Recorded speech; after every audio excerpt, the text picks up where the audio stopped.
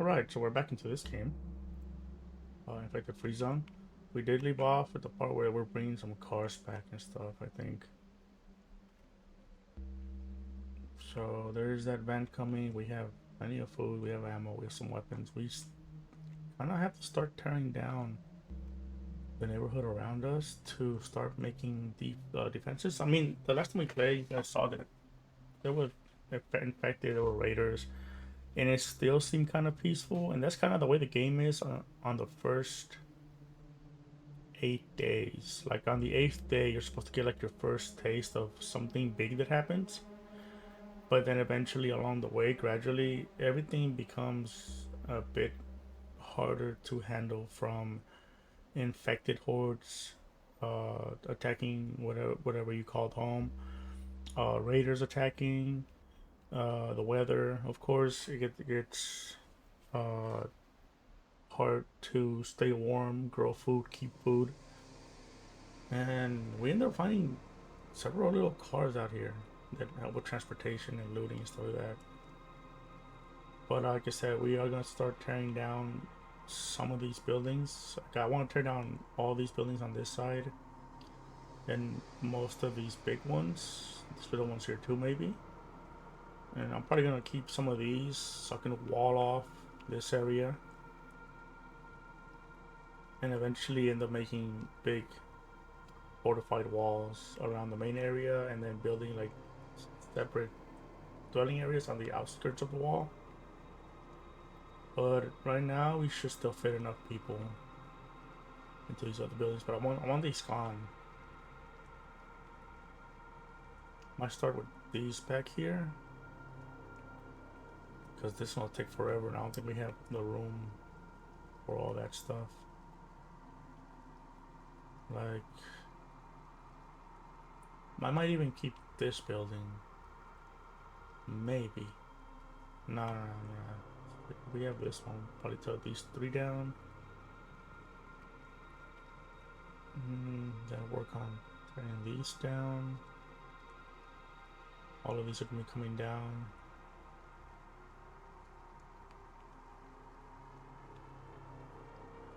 Then we could do these two, and then this one and this one.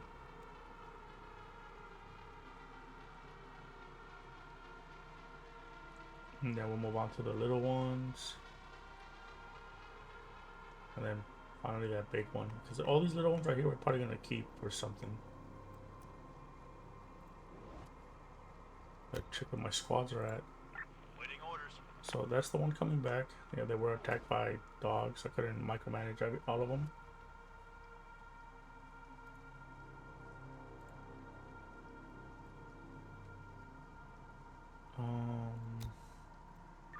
Receiving.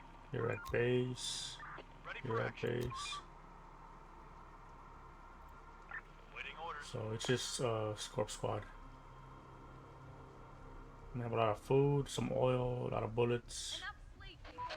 Somebody's coming. Somebody who?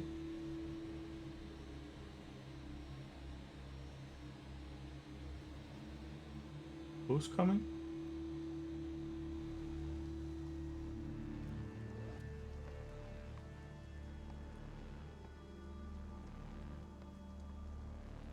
So we also started doing the research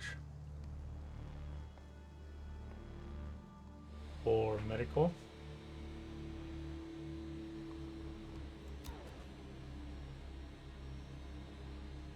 In case like the little workers or RP or scavengers get injured or sick.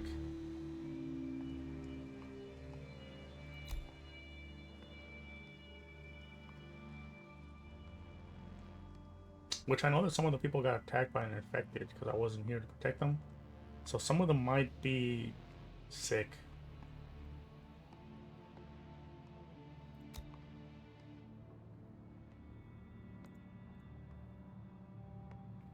Oh yeah, and I also wanted to take over this place because this place seems like a perfect spot. Okay, here to grow these trees out.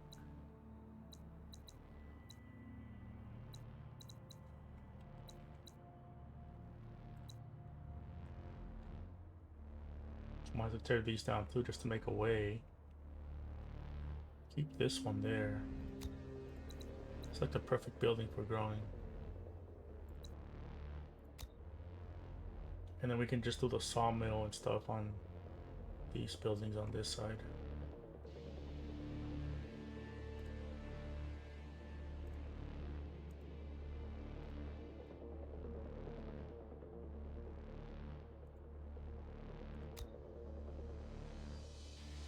Oh, it's a deer. Never seen a deer before in the game. Yep. Those are deer.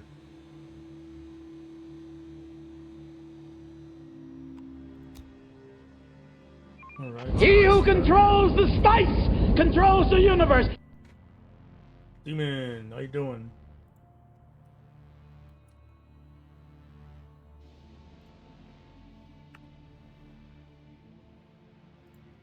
What you been up to?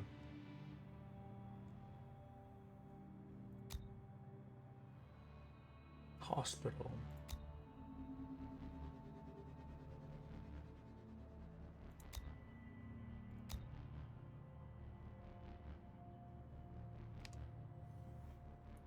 Finished Dark Souls 2, nice. I don't really play those games, but I have a friend that does play them.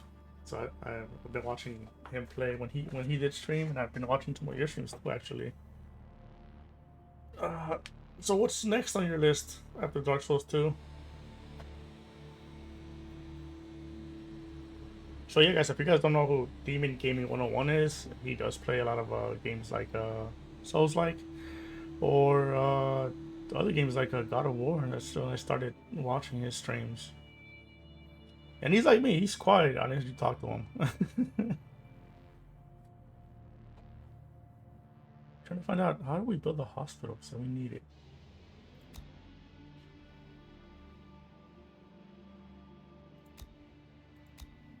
So I thought it was medicine, but it's not.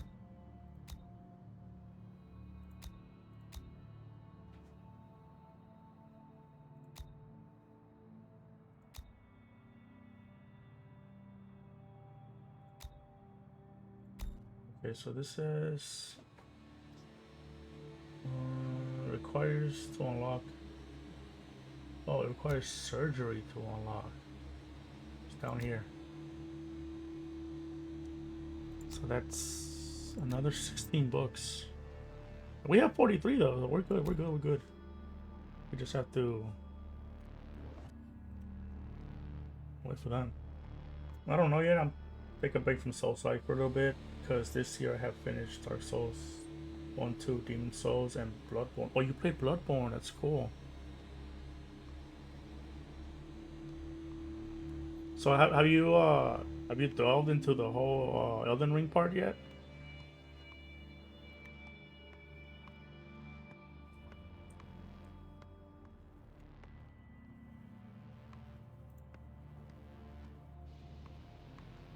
Adaptation done. Wait, what? What happened? I missed it. Oh, the cookhouse. I forgot I was working on this. Alright, so we only need about 2, I think.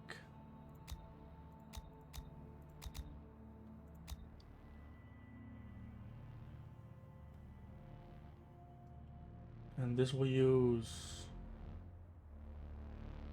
the current wheat that we have.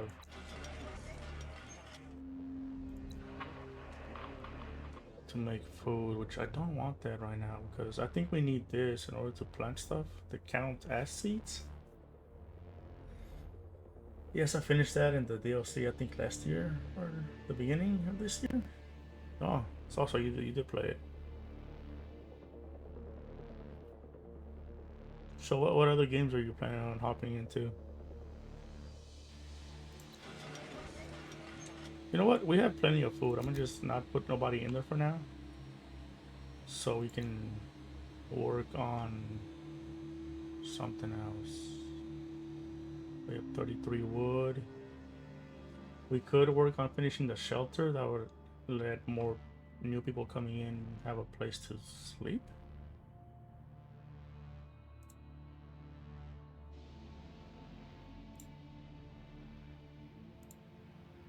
I mean, I want to do the Forester Hub, but that's too far from HQ to protect for now. Until we get rid of these buildings.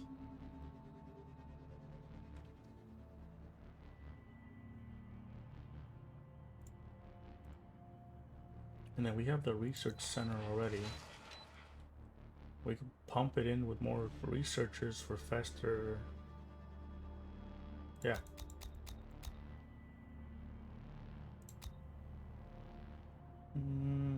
Yeah, we have 8 idle people. And we're actually gonna start demolishing, I think, with these 8. I'm not sure. I mean, we have 4,000 units, 4,600 units of space. We got a lot of brick too. And then these will give, yeah, 200 and 800 brick. Wow.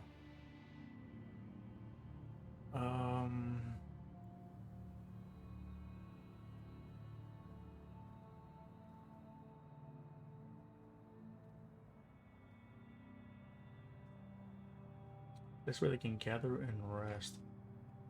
Can the existing ones rest here?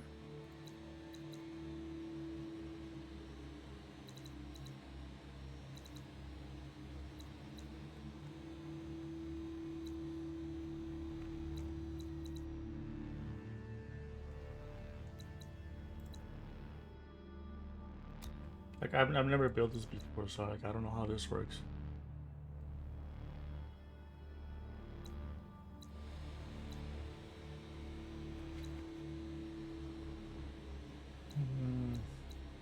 This is being demolished.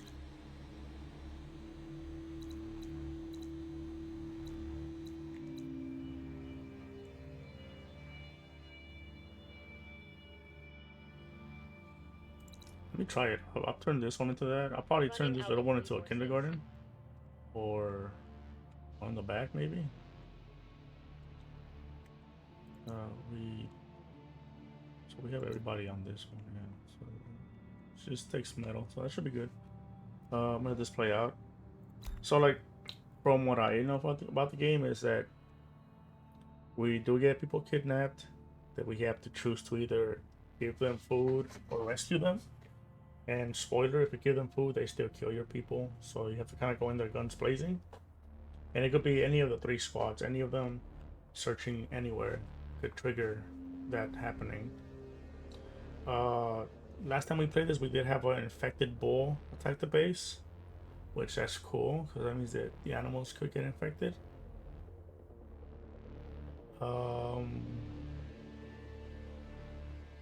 The last time I played this before restarting the game, we had an expedition where we had to go meet somebody, and if you ever watched The Walking Dead, it was literally a take from one of those scenes where you get a call on the radio that people want to meet up with you, and then you go there, and it's like there's nobody there, it's just infected. We've spotted some people. Okay, this is good, I think these are neutral. You guys are damaged. Receiving. Let's send them.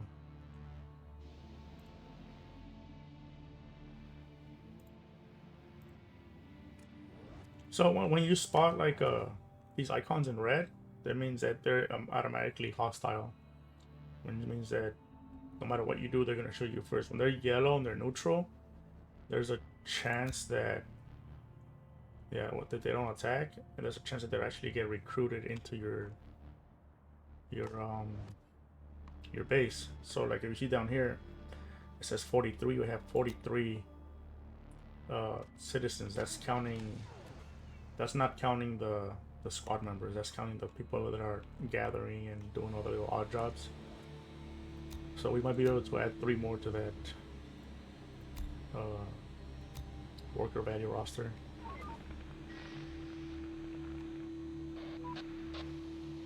Sir, we've spotted some people. They're probably armed. They could have seen us too, but I can't tell if they're friendly. What should we do?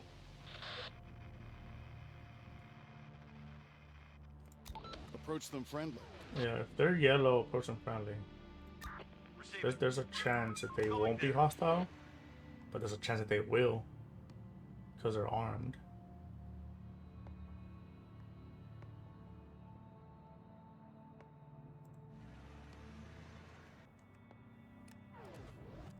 Anything? Roger.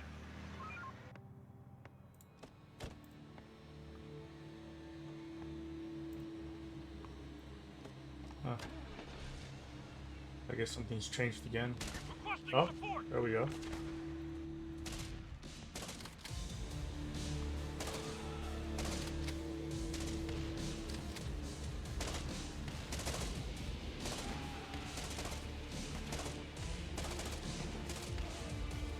And they chose violence. Roger. Alright, that's fine.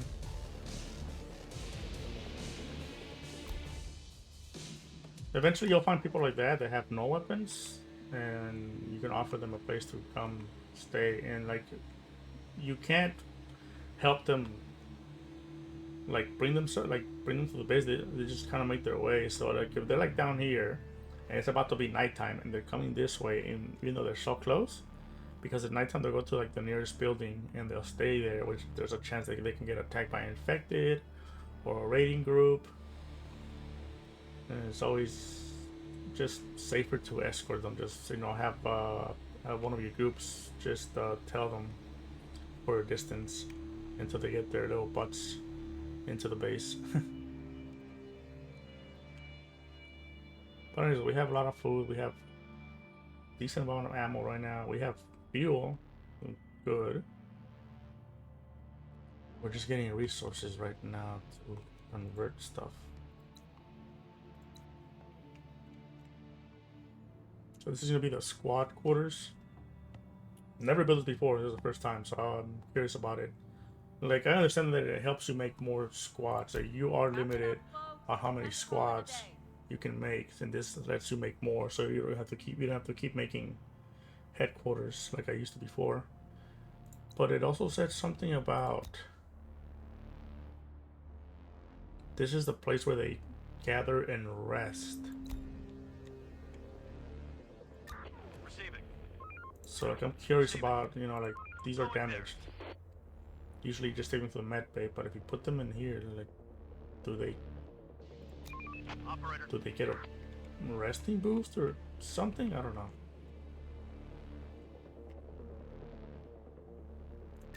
Receiving. What does that mean? Hawkeye. Oh, view range 20.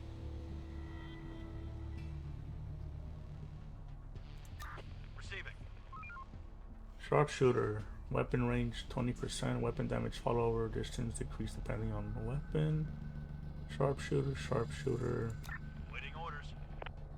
Economic driver. Car fuel consumption. Hey.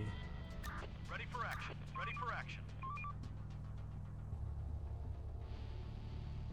So yeah, so a lot of what they do gives them these little special skills.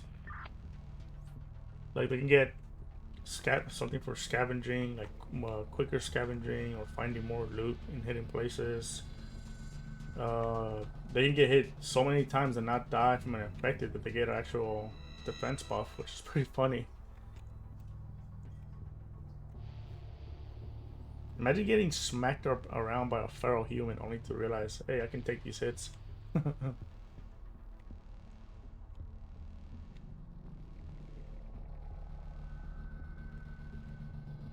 Like, I don't really know how you would train melee in this game. Because, I mean, they take a lot of hit from infected. Even if you're wearing armor, they still hurt a lot, and there's a chance that you're gonna get sick. So if you were to make like a squad of just melee, just to get them that buff, and then really let them go back into society, are they just like stronger civilians?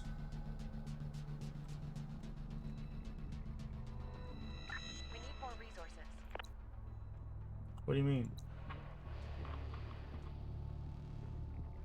What? We had a ton of metal. What happened? Yeah.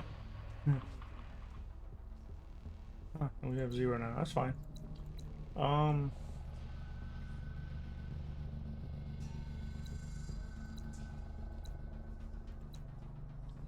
So we did put him into research because we really want to get this medbay out. So the main story quest has to build an antenna, and the antenna will trigger a lot of the events.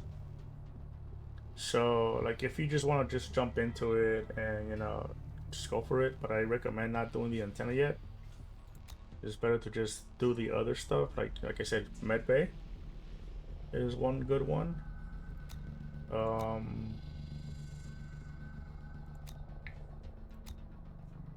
There you go. Survival training develops training methods for every survivor to help them deal with current reality. Unlock skill training for the squad. That's for the squad. This is probably also for the squad. There's a nursery, which is good. After this game, I kind of want to jump into Frostpunk because, like I was gonna mention, there's a lot of similarities in Frostpunk that this game has, even though Frostpunk came out first. The difference is that Frostpunk is a stationary city, and you go out to often expeditions. And in this game, it's almost an open world, so you choose where you want to live, and then you make of it from whatever happens. And nursery is actually a good one because people do they did add the whole people have kids, and if you were here in the previous one, we did have a child being born. So that child, when he's able to walk, he's gonna go follow his parents when they're working. They could be chopping wood, and the kid's gonna be there. And then if something attacks them, that kid is in bigger dangers of getting attacked, I guess. So you leave them in a little nursery so their parents go work, and the kid's pretty much safe back at the base.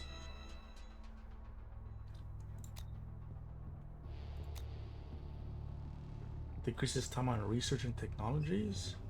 Wait, how much is this? This is 5, and that's 15. 86 hours. Oh. Compared to this, we have 4 hours left on it. It's a good thing it's in-game hours, because 86 hours. Holy shit.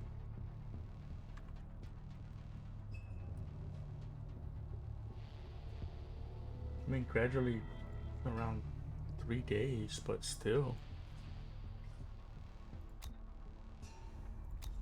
69 hours, 46 hours. These take a really long time. Still though, decreasing technology by 20%.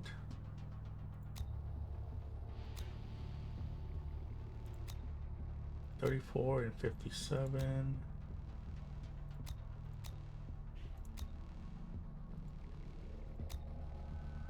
Oh, I see. So the update increased the time research takes. They used to take between 4 to 10 hours previously. That's cool.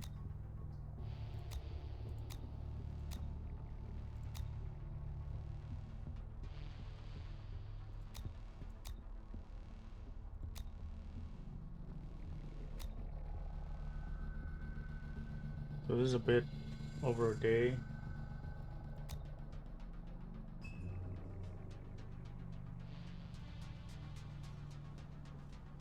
This is a bit over 2 days. Yeah, I'm still gonna go down this list first. We really need the med bay a lot. And then I might have to get this one too. Citizen Seal 15 per day. So we'll get these 4, and then we'll probably get survival training and then scientific partnership, just to decrease the time on all the other ones.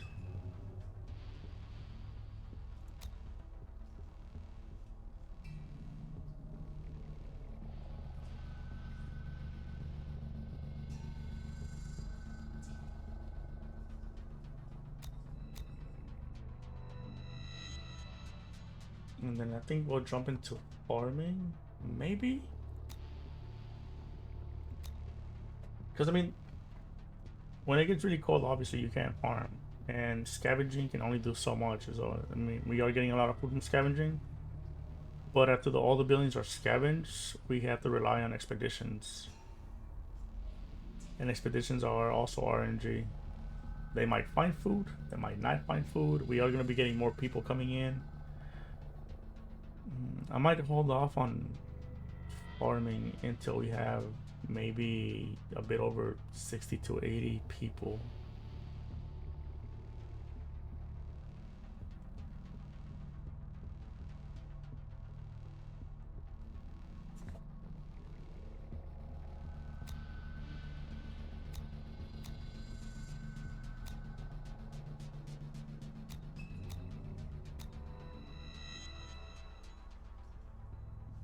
I think chemistry is something that you do more near to the end, because like I said, the whole thing about scavenging and stuff. But you'll be able to turn, I think, wood into fuels, or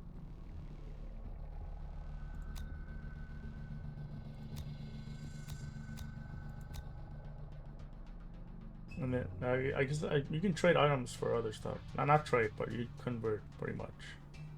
I forgot what it was, but I know that wood was fertilizer or wood was fuel. I don't remember. But yeah, medical care, drug production, surgery for the hospital, and then first aid, and then we'll jump into survival training, scientific partnership, and then maybe nursery next. Or nursery first. I mean, it's only about a day and 10 hours. So I was training nursery, and then this one.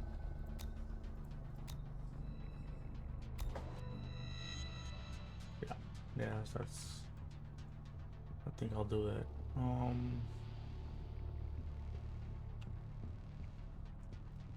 Also, I need to put one of you over here, and then one of you over here.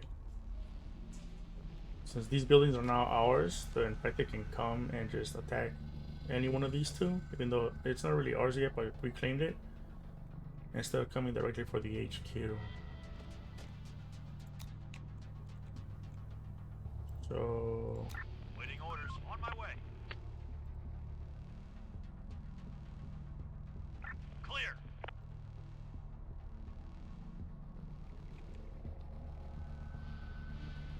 we got some view there.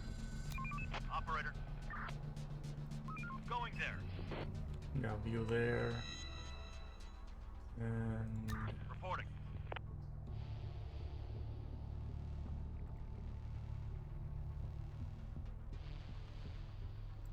Going there. so you guys got the front, side, and partial back. Okay, so we're gonna have to scavenge these to tear them down.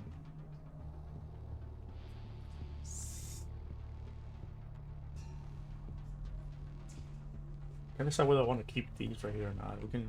It just means we have to demolish further buildings. But for sure, this one's gonna go down. This whole land area might be a farming area. It's just that, for example, okay, we have shelters, but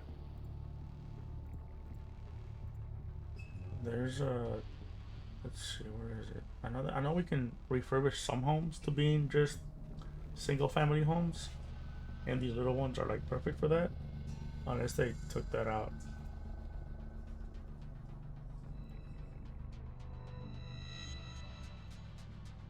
Oh, what's right there? It's a house. A high-quality old-world house that can actually be called a home. And you can make a home out of these big ones, but the game will tell you there's only like 5 people living in there. As for a shelter, something like this big one houses like 500 people. It doesn't seem fair for a big building like that to just have 5 or 6 people in it, which is why the little ones, even though you can make them into shelters, say like this, between 20 to 30, sometimes 40 people. Just turning them to a home, just it brings up the comfort in your people. So many citizens don't have their own shelter, which can cause people to start leaving.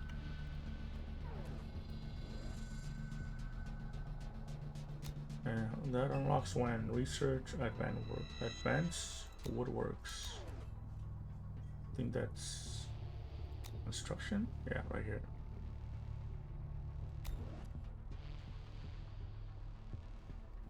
Like I'm definitely gonna remove this one and this one. Yeah, I need to get rid of the edge ones right here. And these big ones. I might keep some of those small ones. Like this cluster. I mean, I would keep this cluster, but the wall, it's a little frustrating to build sometimes. They need to go. Or I might keep them. I'm not sure. But the big ones definitely have to go. There was also something new that I haven't seen in the game yet. I saw it on one of the updates. Where is it?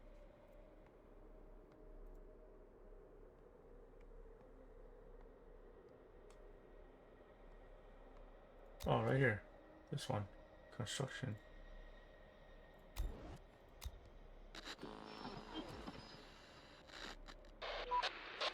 Sir, the people have reported hearing a lot of noises coming from underground. They're afraid that it could be infected moving through the sewers and tunnels. We need to bolster our defenses and be ready to attack from within, too. We'll be ready. Yeah, now that they brought this up, one of my previous gameplays, off stream, they did burst out of the ground. But the game was buggy. Like, you can see the infected, like the outline of them on the street, but they weren't above. They were like underground, and they were just there. And out of curiosity, I got a car and drove like about this far, and they burst out of the ground. So they do begin to travel, quote unquote, through the pipes and the sewers. Anyway, this thing right here. Design and construct a new building from the ground up. The new building will be available for further adaptations. So yeah, like for like maps and areas that don't have many buildings, they actually added a makeshift building, which is pretty cool. Like I said, I might just tear everything down and then build these. I just like keeping the little clusters for homes, but I can always tear them down and rebuild them up.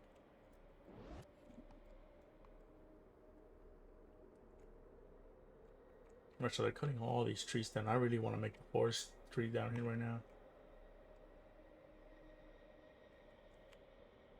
And then most of the production from here can go into the other buildings. Like, let's see. Sawmill, definitely.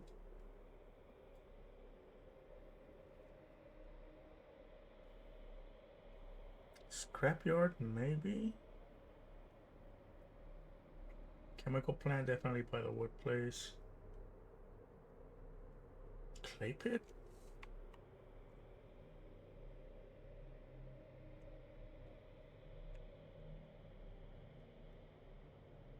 Like, can we get rid of this? Like, here, right? Just open the space between what I plan to make the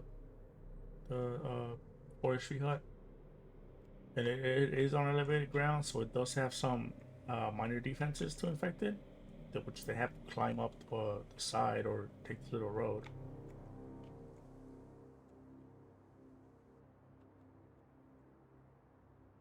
See, there's 1, 2, 3, 4 that I might keep around the forestry, but I don't need them in these giant buildings. Like these two will be fine. These three, I mean. I'm gonna get rid of these two, and then this one here.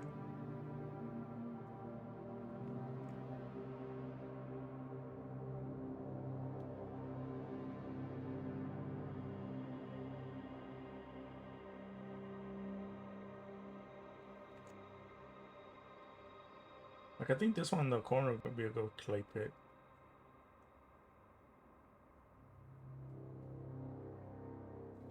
So sawmill and scrapyard, and then chemical plant. This one, get rid of these. There's one little one here. We can probably turn it into a home or something. Or we can make these also. These can also be turned into stuff. 44 people, 3 people, 3 people, 69, 38, 10, and 5. And 8, 5. Oh. Yeah, so fuel, sawmill, and scrapyard. Or you can make this one into a clay pit and make this one the scrapyard. These two definitely have to go.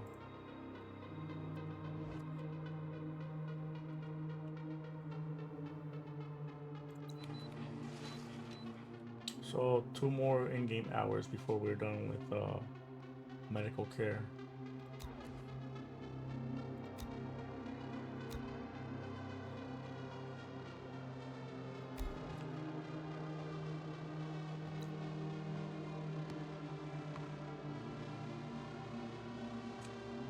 Let me pull out these 3, throw them in here.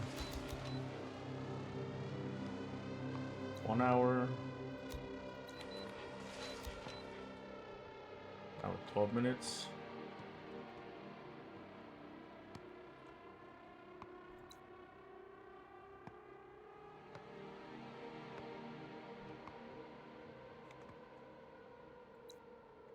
Okay, there's nobody there, that's good. So nobody working on that. Where was the metal?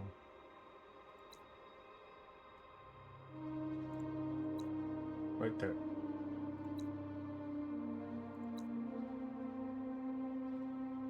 We've gained new technology. Alright, so people chopping wood. So they're done. Mostly when you don't have people doing research, they craft these books, which is the books you find out in the buildings. Like I said, eventually they run out. You run out of scavenging spots. So I mean, it's good that they craft their own. But we have 43.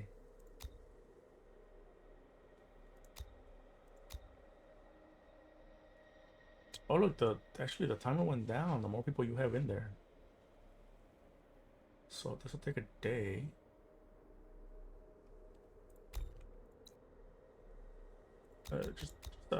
Just out of curiosity, if we add these 14 hours.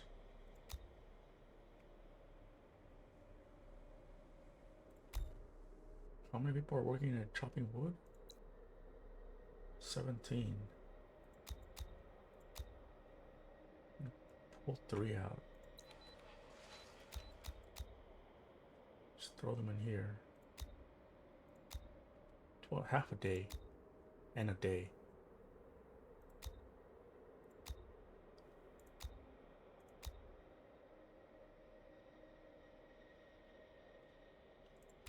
I mean, makes sense. I'm gonna just do that just to get those 4 buildings, and then I'll put them back to like the minimal of like maybe 6 or 4 people working on it, and then we'll take the people back out to work on more hands-on stuff like you know, like converting buildings, tearing down buildings, all that stuff.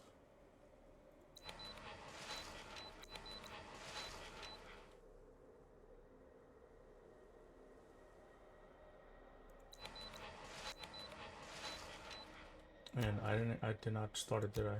I did not. Stupid. They're 12 hours. And it's 11 a.m. and they're gonna work on this for 7 hours.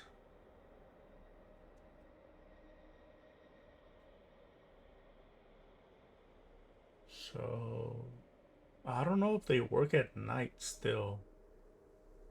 I don't think they do.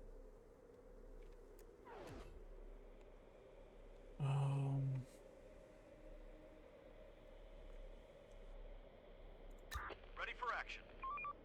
Alright, so I'm gonna just send these guys out to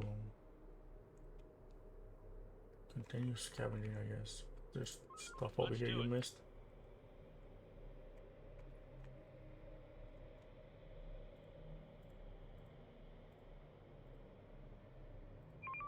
We're on the move.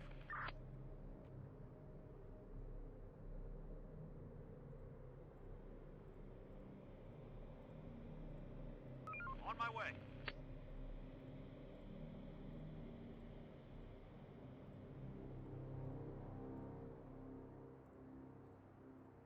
Let's do it. Okay, and then from that, just come straight back to this part. I'm gonna leave this people at main base because they're Going damaged. there. Waiting orders. And I'll have her scavenge these big areas. Roger. Just to have them ready to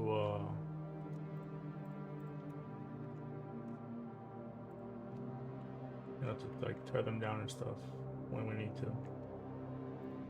Let's do it.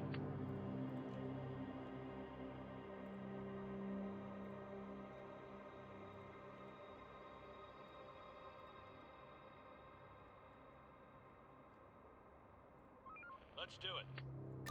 Receiving. And I want to keep these here because if I send them out even to like here, there could be a raider attack or something. Something's gonna happen at the base. You know how these games are. It's the same thing as the other one, Graveyard Keeper. You know, I put the carrots down for Donkey to bring bodies, and I'm at my farm or the mortuary or the church or the house, and there's no bodies. But the second I go to town, hey, guess what? There's a body waiting for you.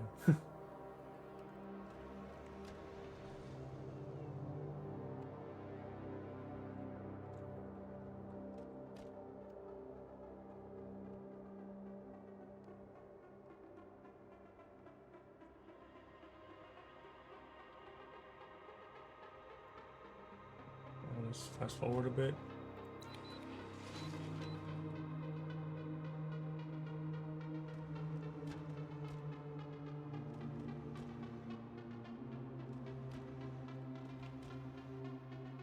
Time to sleep, everyone. Oh, she might not get a chance to finish those buildings. So I'm gonna play this at slow speed, like normal speed at night, because in case infected appear, I have to move these people around. And they have to travel so far.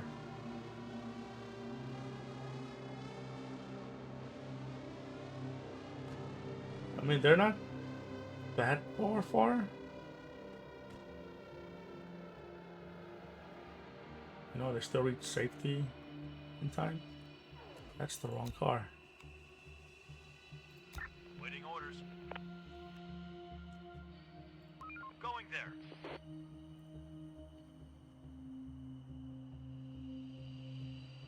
I'm gonna take this car back. It's the wrong car. It only has enough space for 4 things. Receiving.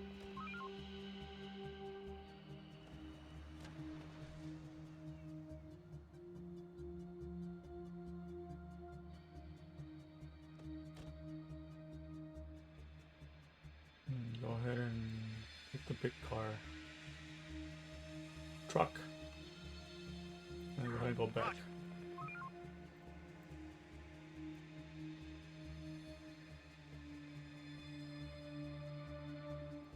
Yeah, we'll just go ahead. Roger.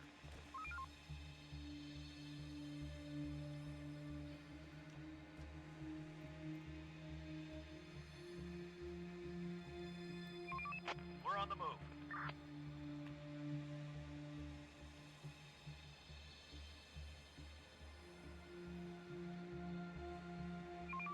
We're on the move.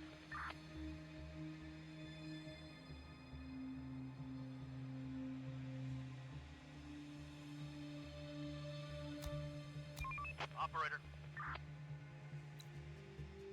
Waiting orders.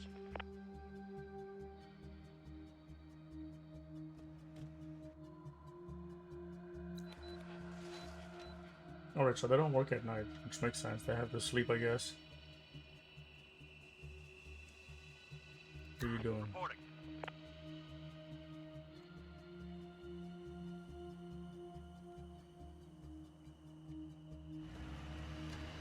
Yeah, there you go. A lot of food.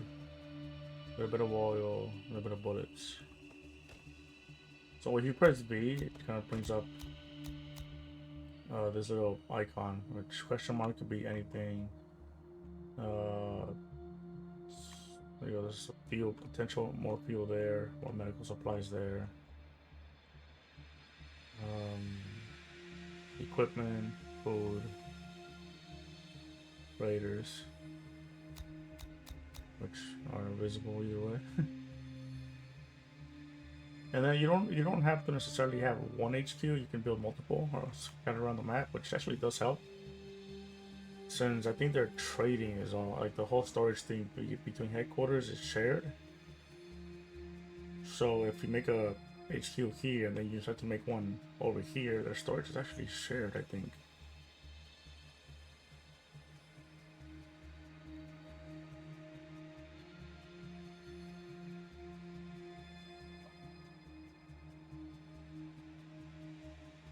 What's this? Oh, that's the doghouse, right?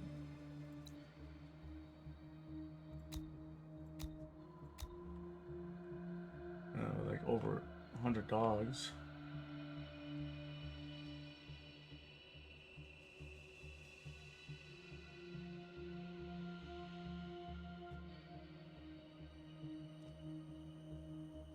I still don't know what building they told us to go.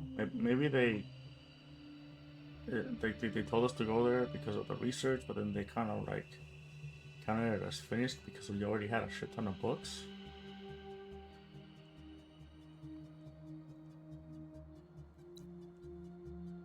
But there's usually like something that happens when you find that building, like you find like a deceased couple or something.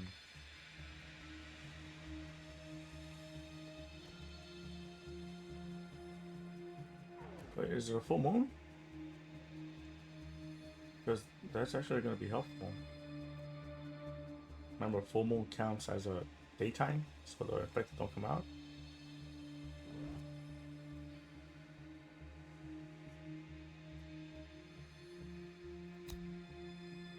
Oh, that's a lot of food.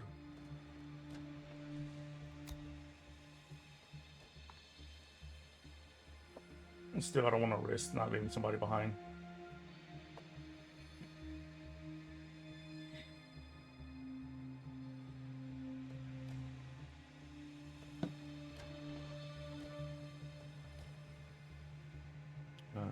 About to start working again. Get up and Port spotted. Up? Really? Are any of us going there? No. Receiving. Okay, good. As long as they... Where was it? As long as they stay in that area, I mean, we'll run into them eventually at some point if they don't move out, but it should be fine for now.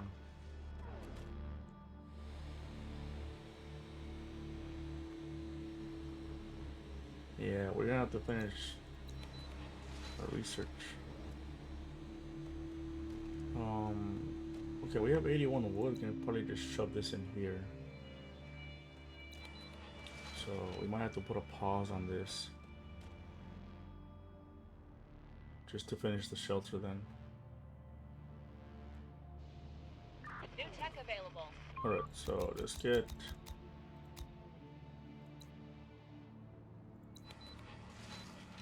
Get 15 out. Throw them in here. We're running out of resources. Really?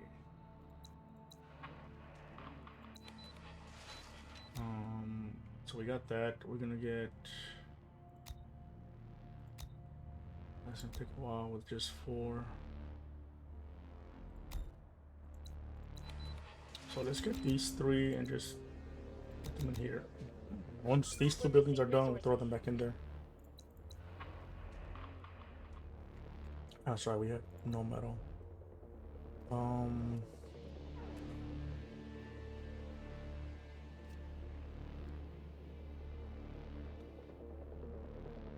So we just need 14 units of metal. Pull these 4 out, put them in metal duty. And then we should have, wait, you're done? Wow. Operator. Let's do it. Let's go top that one off. Man, you can probably go help this chick. Receiving. So it's these. Receiving. Roger.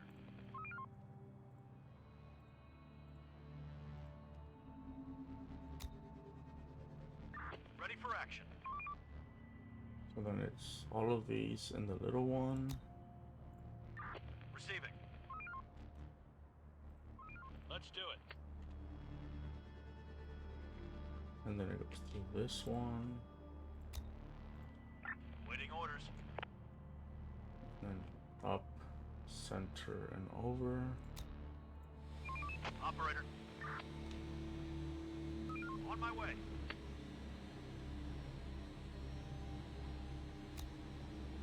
Ready for action. And then just these big ones. Waiting orders. Going there. And then we'll send them back here.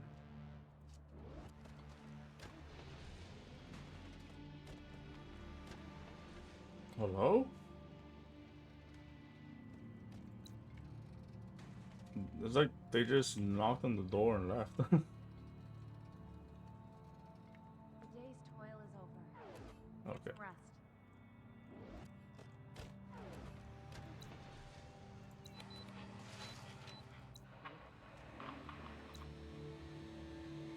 $69 more wood. We kind of have half of that.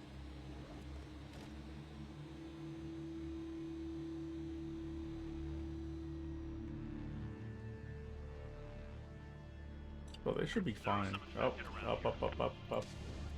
Spoke too soon. They're trying to get inside. I kind of lure them out here.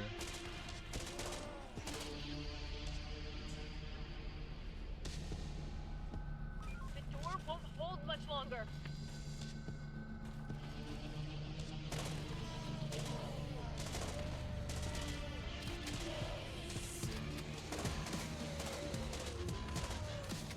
We've got them.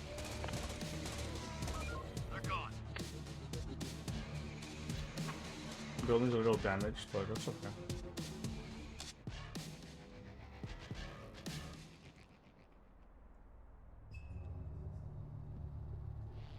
We're missing resources.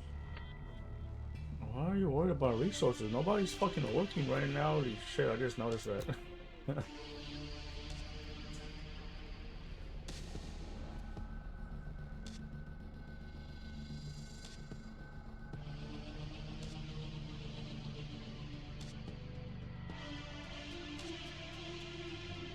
Going there.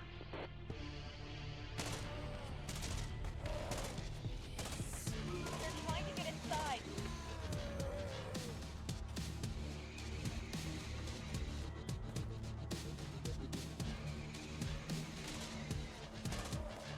Infection clear. Alright, go back to HQ. We're on the move.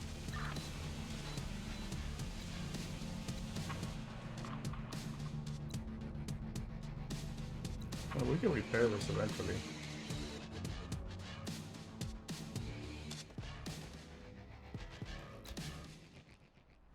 Fuel, medical, cool. A lot of medical.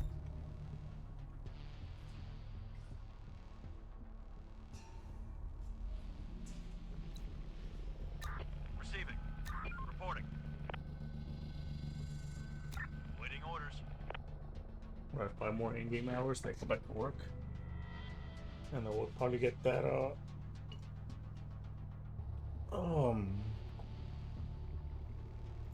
the squad quarters. Like, I'm just curious. What happens when you put a squad in there? Like, Reporting.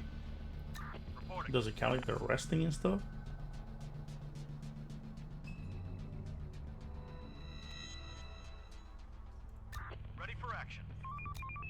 operator. So I don't remember if they can learn either 2 or 3 max skills. I'm not sure if that's the same anymore. But we'll see though. Like I said, they can get buffs of scavenging, shooting, driving, melee, defense, stuff like that. I should actually look that up.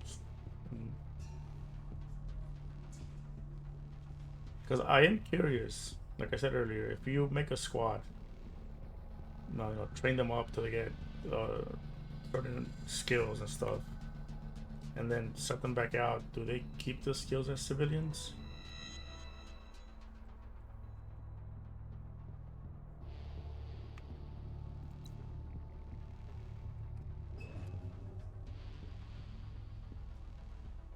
I mean, wouldn't you want that? Like, if a civilian is able to defend themselves in a melee situation, if there's like a raider or infected coming after them? If not, that would be pretty cool. Just to have a squad that you can train.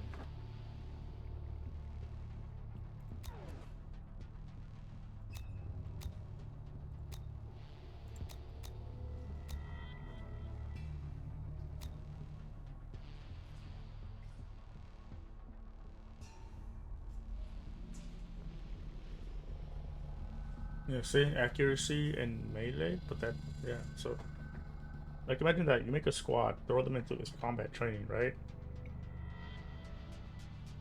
Because when you build towers, the people in the towers are also civilians. So I'm curious, if you make a squad and just give them combat training and archery techniques, because when they run out of bullets, they go back to bows and arrows. If you make a squad, give them these 2 trainings and stuff,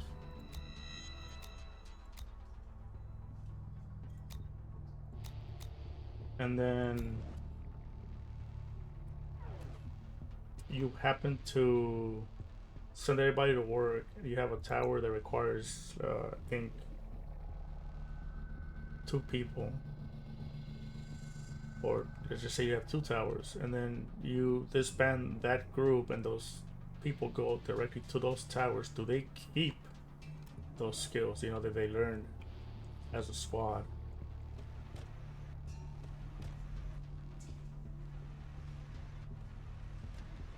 Like, I'll test it out if I don't see any information on it as I'm playing it. If I don't see like the civilian stats that they learn, I'll run it through the devs, because that's actually not a bad idea for a defensive and offensive stance.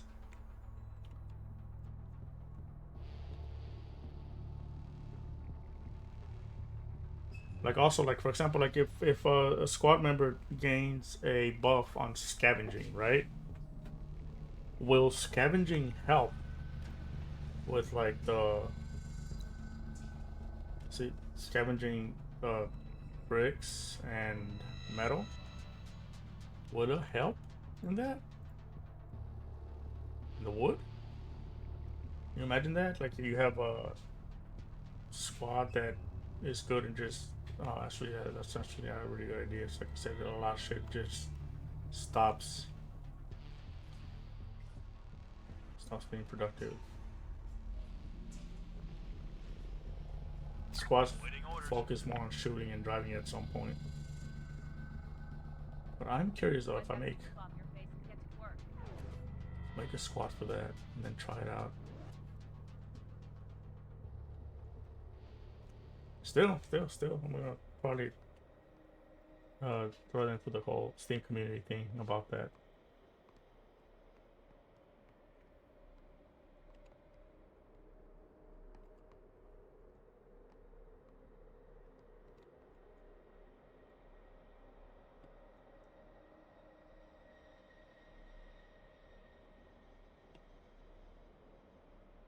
What did you guys get done? Nothing.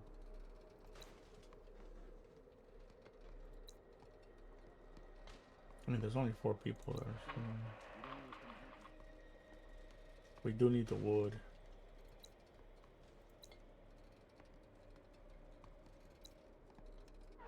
So we're gonna get these three out, throw them into the woodworking, the metal scavenging. And then once we have what we need for this, I'll probably put them all back to work. What does this give? This has metal. You guys have a better shot at getting metal from scavenging these buildings.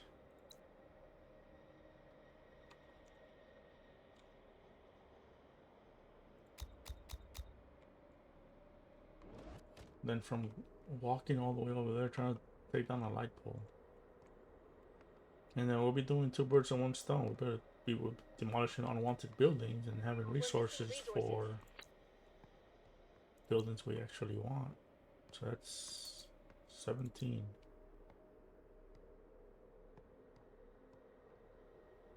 Which is more than enough.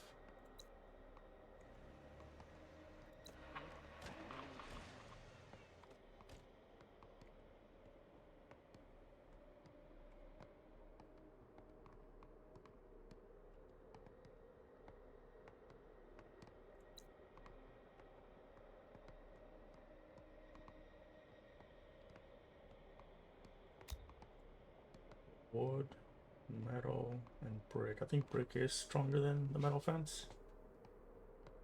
And then we are getting a lot of brick that we're not actually using. So the first outer wall might be stone or brick.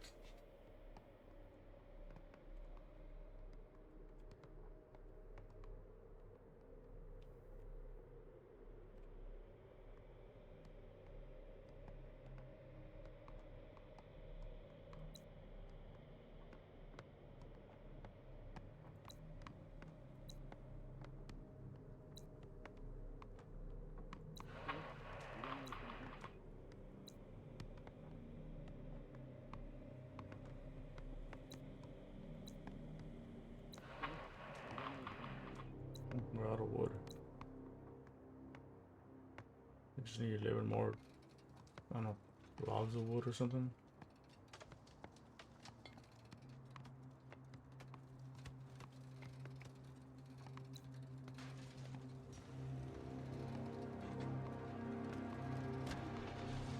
There you go, that thing's gone. And they put themselves on working on gathering metal.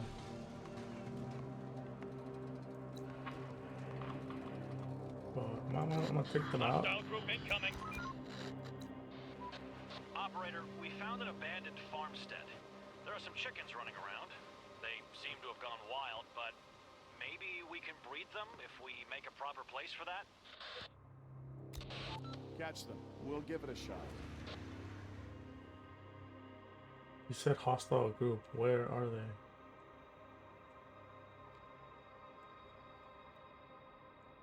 Oh, we found chickens.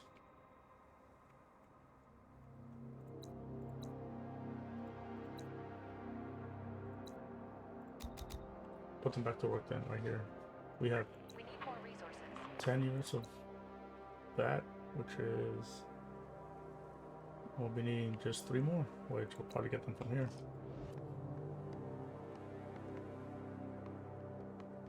Right, so you say there it is right here, the barn. So we have the cookhouse here. Storage capacity.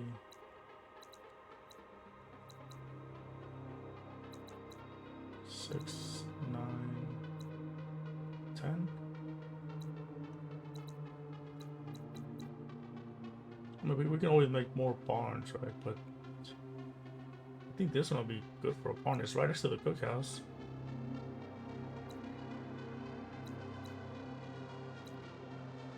But we'll kind of need the barn working after we had farms, because we get the food from the farms to feed the chickens, to get meat to cook in the cookhouse. So we need this building gone. But it's good that we got it.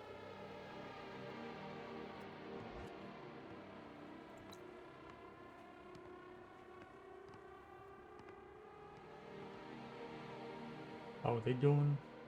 Oh, they're going over to the other corner. That's good. Oh shit! I'm not gonna lie, this actually scared me a bit. Seeing them at the bottom move like that. It's because of Repo, dude. The fucking animal does that. Receiving.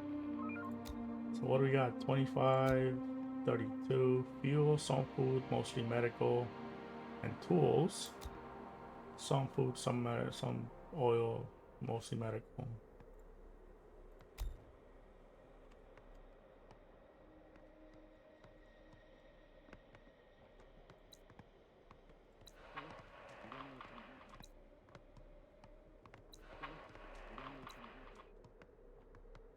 Alright, so you're almost done with that.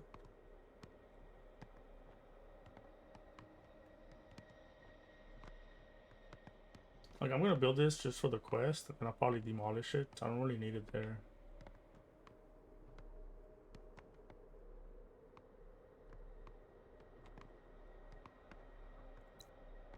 So when you guys are done, you guys will probably build this, and then we'll demolish it afterwards.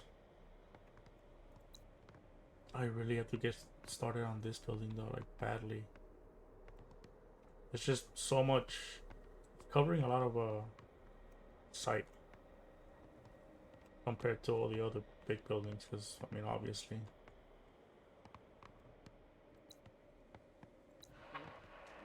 Seven, yeah, that's more than enough metal. We just need 6 units. There's 7 in there. They go. They took everything. They're about to be done with that.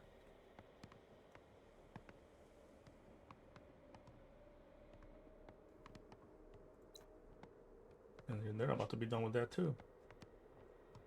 I guess we'll hop back into this one. Also just need 3 units of wood.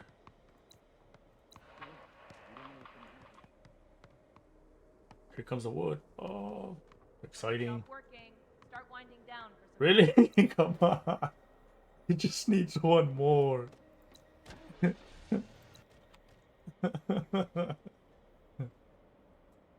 Ah, damn it. Damn working hours. Too bad we can't make them work overtime. Or can we?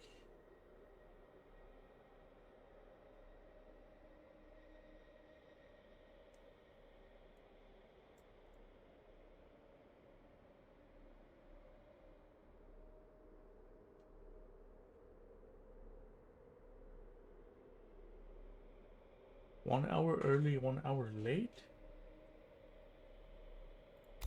Ah, we need that building. Where is it?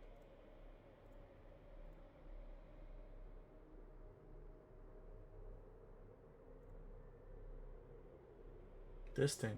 Fuck. I have to scavenge neighbors to unlock. That would be really good to have early on. Starting work at 5 and then ending it at 7. Which is a little dangerous, but it would actually get a lot of the stuff done. Like this, for example, that we only need 1 piece of metal to throw in there and it's done. Anyway.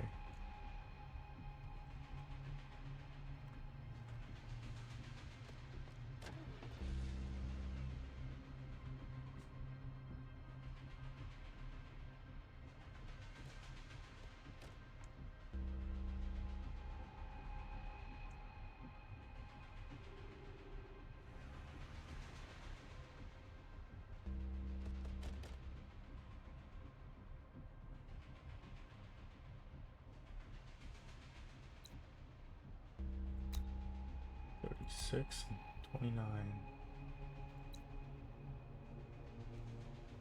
And we still have plenty of storage, right? Yeah. Still have 4,200. Oh,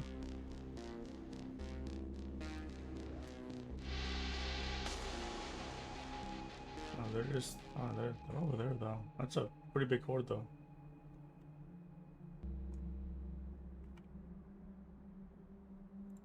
Waiting orders.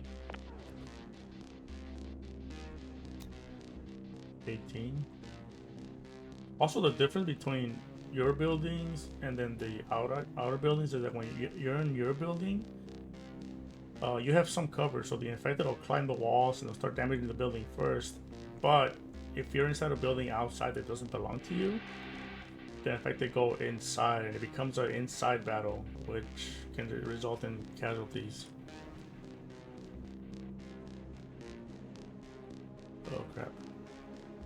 Stay there, don't come over here.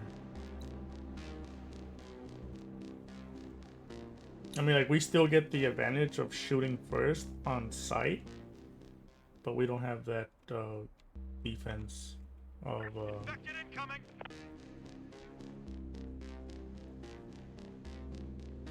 not getting our asses kicked. Like the big doghouse down there that we have to probably send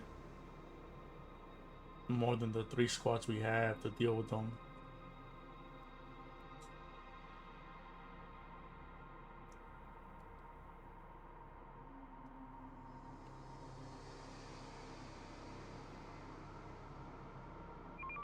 Hostiles inbound. Yep, they smell people. Wait, what? Another one? Alright, so... Reporting. We're on the move.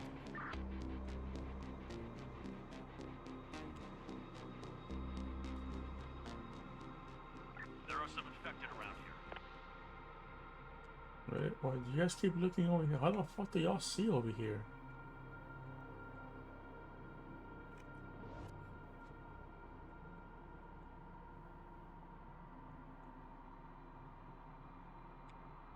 So...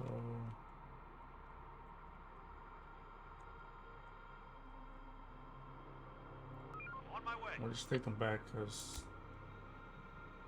the game might be playing a trick on me. You know? Oh, we spotted stuff over here. Animal spotted. Infected animals are... It's a bull.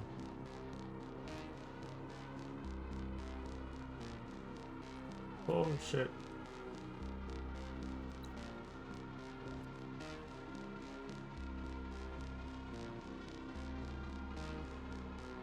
I wonder if they fight each other. I know the dogs don't fight these dudes, but... That'd be funny, right? Infected incoming. Dog pack spotted. Dog pack? Alright. Might have to move you guys down here after all. Going there. If they turn... Watch out for those animals. If they turn that corner, then yeah. Oh, they're going somewhere else. Waiting orders. Going there.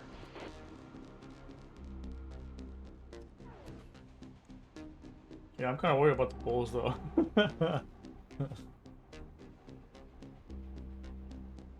So they really haven't seen us yet. That's good. We can just keep scavenging these once we get these and stuff. Wait, what? Receive it. Hostiles inbound. Animal spotted.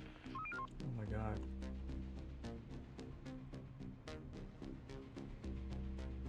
Hello?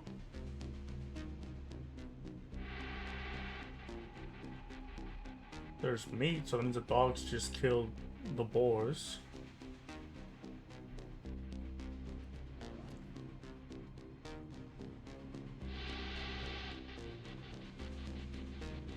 He's just rampaging in there. Oh, it's coming down, it's coming down. Yeah, it's coming down. Shit. Operator. Reporting. We'll come back. We'll come back. It's getting too close.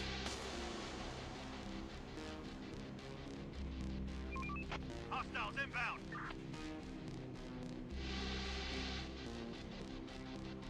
There are some infected around here. There are some infected around here. So we have some time to hop into the other cars and just take care of some of these things before they group up into a bigger horde. Dog pack spotted.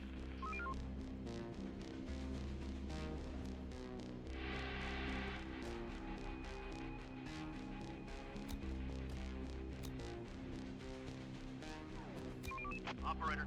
Alright, so we're gonna get into the little one. Receiving.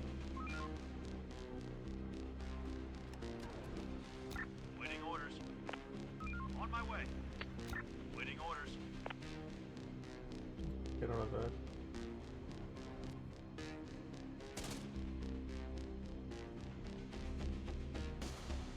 And also get into this one. Roger.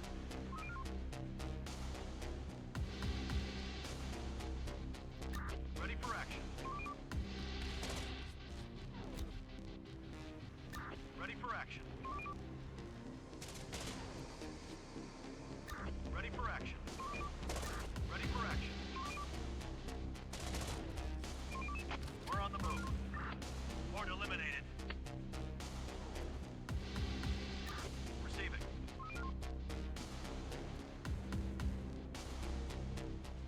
Ready for action. We're on the move.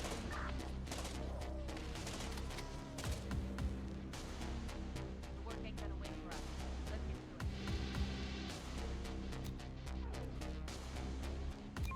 Operator receiving. We're on the move. We're not alone here.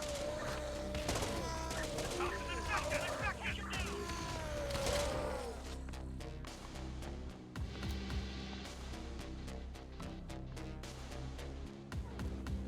We're missing resources.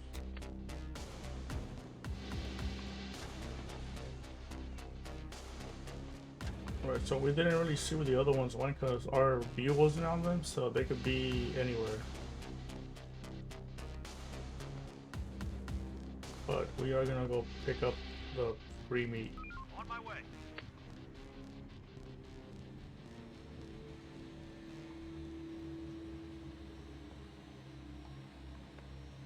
Reporting. We're on the move. Building repurposed. Okay, so we're done with this. Good. And I'll pull you guys out. We have no wood.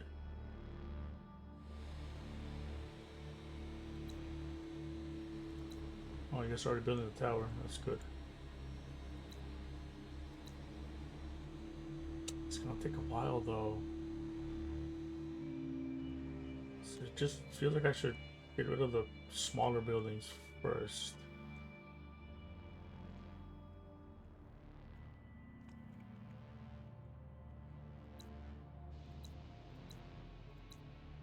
I'm gonna keep that cluster there just in case. So that means I'll get rid of these.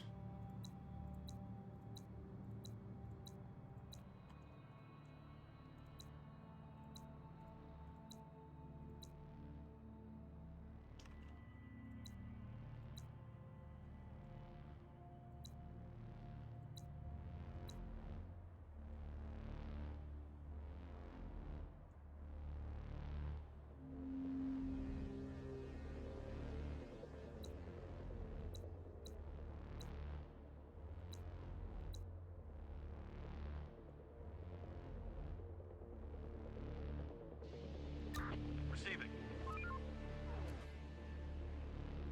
Going there.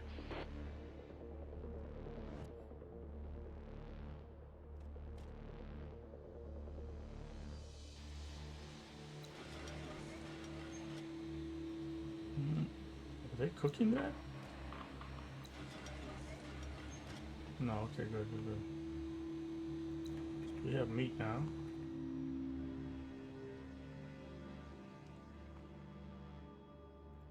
Ready for action. Oh, wait. Reporting. Gotta switch cars. Ready for action.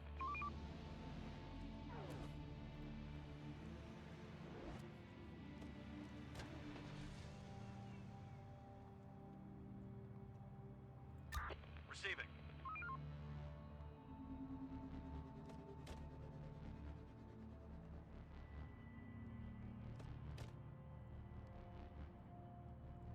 Waiting orders.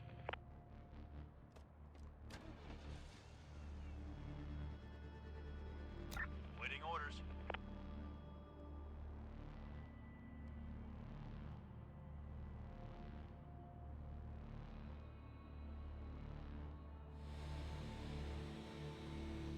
Let's do it.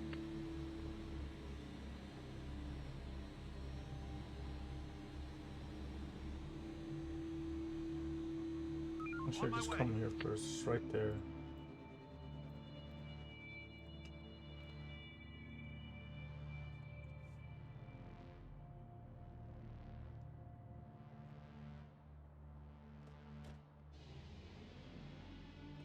On my way.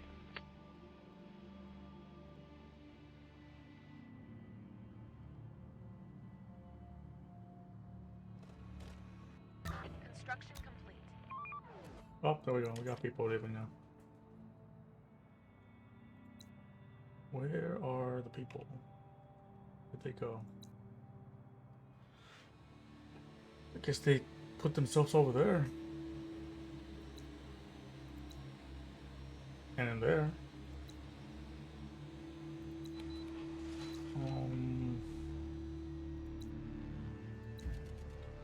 We don't want nobody here. Demolish that. I'm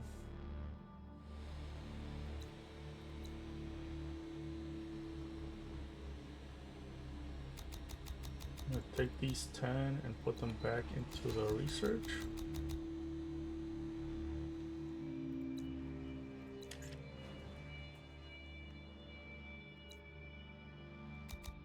And I guess we'll just let these people run around here demolishing this.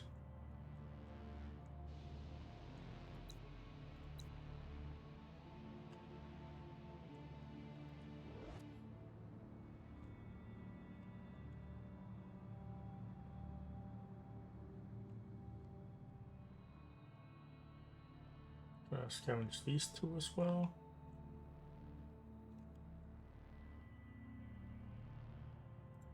Waiting orders. I should probably just do that. Just get them out of the way. Going there.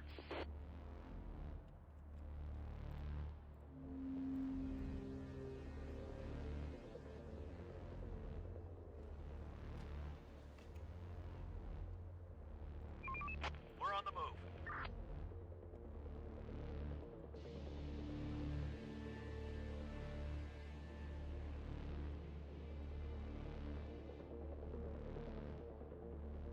Same with these, because I am going to be walling off the hill as well.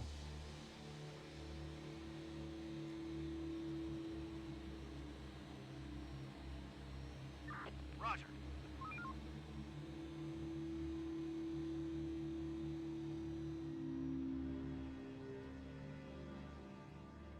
Going there.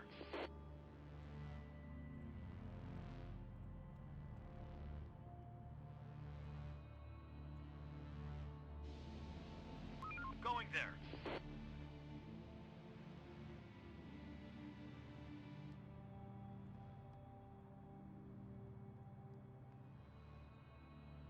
Should be okay for now.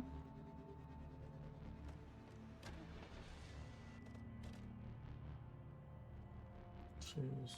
Okay, now get these two out of there. Put these two in here. Get out of there. One here.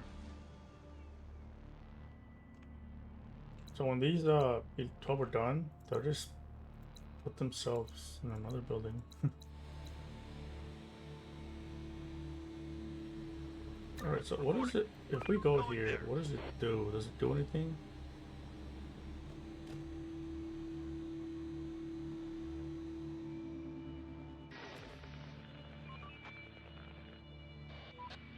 Chief, we found a few bodies. Must have been the raiders. The infected got them, but they left some guns and ammo.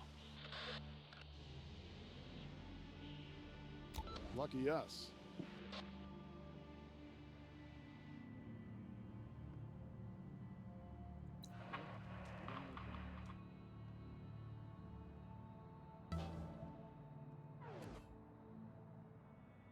Squad limit increased by this building by 4, but I can't create a squad because they're in here.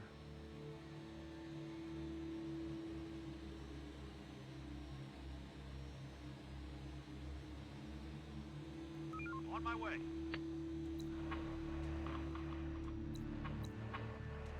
Oh, actually, we can't create a squad because we don't have any people.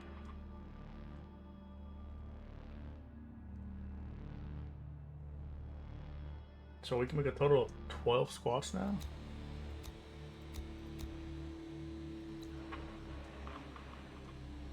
Okay.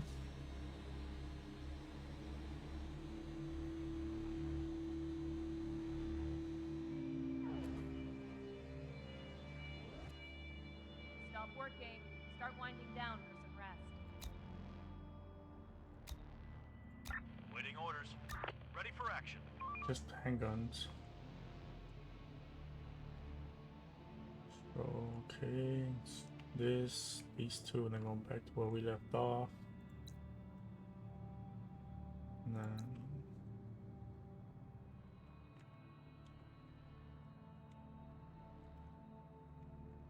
I have to actually get rid of some of these as well.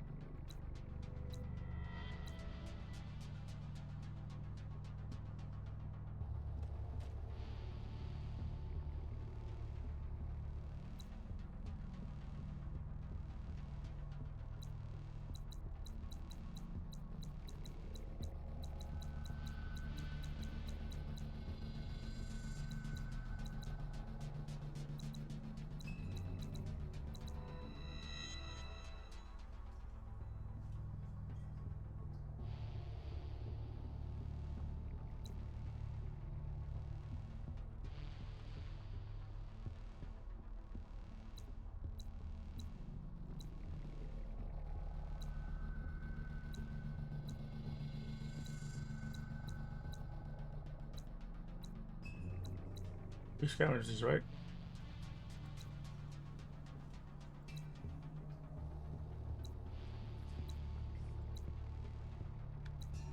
Yeah, okay.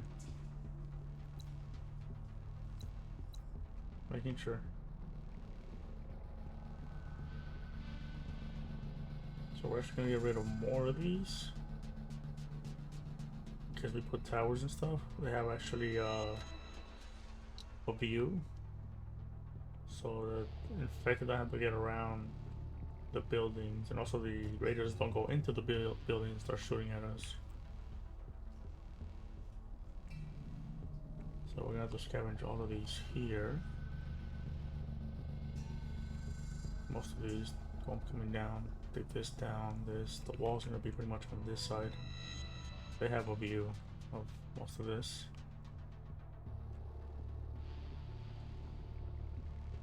These have to come down too.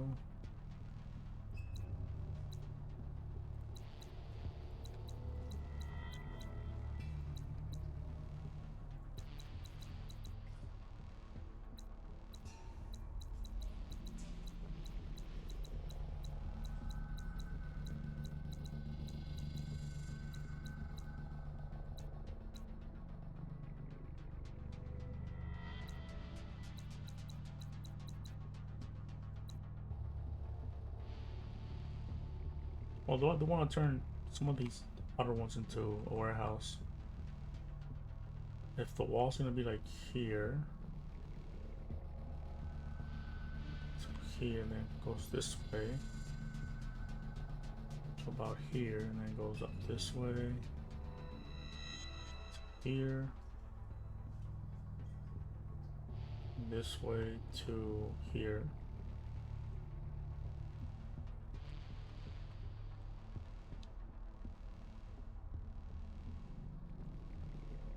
Put an entrance on this side and on this side. So I'll probably make this into a warehouse.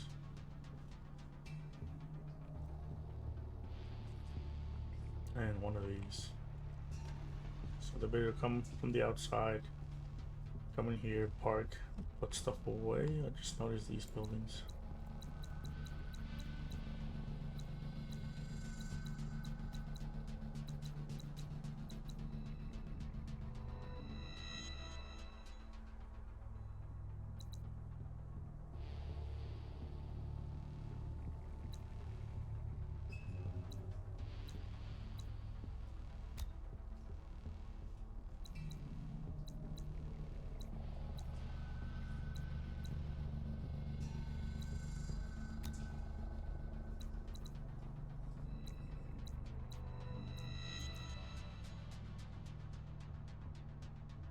No, because there's gonna be outside the wall.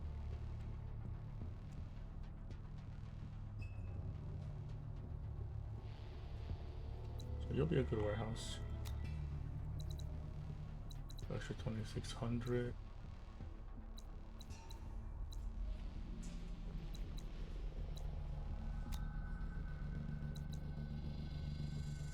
And it's just 7,500 for that one. So yeah, the gate's here. They'll come here, store, and then go back to what they need to do. And same with this side, they'll come here and go back out.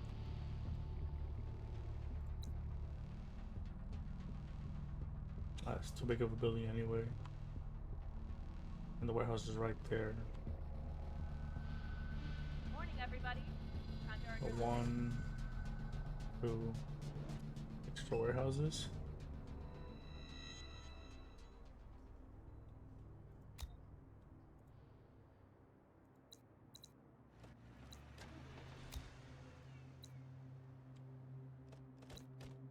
I guess 1.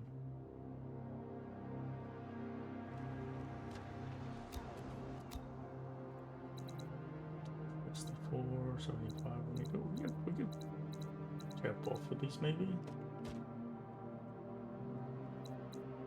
Or just this one.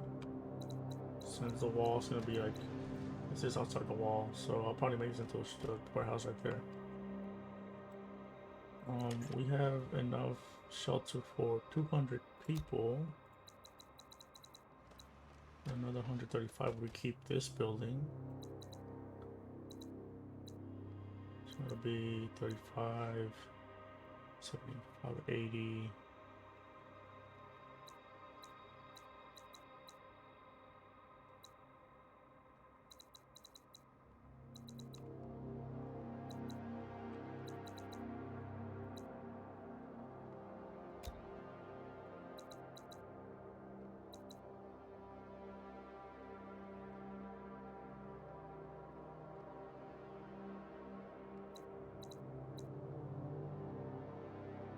Almost a bit over 400 if we get this 3 into shelters.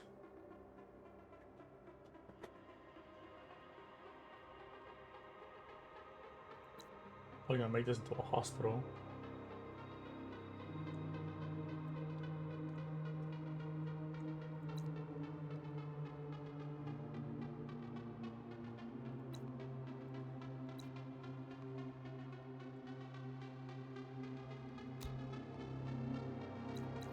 This would have been 6 and 24 space.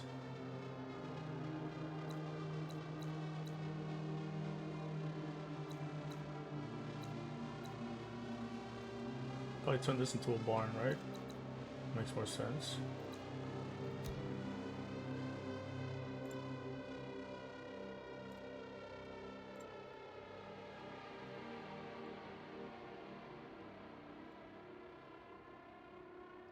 Oh wait, the med bay. 99 wood and 38 metal. Oh, we almost have the metal for it. Once we get the wood, I'll probably immediately put it on for a project.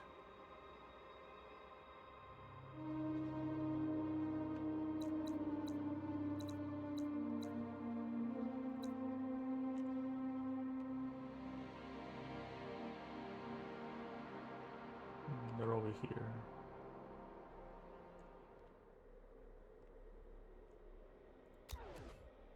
So we still need. Wait, what? We didn't do the surgery yet. But we can do a med bay now. Is it because of this? Yeah, this unlocks the med bay. So why was this telling me that I needed to unlock surgery first?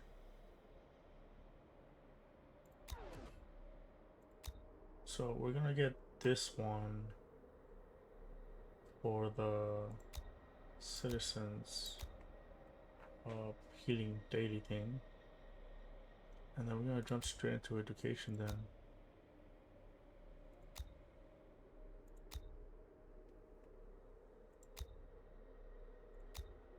There's nobody working in it right now. No, there is. So 15 hours, that's basically 3 days in the game because it's... No, wait. That's... Season 6 is 12. A bit over a day. So 1 day of researching, followed by the next day, and then they'll be done. And then we'll go into the survival thing. Damn, the game lied to me. I literally clicked over the med bay and it says that I need to research surgery to unlock the med bay. How much was it again? 99 and 38. Well, we have 38 metal. Just a bit more of the wood and then we'll give that one a start.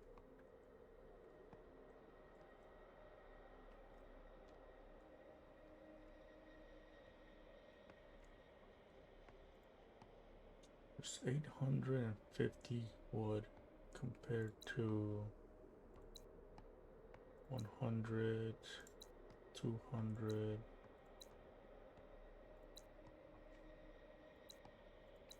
Just little bits and bobs over here, and they're actually going to be working closer. So let me just stop the people that are working on wood over here, and then just make them start demolishing this area.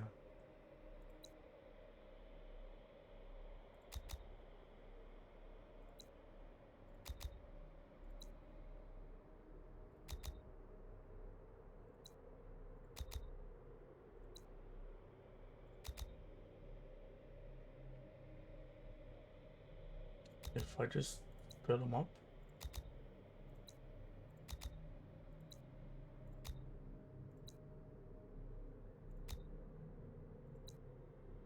they'll just move on their own after that. They'll demolish this and then they'll spread up or down on their own. If they go up, I'll just move them down so they stay in this area. So they'll work themselves down through here, or trade them back down through here.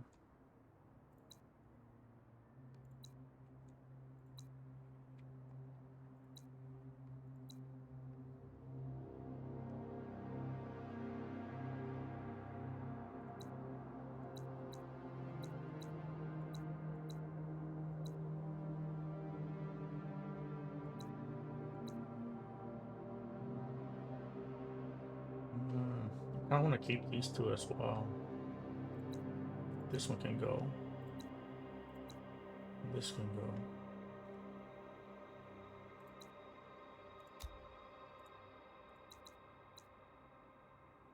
Two people probably turn into a house.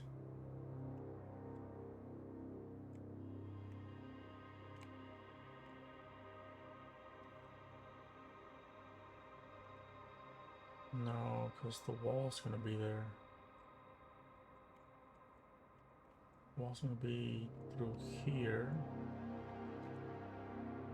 Could always extend it this way and take these two houses with me.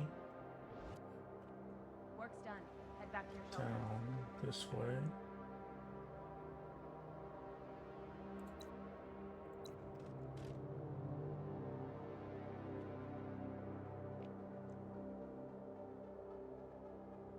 Around.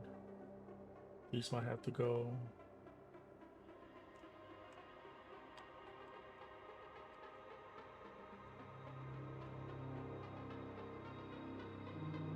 This one has to go, so the wall will probably come down here. We'll curve it this way. Okay.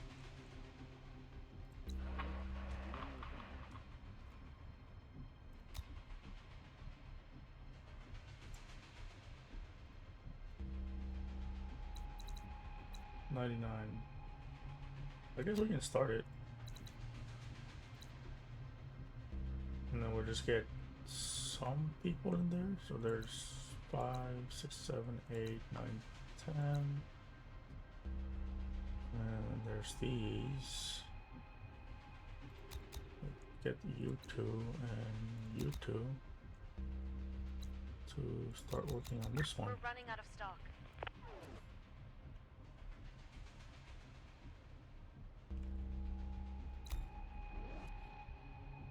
Where are the dudes? Oh, that over here. 30 and 40. It's mostly medical. 2 guns. Mostly medical. Some food. Some bullets. 2 guns. So after this, you guys have. Oh, I actually did start going this way. So yeah, this is gonna be demolished as well. For purpose of the view of the watchtower. Like if we put towers inside the wall, they can look out the wall. But some buildings, like you can see here, like these right here, they cover sight.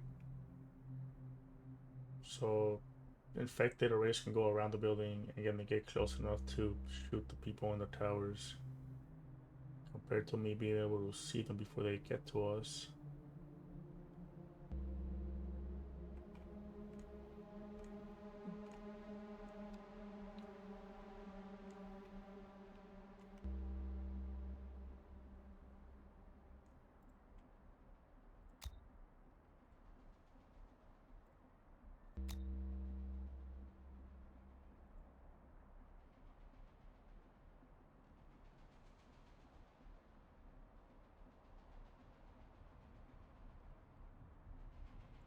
Yeah, the fortified walls are huge.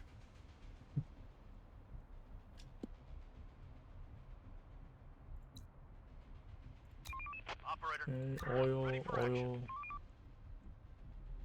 So now you guys are going up, which is gonna be dangerous. I know there was infected up here, like the bull.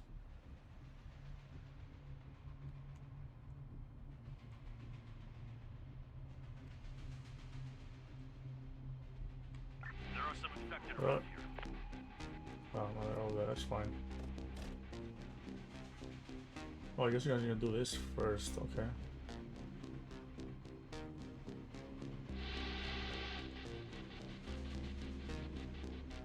You're just chasing the poor deer? Yeah.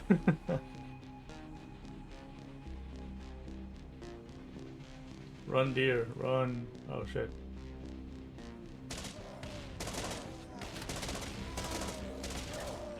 Alright. We saved the deer.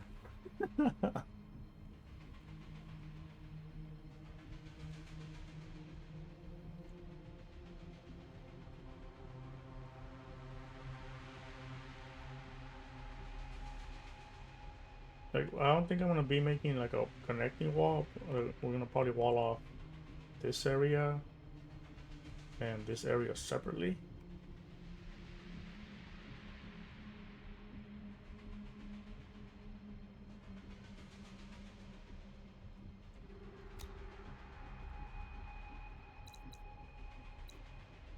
$200, $300.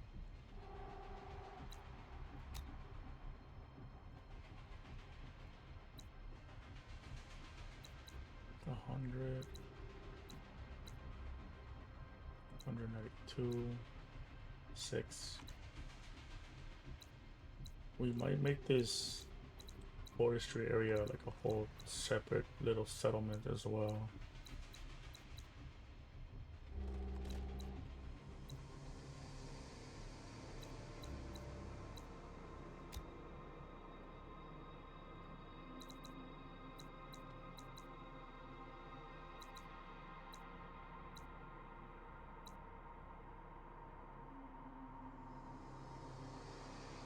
Put it into a warehouse.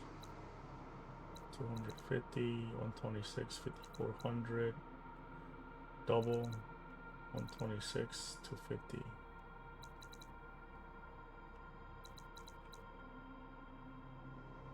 And double the resources, double the space.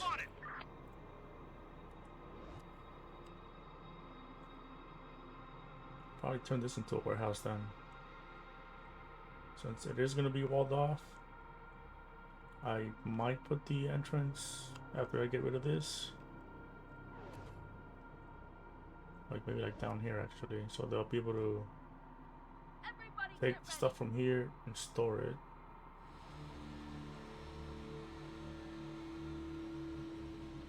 Turn these into something else too.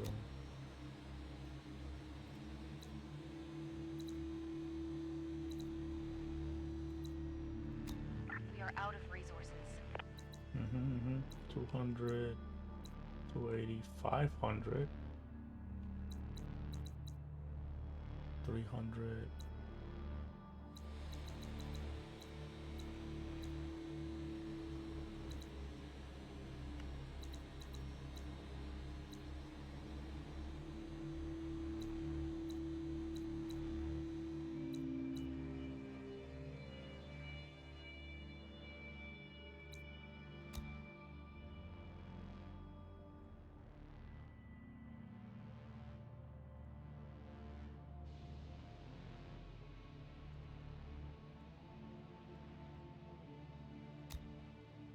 So like 2 little settlements side to side. But the second settlement won't have a headquarters. We'll probably use the headquarters when we go further away. It beats demolishing all these buildings because they'll be able to put them to production when we get the buildings. It'll be like kind of like trading off, you know, food down here, equipment up here.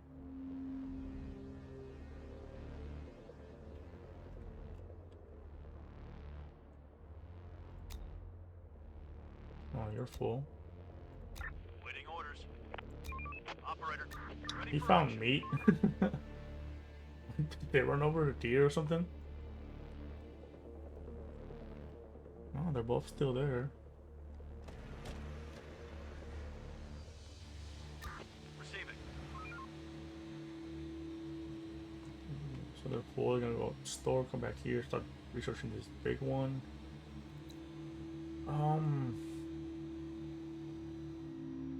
I could also keep this one because it's really tall.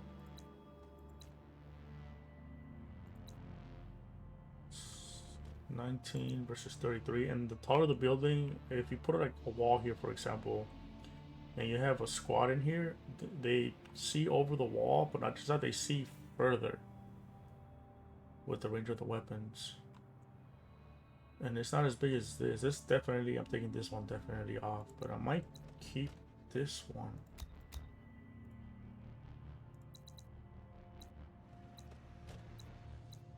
Ten, 720, 10. Still keep it as a warehouse, and this turn this into something. I don't know what though.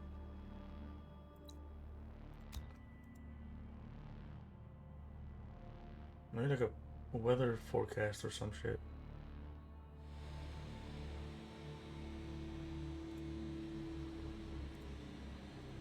Turn it into a giant fucking bar. Vehicle workshop. No, that kind of fits more of these buildings.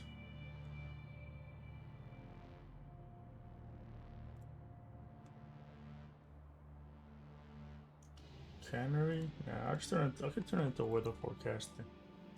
It won't really be much of a building that requires a lot of people. And in case of an attack, we just put the squad in there and they'll be able to shoot outwards and stuff. Unlike this side that actually needs a tower.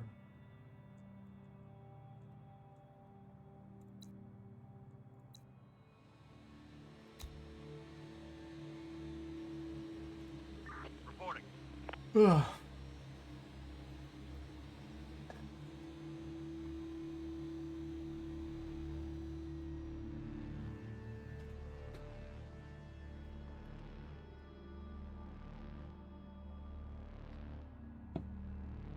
It'd be easier once I have those walls. I'll be able to send all the squads out because then I'll have the protection of the wall and the towers in case something happens or something has to come before we bring the squads back. Because right now we have nothing. If I take this guy out and go scavenging, something's gonna approach us.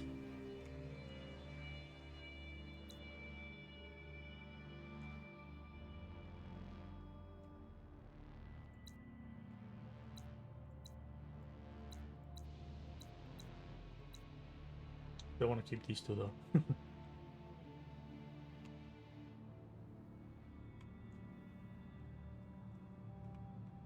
I don't know, they just feel right. So we're keeping the buildings there, except for not the big one. This one has to go.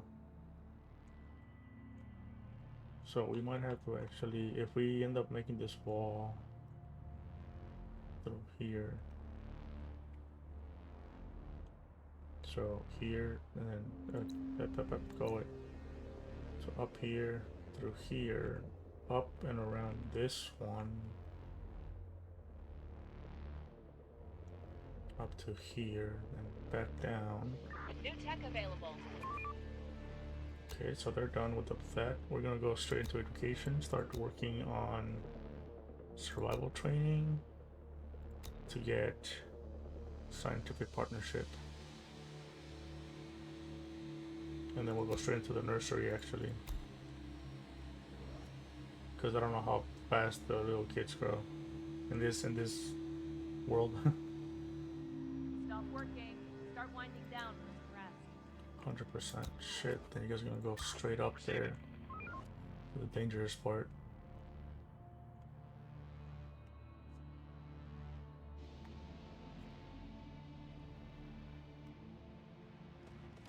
Okay, so there we go. They got Rummager, extra 10% chance for additional resources. Shoplifter, scavenge speed.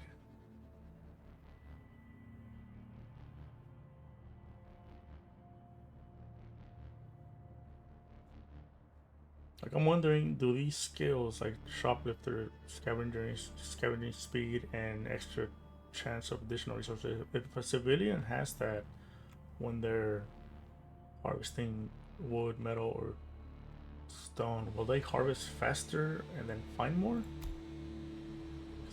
It feels weird that it's only for the squads, you know?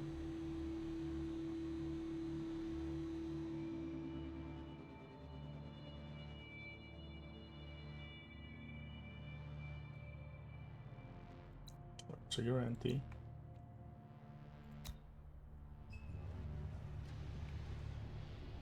This is where it gets a little tricky. Horde, spotted! Oh, you guys are over there though.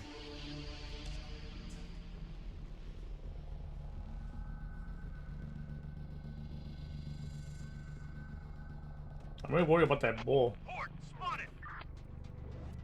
Ooh, church. Oh, never mind. That's something else. Infected incoming! Okay. Let's do it.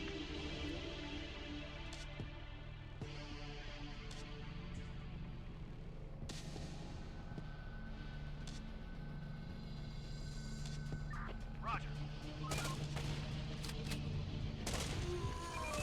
Infected are pillaging a building.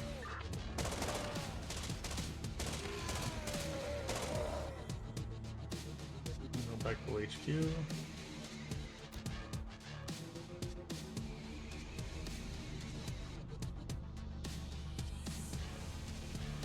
Alright, look, more research books. We only have 30. Another one incoming! Up. Alright. Going there. So as long as they're inside, they're protected.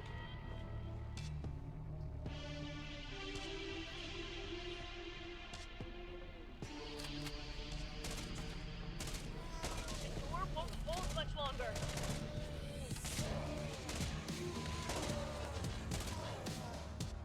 I just saw this pop up. What is it? Oh, it's the bull. That shit thing makes me nervous. Roger. Ready for action. Oh my god, if it would have just came a little closer, they would have started shooting at it. And that thing would have barged into this building. And I don't know what would happen after that. Another one incoming! Oh my god, stay over there. Stay over there. But like the first time we encountered it, it was back in the base. Like I said, the base is defended by barbed stuff and stuff like that.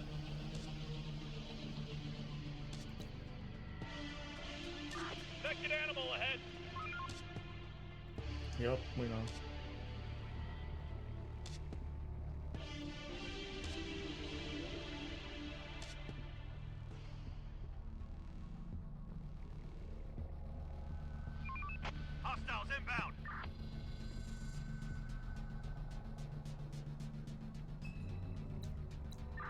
Watch out for those animals! Huh? Just worry about looting Walmart or whatever the fuck this is. Oh, apartments. Apartments, Hollywood.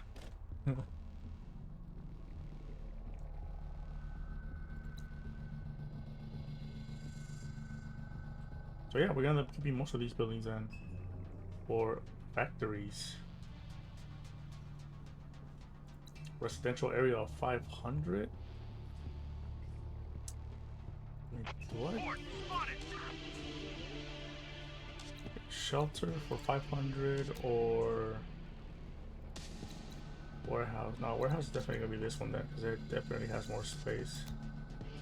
If we made the shelters as an extra 100.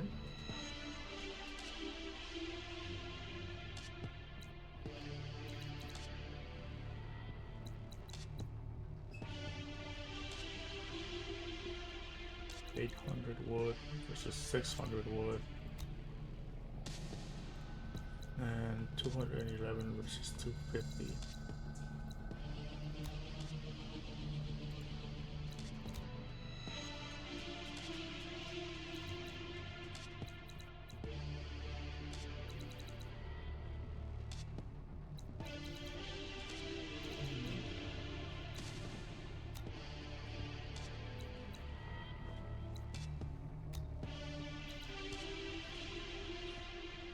An extra 130 wood for an extra 100 people. Nah, I'll turn this into a warehouse.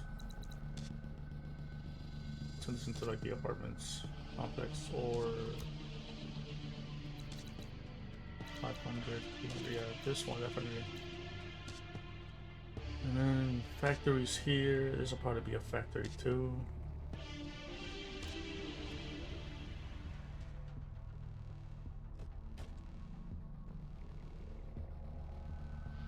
This arrow's still showing me the doghouse, right?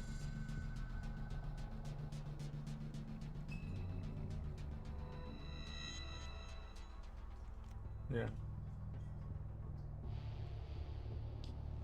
See, there's a nice potential field here.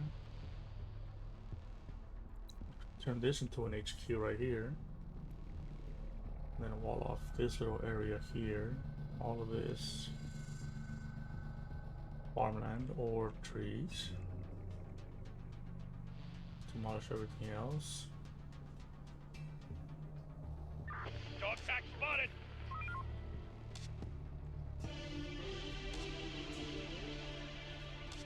There's a potential HQ over here. It's a pretty distance.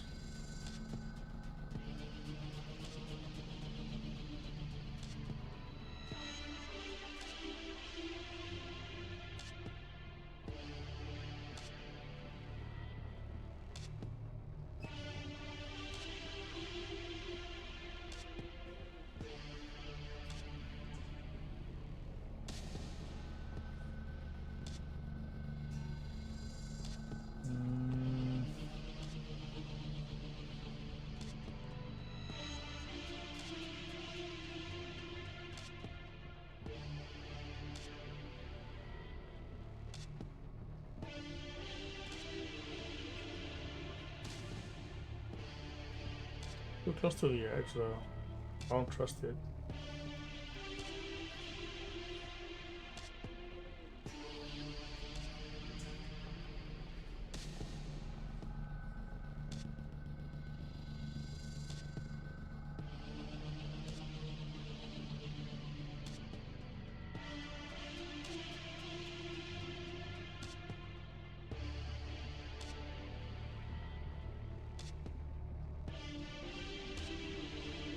I mean, this is close to the edge too, but it has a nice growing area.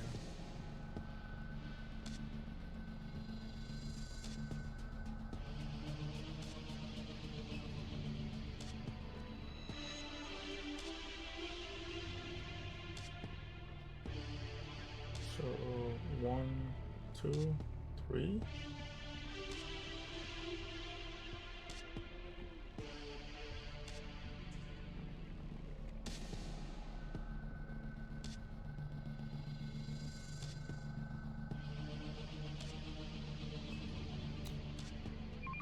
operator. Receiving. Going there.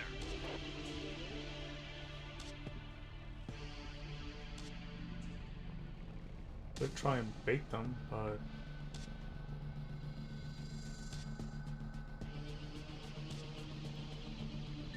Roger.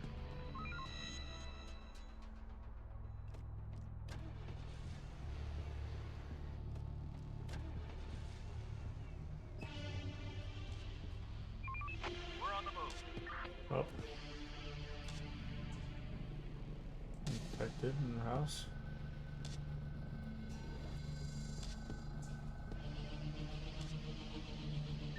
Roger. Dog, spotted. We've got them.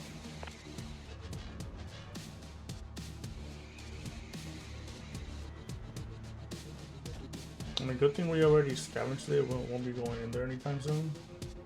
Yet. So after these are torn down.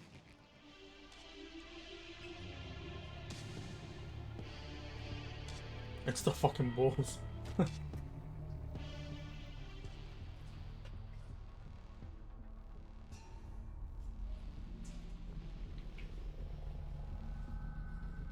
We are gonna have to start patrolling further out into the city in case we find survivors, like non-hostile survivors to recruit. Because we are gonna start needing a lot of people now for a while. Horde, spotted.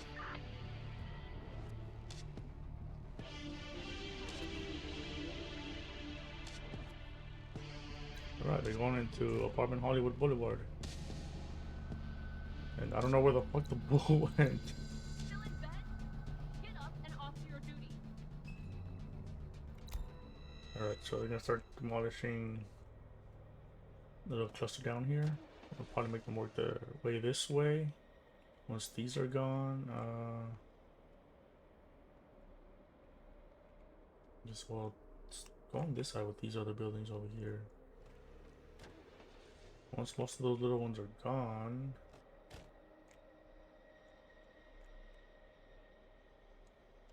we'll probably demolish these once we get this warehouse up. That way they're closer to taking stuff in. Which I could say the same thing about this side. 176 wood. So yeah, we're gonna just build this and then probably make this into a warehouse, and once that's done we'll take them to demolish this. That way it's a shorter walk going down this way, I think. And the same thing with these buildings, they're just easier, quicker to demolish when they're closer to a storage area.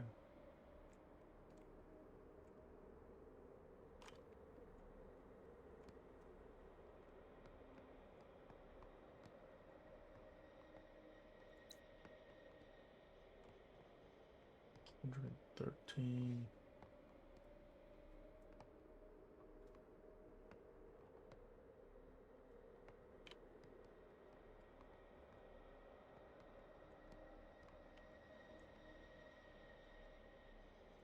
Waiting orders. Yeah, so they're almost done.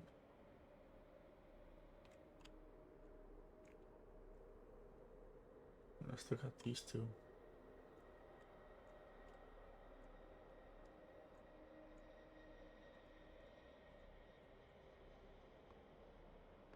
So where are they? Reporting.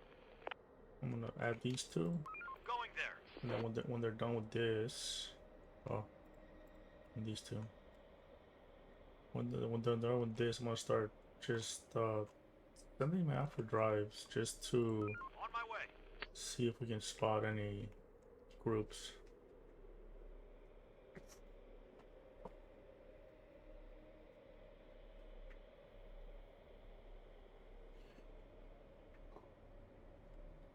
Because, like I said, once you build the antenna, everything starts happening. Like people start heading towards your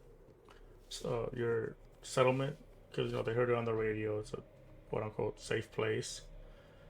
But it also triggers all the other stuff.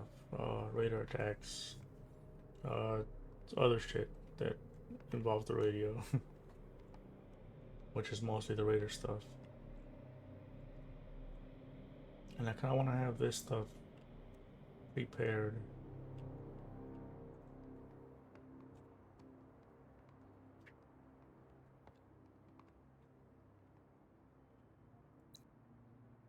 Oh, it's fuel. Ready for Okay. action. Ready for action. It's a lot of food.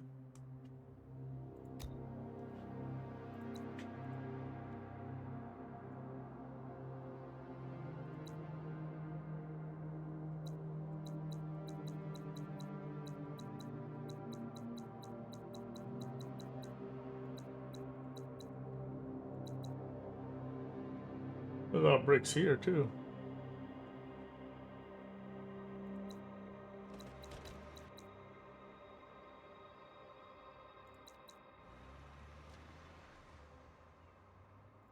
Waiting orders. Yeah, so these will be taken down too.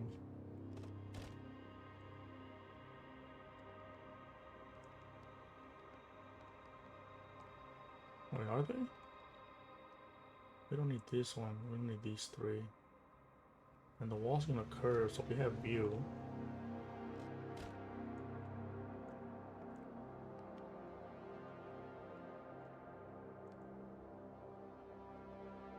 Am I gonna curve it inwards? Maybe.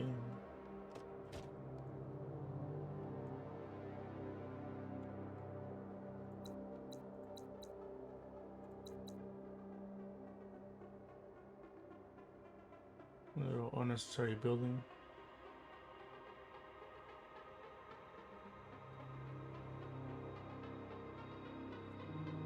That's all metal.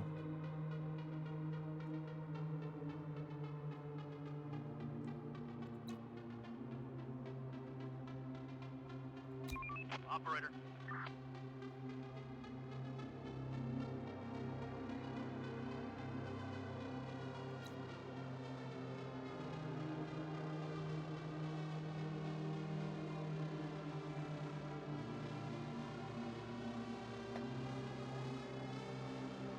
Hey, who knows? Don't even find a bus.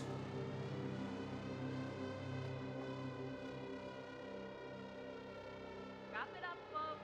Time to call it a day.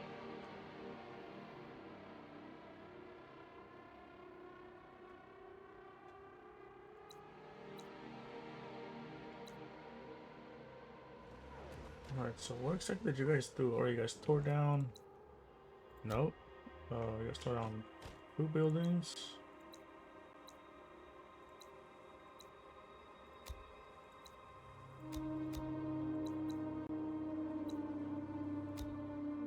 And these are almost turning down this building, which is pretty fast. For 240, 240, and 100. And this is basically double the wood and metal, but it has a shit ton of brick. 700? Well, it's actually double than... This huge building is double of this building.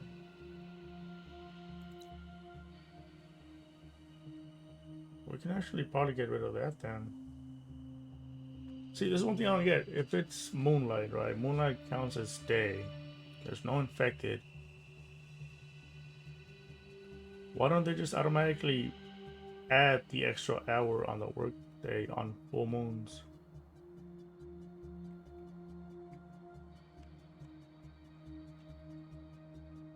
Anyway, there's 10, 16 total. 20 with these 4 once they're done with this. Throw them in here. Just get rid of it once and for all. Get rid of this thing.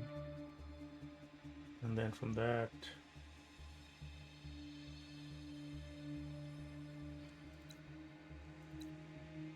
send them straight to that one.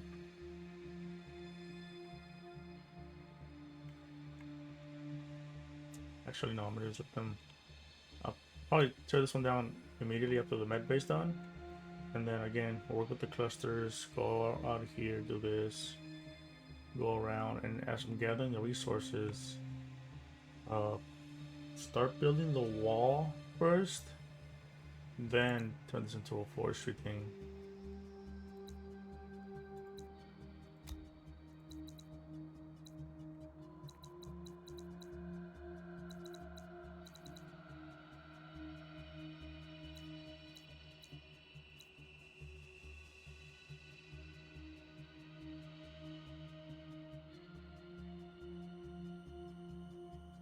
Oh, hey, Scorp.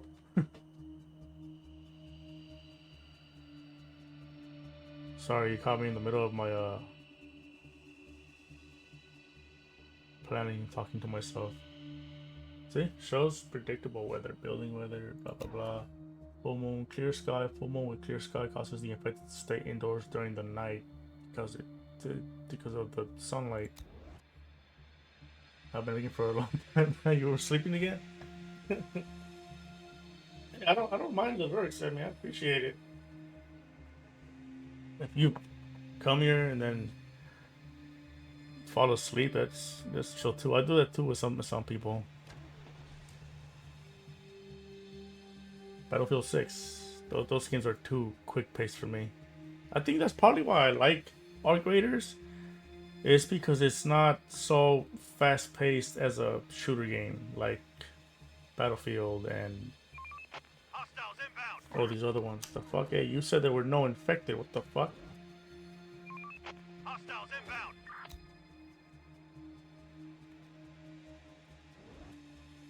The weather lied. I'm kidding. Now they're seeking shelter. The fuck did you go in through? Oh, there's a door right there. That's a nice building. I mean, it's a nice building. Is it nice enough to become a headquarters? I mean,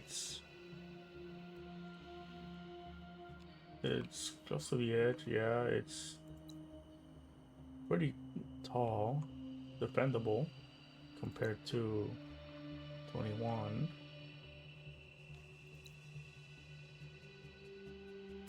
It has a better potential of being a warehouse. Although 10799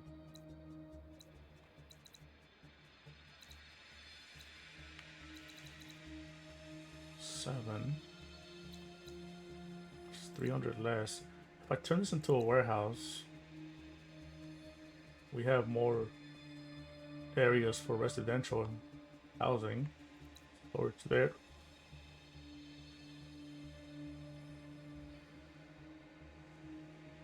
And it's 3 blocks, 3x3 blocks of taking this over. And it'll be next to the forestry, next to the main base.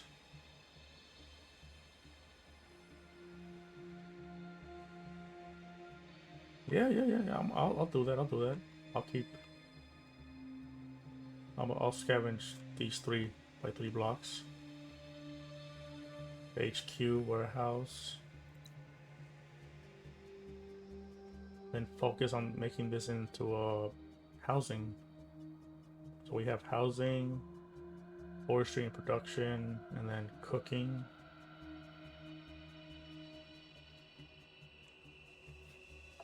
I get that I'm old and it's starting to be too fast for me.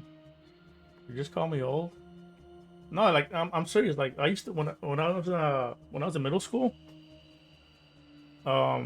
The very first games that I started, I mean, not the very first games. I obviously I'm old as fuck. I started playing with Atari. Actually, my childhood was mostly around the Nintendo, but we got an Atari before we got Nintendo because my brother got it for cheap. And on Atari, I used to play Centipede, some little landing spaceship game where you had to like kind of like control your boosters to not land too fast or you'll crash. Yeah, Asteroids was in there. And I do remember E.T. on Atari, and the reason I played it was because it was so close relatable to that landing spaceship game. But the story was so crap.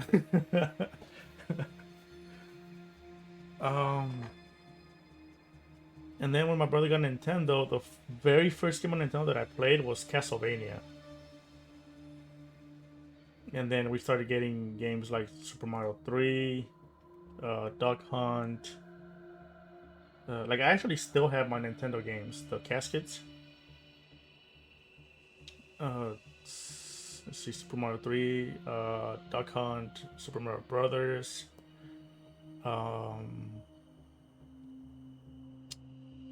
We had some baseball game or soccer, I don't know what it was. A couple adventure games that were inspired by D&D that I never got to play. I think my brother played those at some time. And then when I was in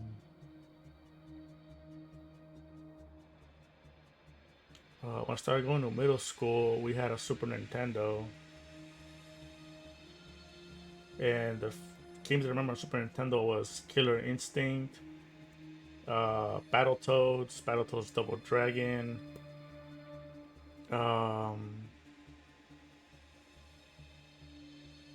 had more games. It's just this is the most of the ones that I remember mostly because I played the most a lot of those. And then after Super Nintendo, I never got a PlayStation 1. I never got a GameCube. I never got a Sega. None of those. I went straight into PC, and I started playing Doom.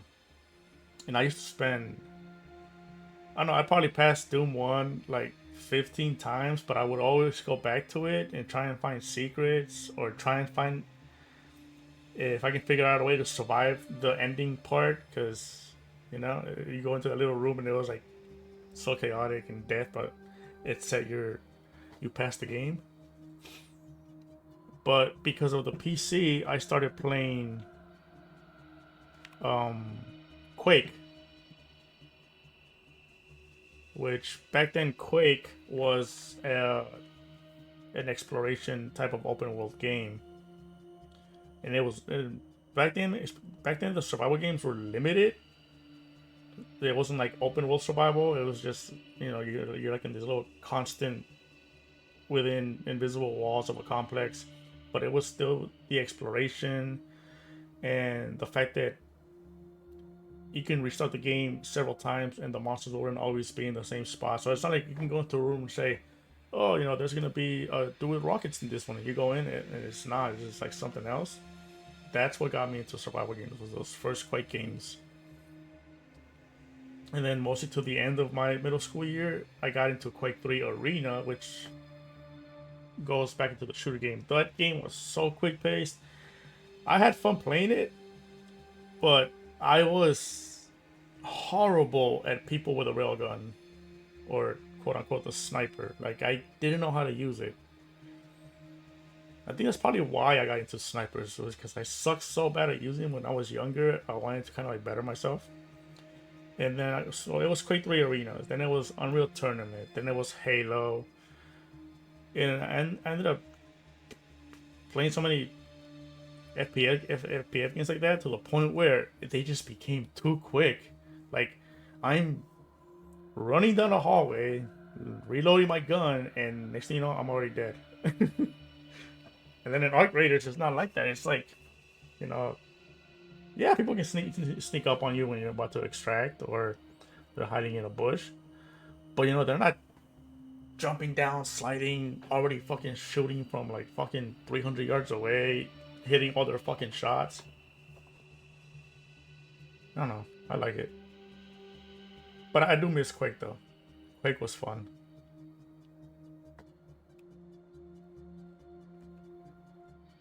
And Unreal Tournament. Actually, Unreal Tournament, I think, the closest game I can think about to compare to Unreal Tournament would be Apex Legends. Like, I guess I'm not sure if the developers, what do you say? Not what's the word I'm looking for? Like, got the idea for Apex from that, but I feel like Apex Legends is like the predecessor. Is the words? Come on, Pumpkin, you know words.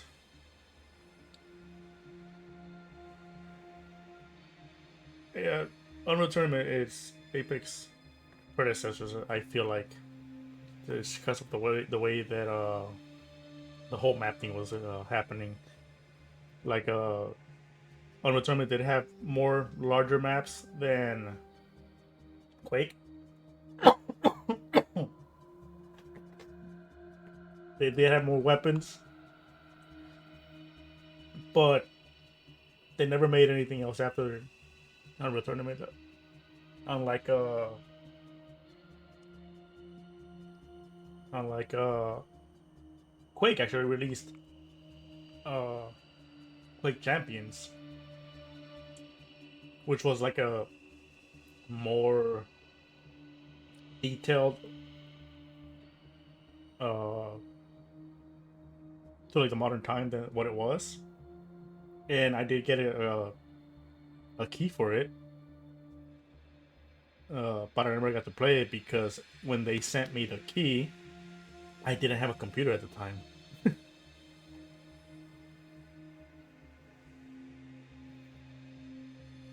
That's kind of what got me into streaming to begin with. Like at first, it was for fun because I remember when I was playing. Actually, I did have a PS2 or PS3, I remember, and I used to play Manhunt on it. You know, that psychotic game. It was really gory and funny. And I used to play a bunch of other games, and my nephews would always be in my room watching me play. You know, I would let them play sometimes, but I guess streaming kind of reminded me of that feeling I had when I used to play my games in my room with my nephews watching me. Because it's like when you're playing a game, something funny happens, and you're by yourself. You're just laughing by yourself, dude. That's sad. And so streaming allows is that when something funny happens, now you're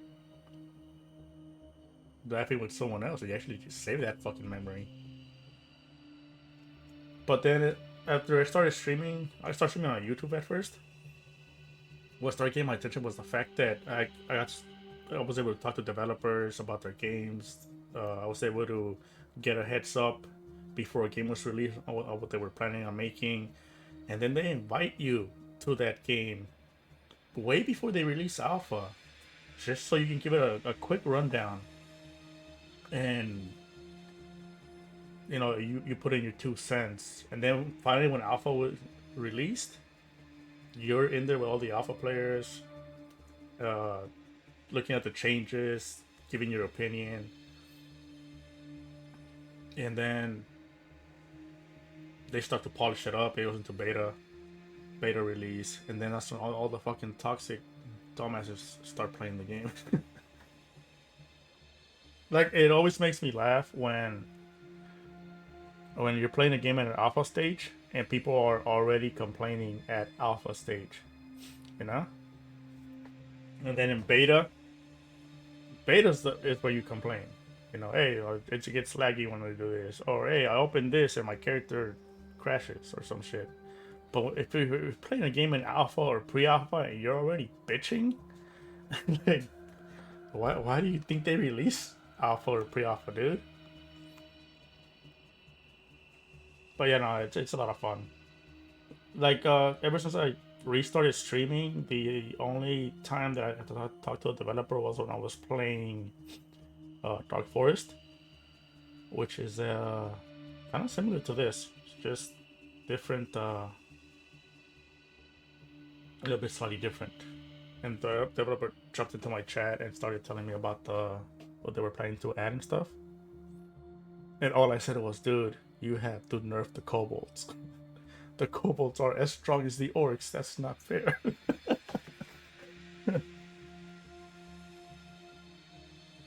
It reminds me of I don't know if you've seen the movie Grandma's Boy. When one dude goes into that weird robot dude's office and goes, "Oh, I just want you to know that the elves in level this are the same color as the elves in this level." But yeah, no, I have a history of games, and I did play a lot of FPS games, but I ended up jumping into open world survival. I just like the whole character has to eat and drink, and falling off a high edge actually hurts. Type of stuff. Which actually somebody asked me, oh, so you think that if you're stranded in real life, you'll survive? I was like, hell no, I'll be the first person to fucking die. I'll probably eat the wrong fucking mushroom or something. You know, I don't get to respawn then. Eat the wrong fucking fish, start hallucinating, have a fucking Jack Black moment, ride the Strawberry River, all that shit. Yeah. So 2004 Ultimate was fun. Started to get to Medal of Honor game. Yeah, Medal of Honor. I forgot about those games. I was about to call Medal of Honor Call of Duty. Is it the same game? Am I thinking of the same game?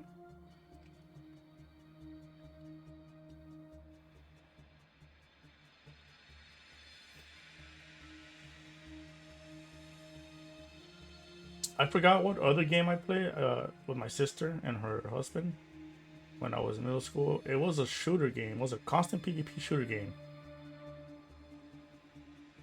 And that's where I learned camping was bad and stupid. Because you would shoot somebody and then you stay in your little cozy spot because you think you're a fucking badass, and the person you killed on the next round goes up there and shoots you, and it makes you think, yeah, maybe I should move. So like in shooter games I do hide, but I won't stay in the same spot after I kill somebody. That's just dumb. I mean, unfortunately for Arc Raiders, when you kill somebody, they don't respawn. They just go back to the game. They get sent to a different lobby. But that's when you kind of realize that you're in the same fucking spot for the whole match. Most of the loot you're getting are from people that are unaware that you're there, and it's not fun. It's fucking stupid. It just kind of shows that in an actual one-on-one PvP encounter, that person would probably die almost every time, which is why they stay in the same fucking spot every fucking game. But yeah, you know, they're making content out of it. If people are like fucking watching shit like that. Like I was watching that one dude. I don't want to say his name. You probably know who I'm talking about. He raps all the times. He compliments himself. You know, he does a little cool voice. You know, because he be ratting. Ooh, the rat guy got this guy again. Like, motherfucker, dude, you're not fucking playing the game. You're not. It's not cool. But the rat guy got a rat, you know. I kind of bullshit. He made a whole fucking channel around it. And he's getting paid just to fucking rat off of people. That's just fucking stupid. I don't watch many different streamers, to be honest. Yeah.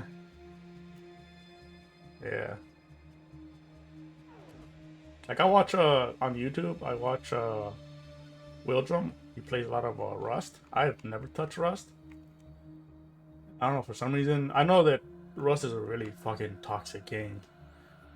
But Wildrum just makes it cozy and comfortable for some reason. Most of the people I watch are in Daisy community. Oh, so do you watch Baby Nats? Baby Nates?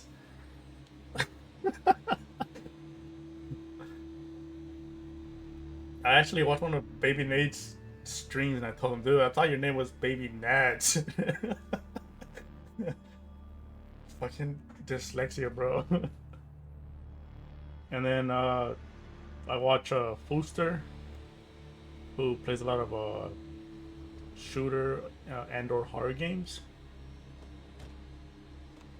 I watch Blueprint. He also plays Rust. Who else is it? Arbok, who plays a lot of crafting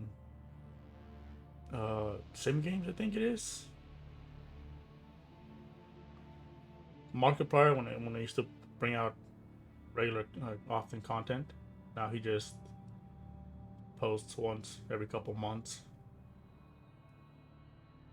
Jacksepticeye when he's doing regular content as well. I watch his girlfriend play some of the games she plays. PewDiePie no longer streams. You could play Rust. I'll probably play it at some point. Just give it a shot. It kind of almost feels it's the same as New tech available. As Ark would be in PvP scenario, except you don't go back to like the safety of a town. You just go back to the temporary safety of your base. Alright, 40 hours in this one. I think I'll start it, but I think I'm gonna get everybody that's demolishing to research that specific research. So we should have where are they? Scavengers are 18? No, is it just 12, 15, 18? No, it is 18. 18 plus 10. Alright, we're gonna get these 12 out of here. U3 and U3. And we're gonna shove you all into here. It says we have 4 builders. Oh yeah, the med bay. Leave that alone for now. And this is gonna be 14 hours to research. Would it make a difference if I get the 4 people that are in here too? 12 hours, so it's just 2 hours less. No, it's 1 hour 30 minutes less. So 12:30, it's 4 past the work point. 10, 11, 12, 1, 2, 3, 4, 5. That's 7 hours reduced from the research. Leaving 5 hours left on it unless I take people back out. If I take 4 back out,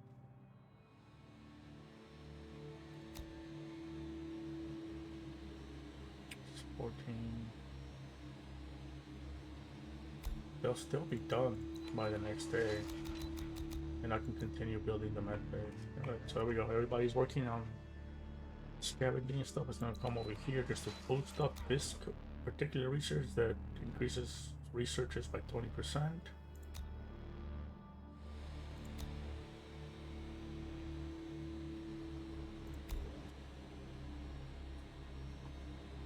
I don't know. See, oh, you can play Rust. Like, I am planning on playing it. I do want to at some point.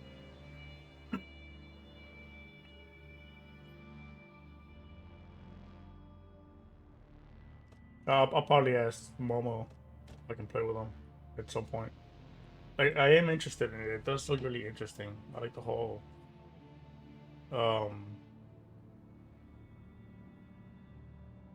that people can't really take over a server completely. I mean, because of the whole reset stuff, it's interesting. A lot of games need to actually do that.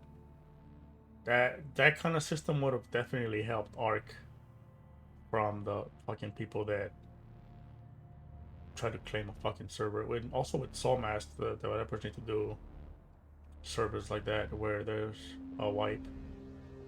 Because people trying to take over servers and, you know, you're not allowed to build this or we'll demolish your base because we're the strongest people here. Like bro, no. Like, in PvP games, I like people that give people a chance to fight back. That makes the game interesting. Like, people that feel way too cozy in their base and they're scared of somebody overthrowing them, so they have to fucking suppress them until they leave the server because you're too fucking cozy, bro. The game's not for you. You know, give people a chance to fight back. That's the whole point of PvP, is the fucking excitement that you're either gonna win or lose in a fucking PvP match. You know? If you're too fucking scared to give somebody a chance, go play a single player game. That way nobody fucking bothers you. Just my personal thoughts.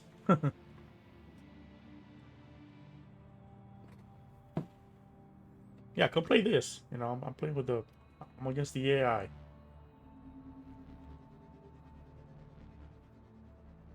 Or better yet, you know, Sims is still available and it's free. You know, that way you're always winning. Even when you're losing, you're winning.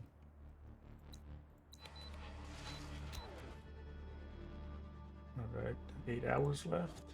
We have another 2. Which will be, yeah, no, 7 or 6, more or less. So after this work shift, I'm gonna take 4 out, put them back into this. But I'll leave the other 28 to still be researching. And then when it's almost done, I'll send the 6 workers back out there. Once it's completely done, I'll send the 12 back here and continue demolishing.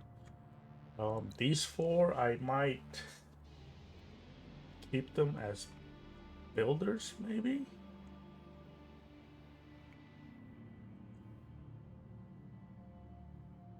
I'm actually take 2 out of here, so I'm actually put them down here to demolish this. Once this is gone, I'll leave those 10 to keep demolishing, and I'll make those 6 start building walls, which I might have to get rid of this one immediately after these guys are done. Or I could just send all 32 into this one now, Time to sleep, everyone. get rid of it. Tomorrow's another day. Alright, so we're moving 4 from you, throwing you back into this.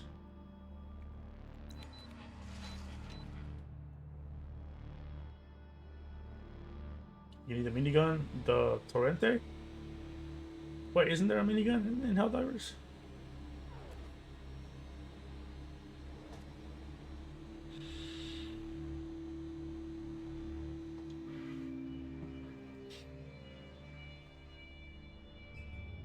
Oh, the new Warbond. Okay, I haven't been on Helldivers since before they added the third. Before they added the Illuminate. And when I stopped playing, the whole they blew up the planet thing happened.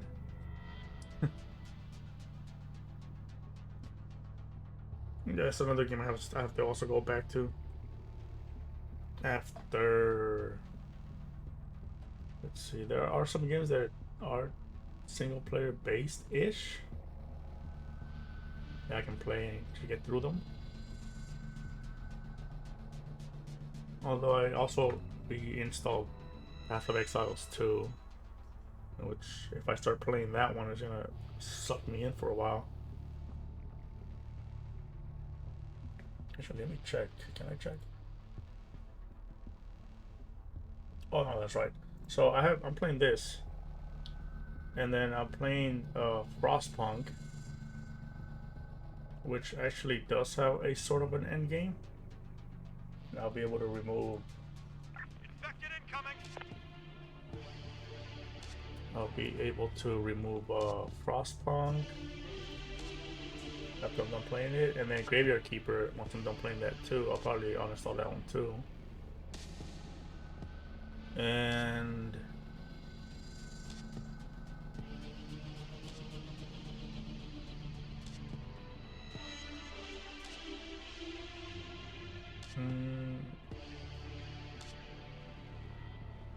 probably jump into Helldivers a bit more. Also have 7 Days to Die to go back to every once in a while. Don't Starve.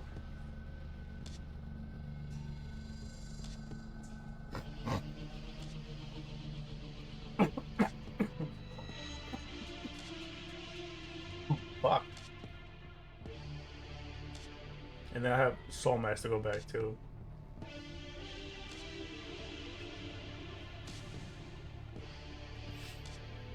Yeah, I played it before my computer broke like 6 months ago.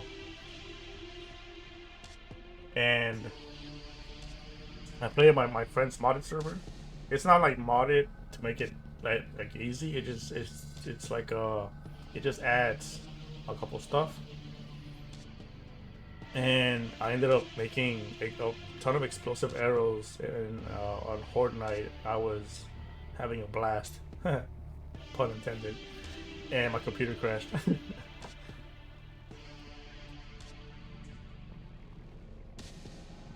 So yeah, I'm gonna jump into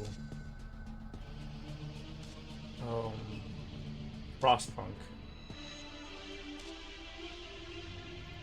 Like not right now, but like a bit up ahead. Get into Frostpunk, and then play Frostpunk and Graveyard Keeper at the same time, and then from then I'll end up going into either Helldivers or Soul Mask, or Alien Dawn in Sunken Land, or install complete a game that I have that I've never fucking touched yet. This is why I don't make schedules. I don't really keep them. Ready for action. Roger. Reporting.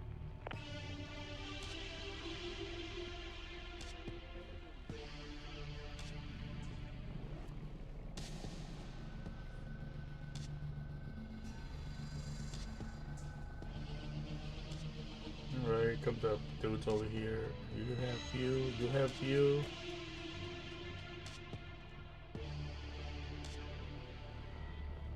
And you have a type of you.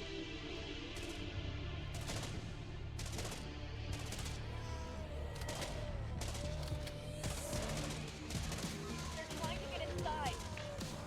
Oh, you're fine, you're fine. Alright, so building a med bay, completing our research, demolishing this giant fucking thing, and then start building a wall up here in order to start building safe farmland.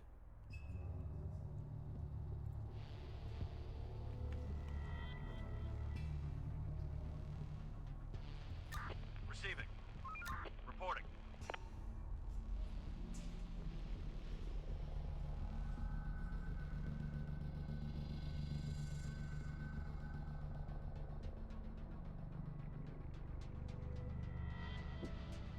This game will eventually kill me at some point.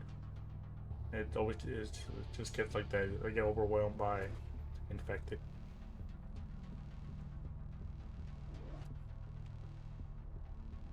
Get up, everyone. Work's waiting. Right, here they go. 6 hours left on this.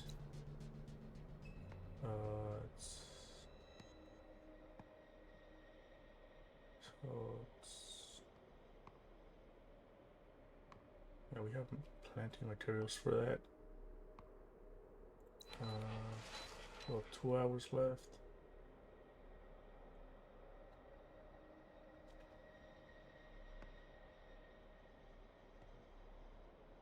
Boom. Research done. Start the kindergarten, but we're pulling people out right now. It's 5, 6, 7, 8, 9, 10, 11, 12.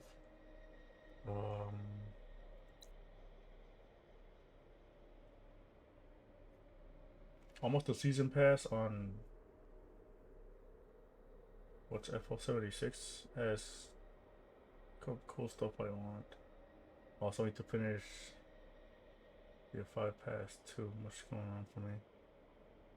I have to get back in Fortnite just to get the free cash to buy skins that I'm probably never gonna use. Oh, Fallout 76. Hey, that reminds me, I have to go back to the first Fallout games. I have this habit of, I had, you know, for example, Fallout 3. and I ended up buying Fallout 1 and 2 and Tactics, in case I miss some type of Fallout lore that I'm probably gonna see in the future of the other games. And I did the same thing with Far Cry. Played Far Cry 1 and started playing Far Cry 2. And then I started seeing how Primal other ones came out. I should probably go back to those games too.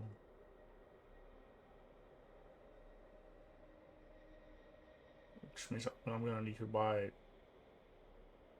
Far Cry Primal and Fallout New Vegas.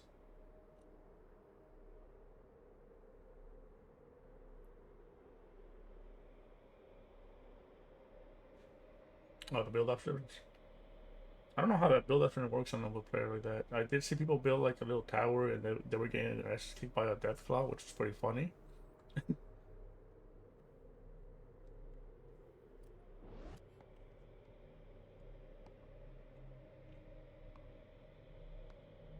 So like, can you get raided? The day's toil Like, is can your over. base get raided Get some rest. in 76? By like other players?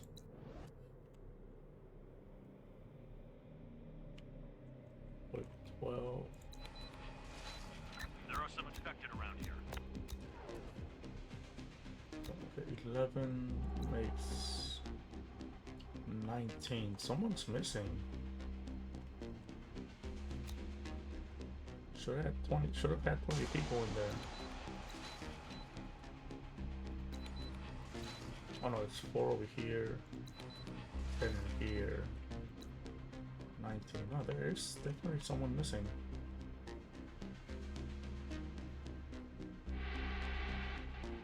Four builders, 19 scavengers. I guess maybe somebody died? Spotted! Infected are pillaging a building.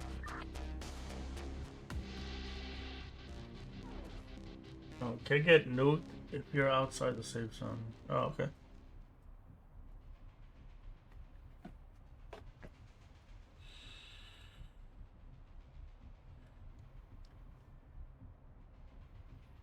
Oh, fuck, I think my filter turned out.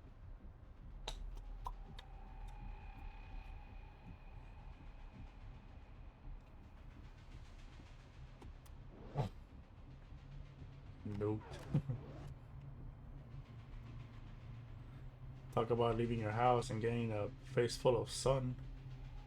Nah, there's a fucking nuke out there.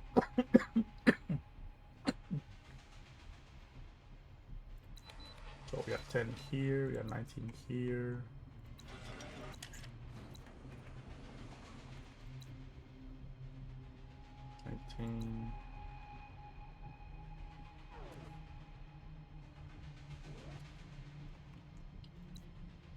Pull one of these out, throw them over here. Clean up and off to your duty.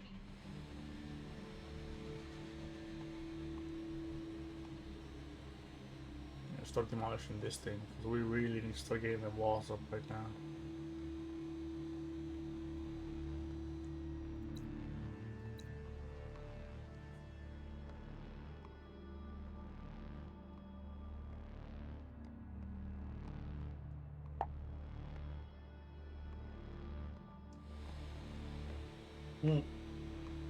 Also,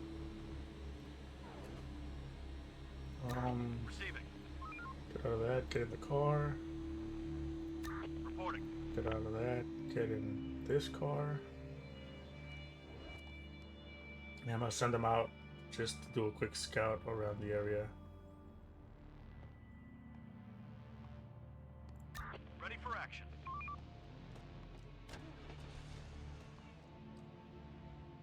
So I'll send one group. On my way.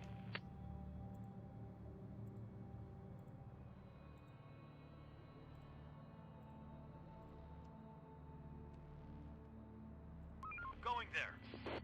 Oh, he's already going. I forgot to pause the game. Send them through here.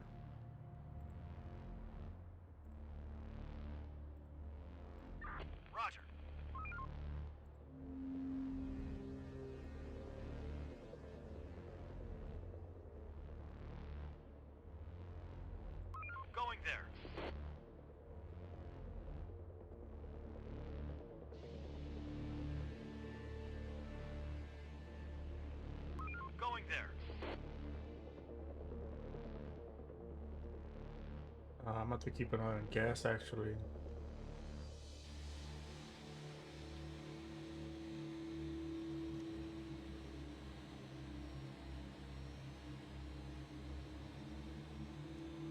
Oh, that's my base. I was like, there's another truck down here? And Receive it. then I'll send you guys up this way. On my way.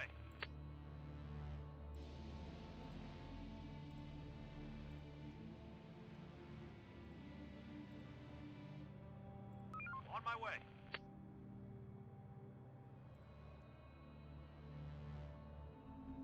I'll avoid that place so we get shot at. On my way.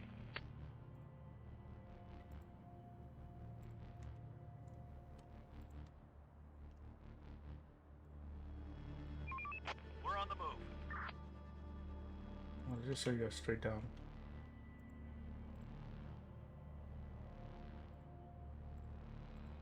Roger.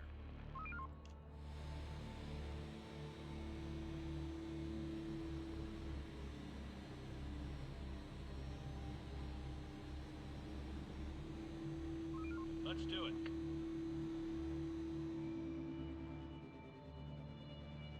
Okay, if they run out of gas, then that sucks.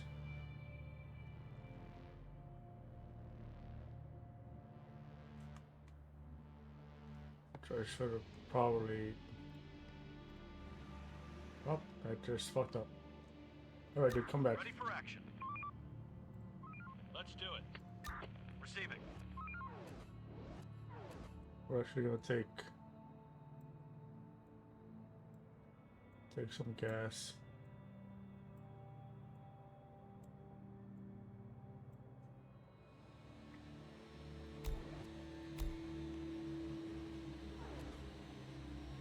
Okay, now we can do the whole.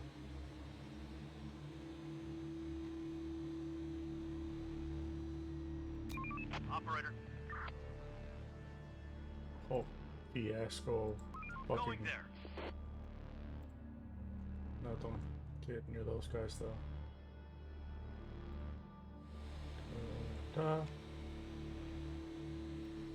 Let's Duck. do it. Duck.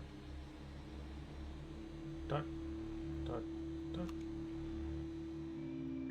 Roger. Duck. No, let's just go backwards on this shit.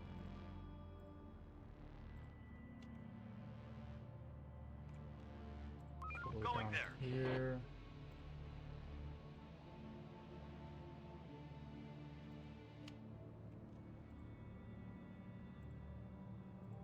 Roger.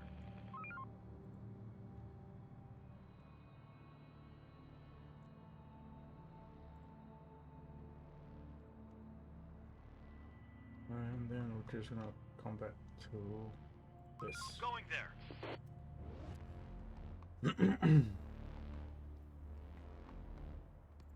Ready for action.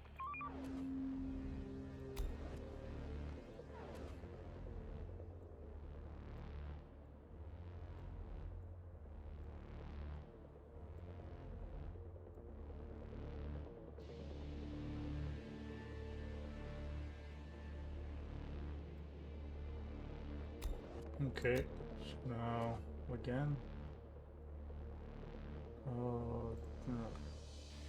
Come Operator. here. On my way.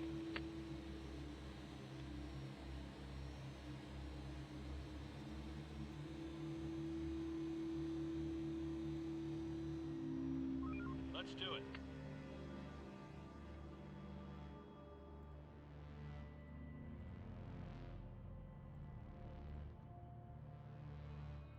Going there.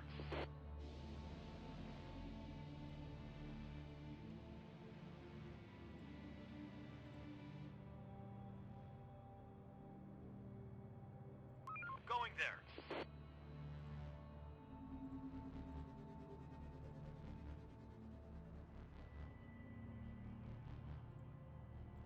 On my way.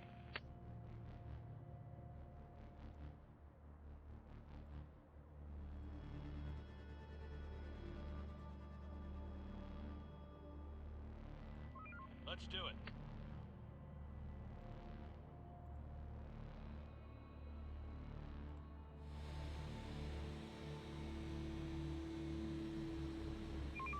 We're on the move.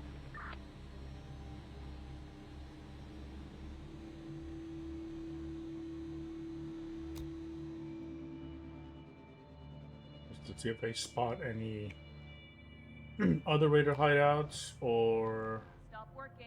Start winding down for some rest. other stuff.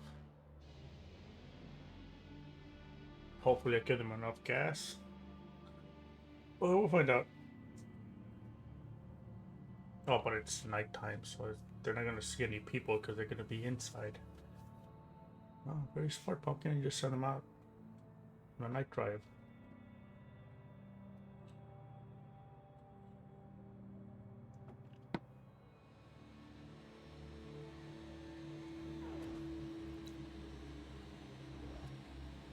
Infected incoming.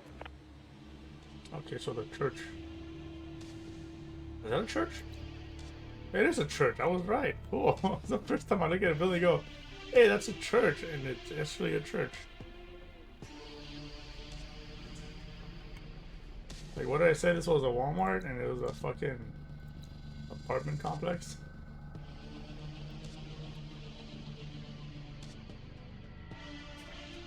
Like, I know they're gonna probably start updating this game to start making monuments more like to what they are. Because if you go to France right now and play the game and you see the Eiffel Tower is just one big square skyscraper.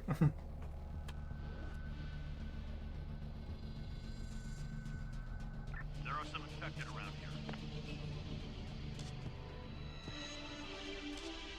here. Meow.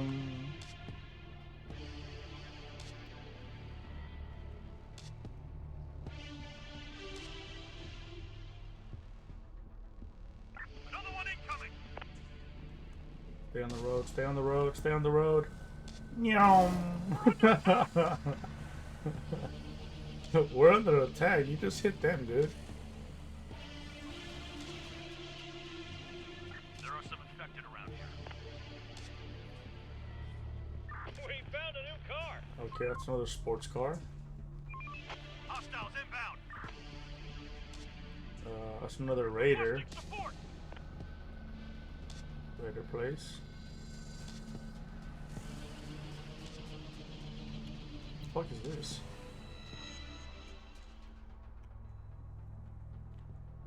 Wait, is this Firestone Street? No, it's West Sunset. Okay, West Sunset. Port spotted. I recognize a lot of these streets, dude. I literally live right here in LA. Not where I'm playing, obviously, but I've been through these streets Hostiles before. inbound. Reporting. Vehicle fuel. There are some infected around here. They haven't used that much fuel, so I did read the update that fuel consumption on cars so it wasn't going to be as quick anymore. So they're doing pretty good. Infected incoming. Stay on the road, stay on the road. No, Infected incoming. stay on the road. We need backup. What do you mean, dude? You're literally running them over.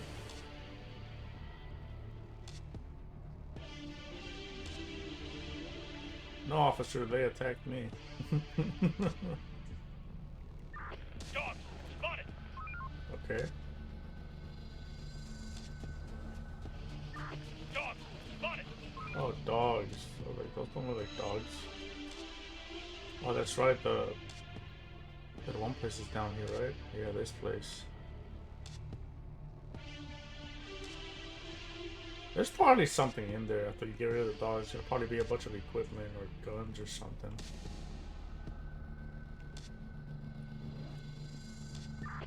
Here barking. They're barking? Well, yeah, they're There are some dogs. infected around here. Now, get on the road. Get on the road. Another one incoming.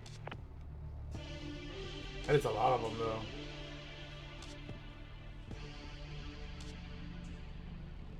I am gonna resend somebody out there to start shooting them, because they will merge together, make it like a bigger horde, and then an alpha will be created. Yeah, my dog's still stinky. Like, you would have to be about, like, really up to him, like maybe about 2 feet from him to get a whiff of him. But yeah, he's still smelly. I'm just waiting a little bit longer for him to kind of like air that part out, and then he gets a normal bath again after that.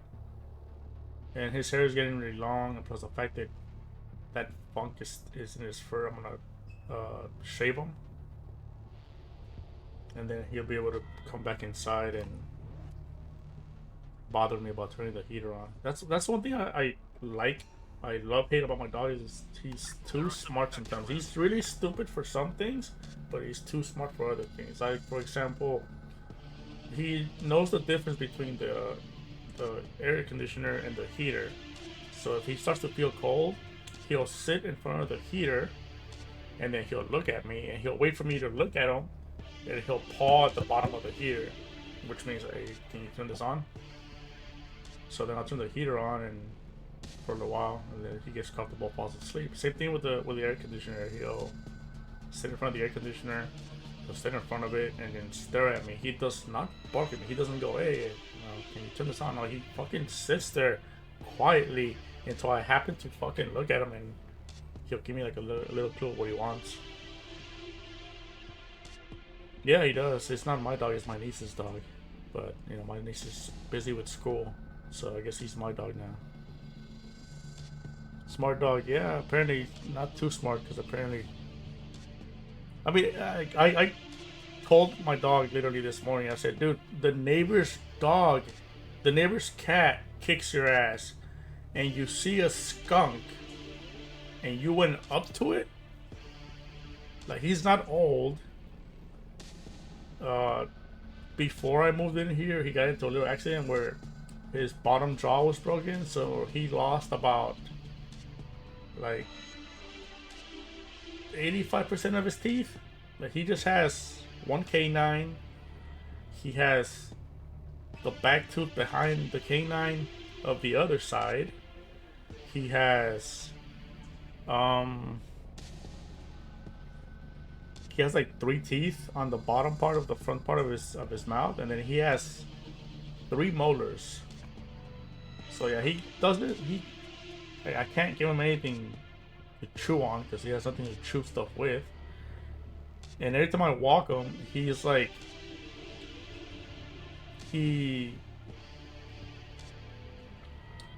what's the word I'm looking for? Like, he'll like pull on the leash and stuff when he sees a dog inside their house. And I'm always telling him, dude, one of these days they're gonna get out, and you know, what are you gonna do? You know, you're gonna gum them? Like, he doesn't have a form of defense, but he still stands like a big dog. So like I was telling him yesterday, the neighbor's cat kicks your ass, and you see a skunk, and you went up to it to do what?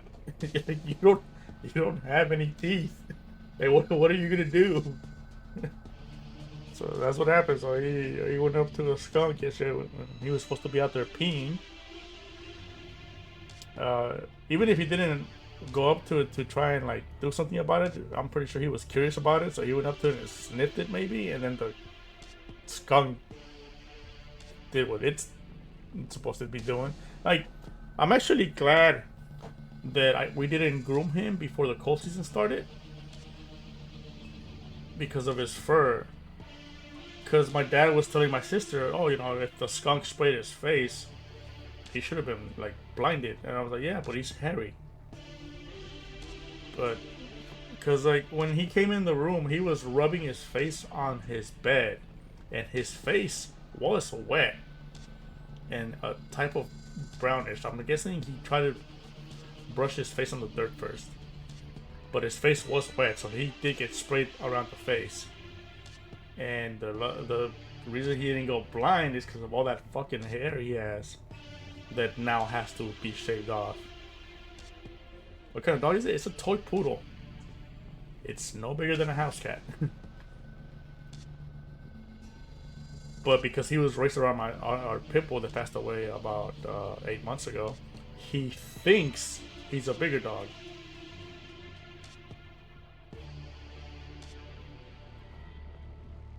And just because that pit bull was old and he thought he was the boss, because, you know, pit bull didn't really move around much anymore. You know, he thinks he's an alpha medium-sized dog or something. But he's not. He's like a... I mean, he's bigger than a Chihuahua, but he's still very small, with no teeth. Horde, spotted!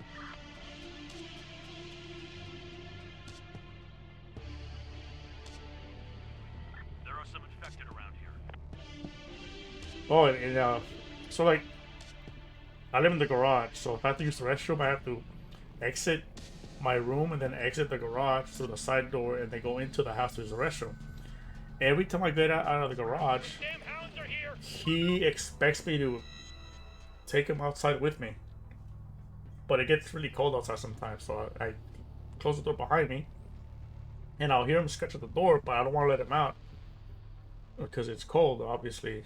And yeah, like if I let him out, he'll wait for me outside in the yard until I come back. He'll come back inside. But I don't like doing that because I don't like leaving the door open when the heater's on. It just saves a lot of trouble.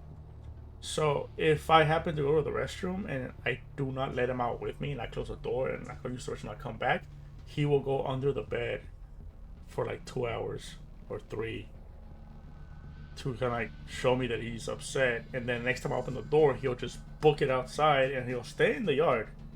And I'm calling him to go inside because it's cold, and I'm calling his name, and he does this little poshy, bratty thing that's really irritating. Like he'll look away from you, like, you know, like as if saying, you know, I don't hear you. So then he stays out there in the cold for like an hour or so, and once his little tantrum goes away, he'll come back and he'll knock on the door and let him back in. That's what happened that day he got skunked. I was telling him to come inside because it was cold, because he was supposed to go out there and pee, but he was throwing that little tantrum, you know, like, I don't hear you, and then this shit happens. Fucking skunk. And we both suffered for it.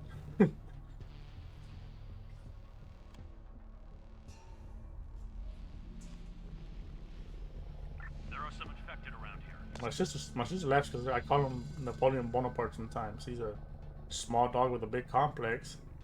Thinks the world owes him everything and the whole world should fear him. And he doesn't realize he's actually a small dog. Where's the other car? Ready for action. Oh, they're already back. Well, I'm gonna have to do that again in the morning. Receiving.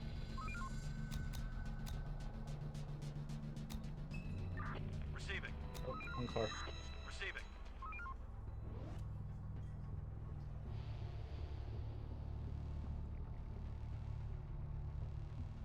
So come sunrise, I'm doing this again, and then the next, the same night, I'm taking them out to start eliminating some of these hordes before they gather up together. Because I don't have any walls, and having that many hordes out there is not good.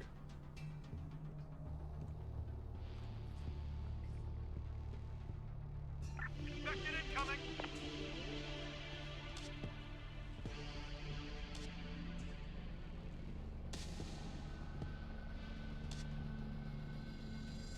Another one incoming.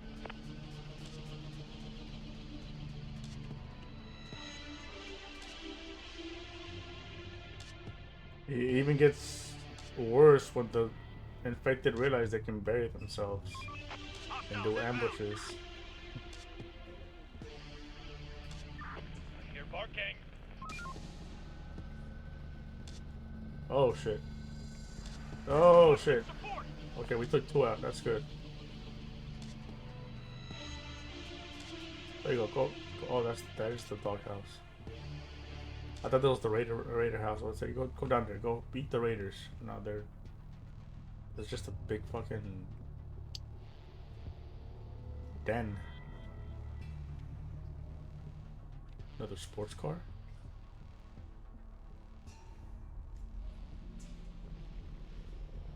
There are some infected around here. Are you going home? Infected No. incoming. Oh man, they're merging.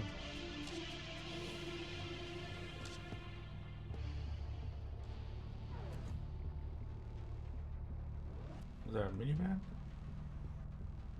Yeah. I hope we find another big truck or a bus.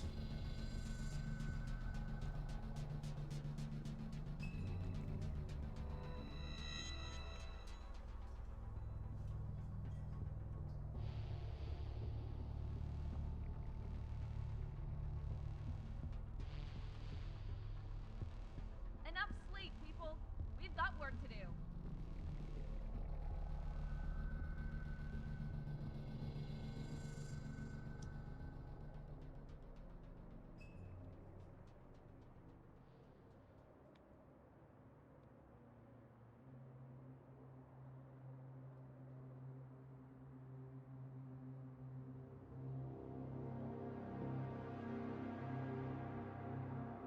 Right, fuel's almost out. I want to see if they stop and refuel, or if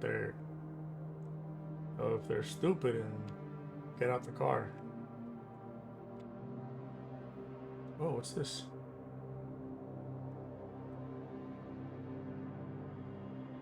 Oh, okay, so that's farm stuff. That's cool. That's cool. That's a new icon for me. Okay, so at least he's marking Fuel them. tank is empty. Yeah. Okay, they refueled. That's good. We've gained new technology. Okay.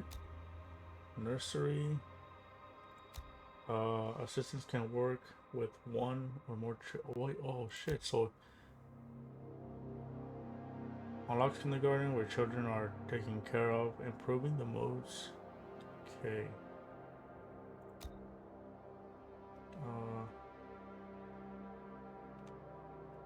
So that's 15. We don't have 15.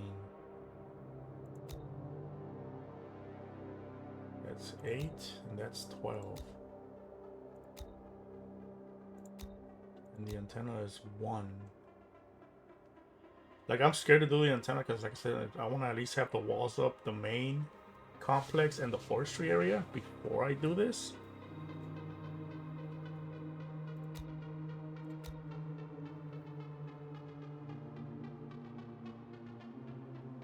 So I might do combat training.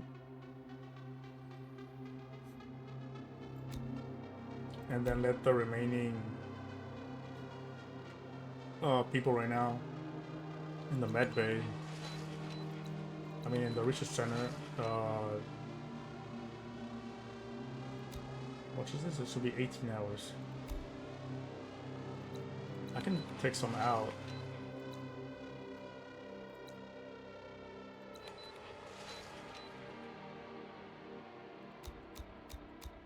So this is okay, no, let's up it over 2 days. That's fine, that's fine.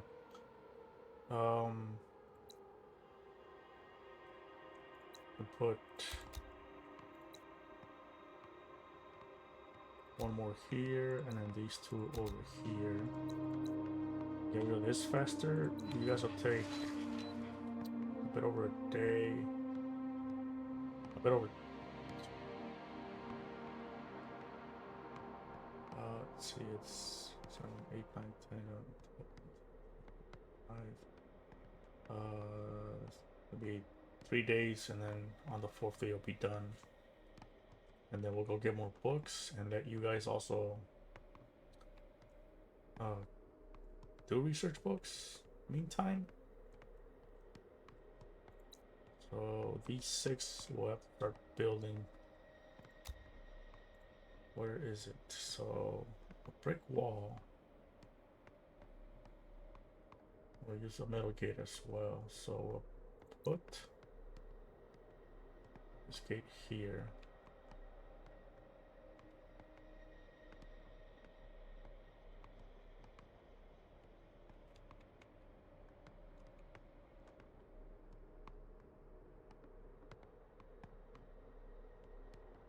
Actually pop it into the street some, because the wall's gonna hit the building. This is gonna be gone anyway. So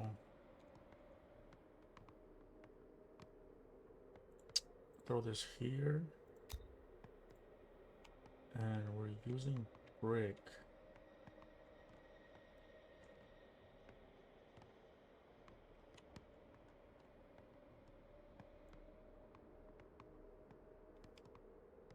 It doesn't.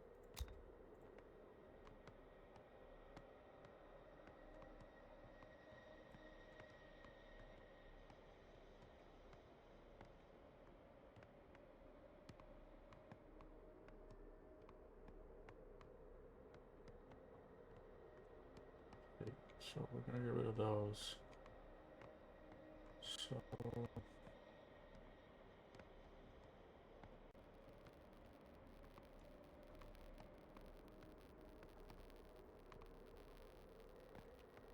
it's about more or less there.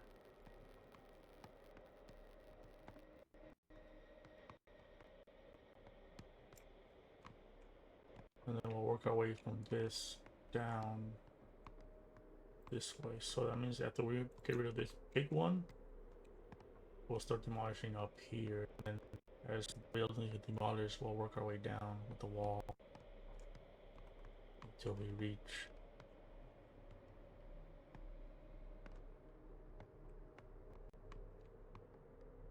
this building. And we'll start going inwards. Yeah, because this will be behind the wall. So I'm actually gonna cancel this to leave it as a marker, and once we get to here, we'll start demolishing when the walls are on here. So I'm probably gonna forget. And the gates count as turrets.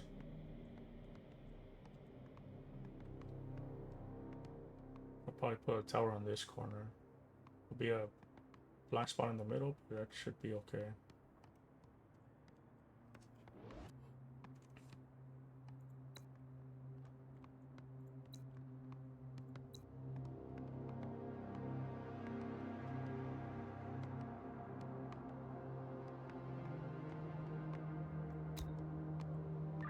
Receiving.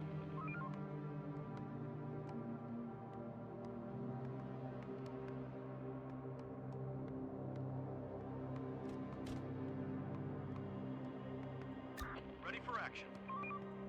Reporting. I'm gonna go refuel. Reporting. Putting you back in this car. Actually, we have time, right? Can you walk it to the other one? Where is it? That other sports car? Yeah, it's down there. That's gonna be a long ass walk. There's one right here. It's actually closer.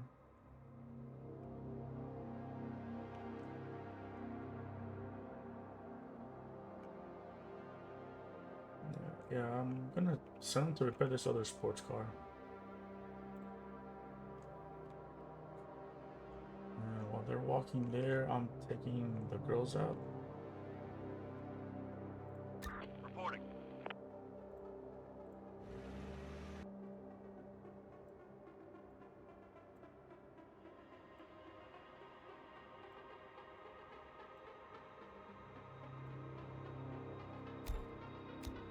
Reporting. And I'm sending over morning scout to see if we spot any survivors walking around. So we will go up On my here. way.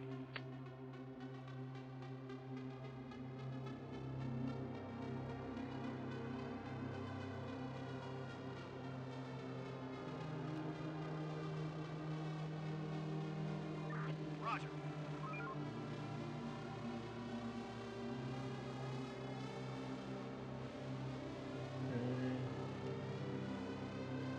Going there. Here.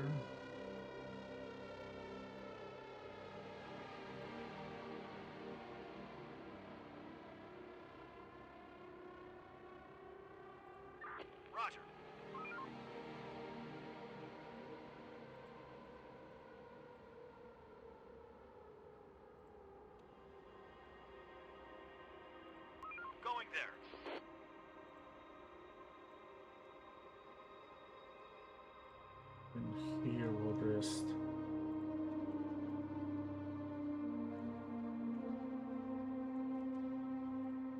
Let's do it.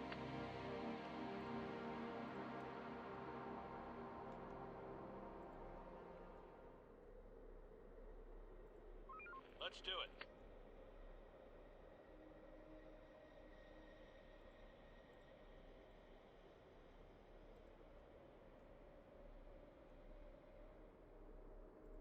Going there.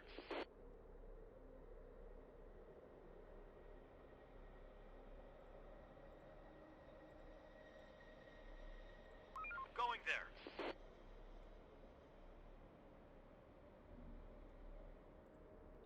Back here. So that's most of the town. And I'll just send these guys to patrol this part here down to the dog pound area and then back. And if I don't see anybody, then we'll take the main group, Reporting. Scorp Squad at the night, Enemy group approaching. and we will go try and reduce the horde sizes. Enemy group approaching. Take him Oh, you motherfucker! They managed to get a shot in. You missed, but fuck, dude. I just saw the bullets fly like crazy.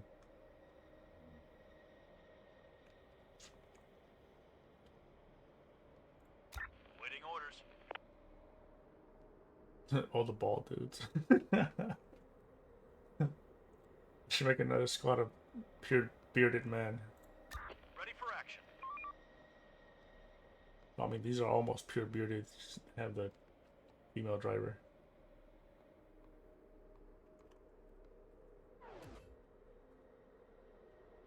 Oh, oops! I paused it.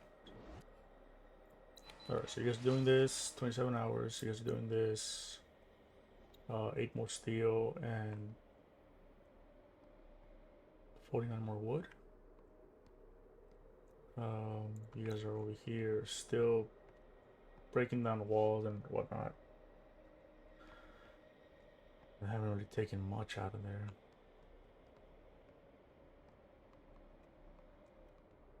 I hate to do it, but I'm gonna have to research the antenna because that's gonna start making people coming in down here. You know what? We found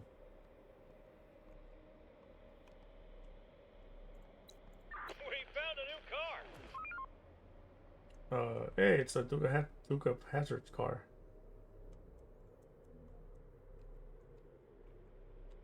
Okay, another sports car. I was hoping for a bigger truck.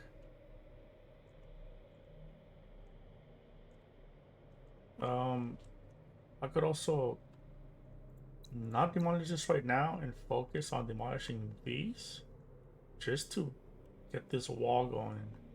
Right, do all these, get this wall across, boom boom, get this down. This is a big one just like that one that has to come down, but it's not really completely in the way to put the wall down. To get these out of the way, get the wall, and then once we connect it, go back to demolishing this and then build the antenna. That way we get people coming in to start working on that part up there.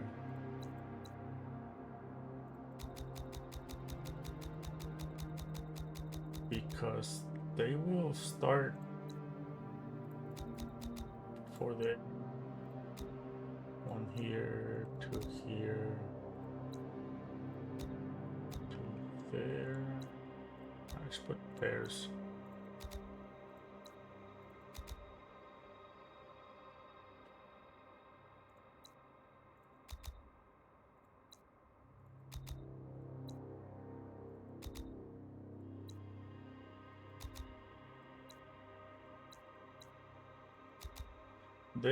Once they're done, they put themselves in the closest job.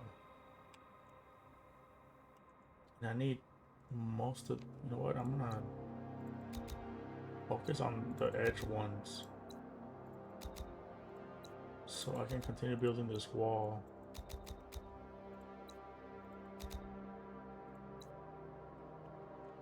I need a lot there, fuck. Just come here. So once I start demolishing these buildings down, I'll be able to be making the blueprint of the wall. And then I'll send the people working on the med bay right now to go build the wall. And then once we have our main little area here walled in and start demolishing this, I'll put the antenna down and start having people come in or finding people to recruit to help me start with the forestry thing.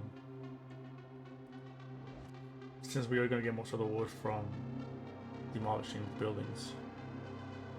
I wonder if a town has a wall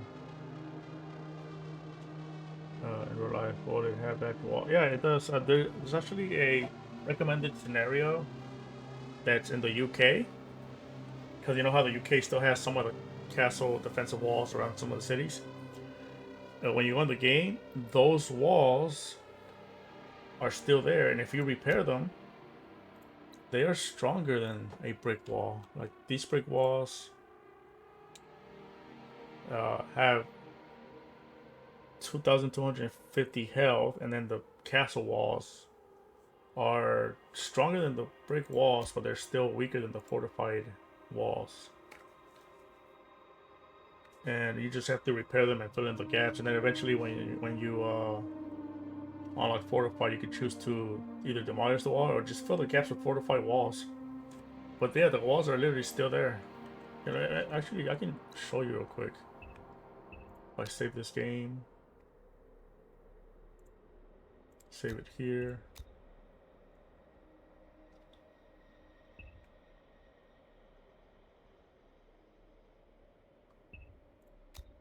Let me go to the main menu real fast.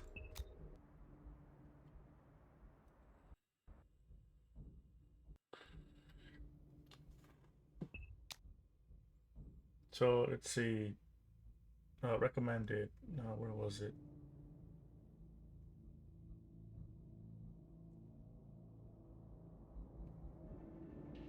Oh, China, Germany, Australia, China, UK, Cambridge, I think it was.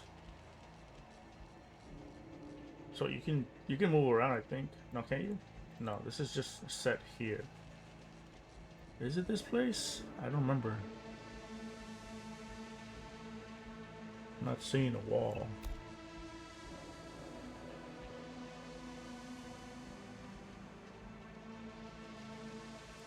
Oh no, let me try it. Let's just start this. I'm thinking the US have 20-foot walls. You want to tell me the city name? I'll look for it, see if the walls are there.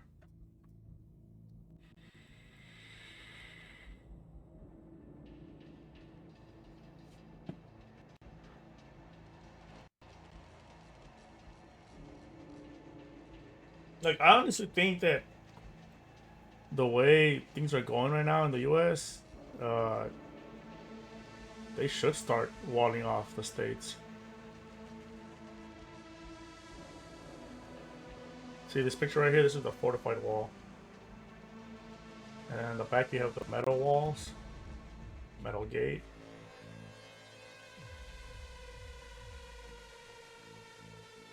I haven't seen a barricade of cars that you can make yourself, but you can put barbed wire down.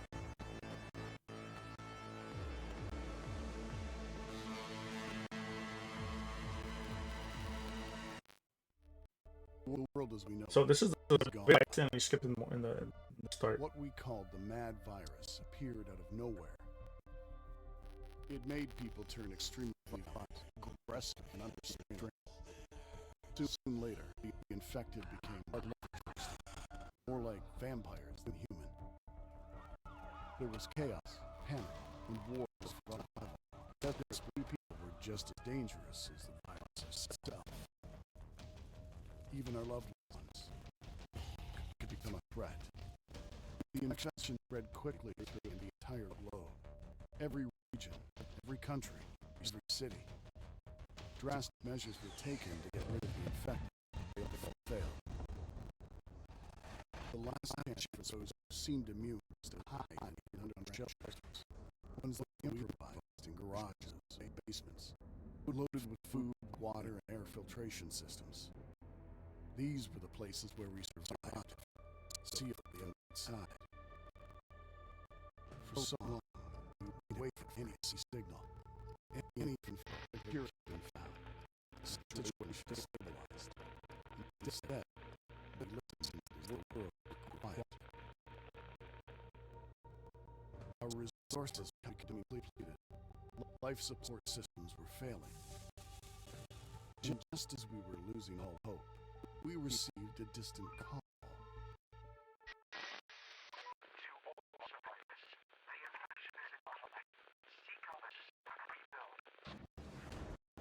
This was the impulse we needed. There were others out there. We could come to the surface. No more hiding. From the ruins of the old world, we will build our new home. So it had a lot of aspects of Stomach 60 games and TV series.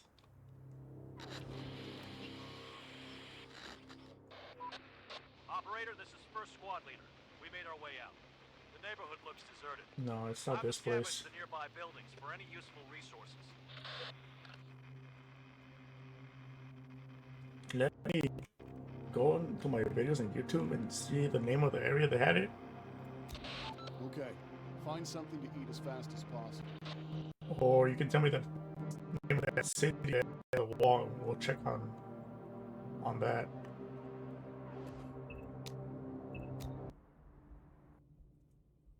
But yeah, like it has a whole aspect of The Walking Dead, I Am Legend. The infection is more like the I Am Legend infection.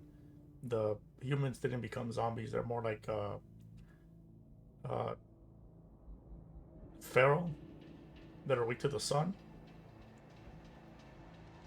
and a little bit some aspects of Fallout because they were basically underground.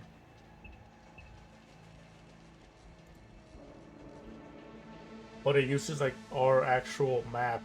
It's not a recreation. Like Fallout recreates the cities, and they kind of just merges them together to make like this huge map and some recognizable buildings.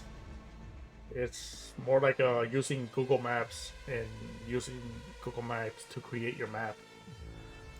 Let me see. I'm gonna go to YouTube.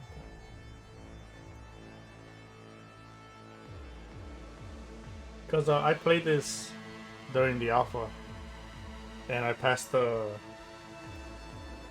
recommended settings. Let's see, your videos.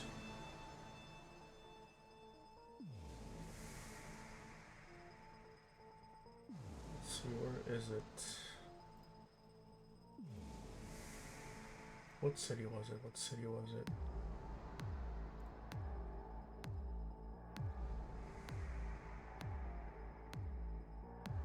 Okay, we have Jinhua, China, Tampa, Germany, Cambridge, UK, Crofton, USA, Dijon, France.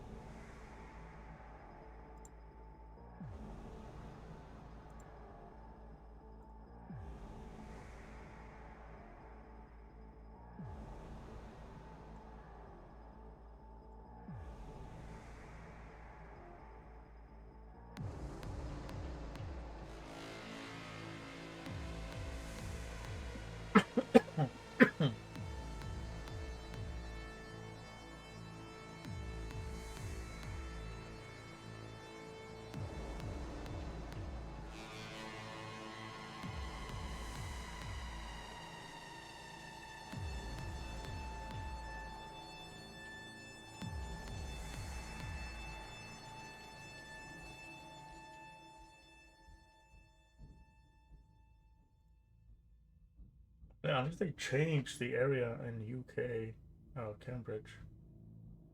I remember that it had already built walls.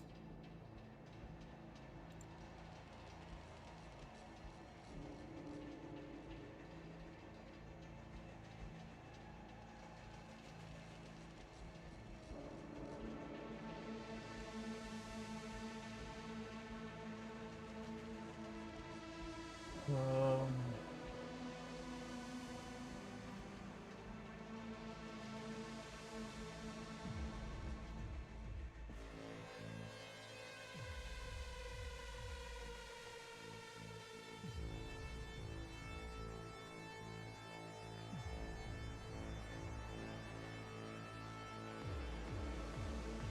Oh, it was Germany.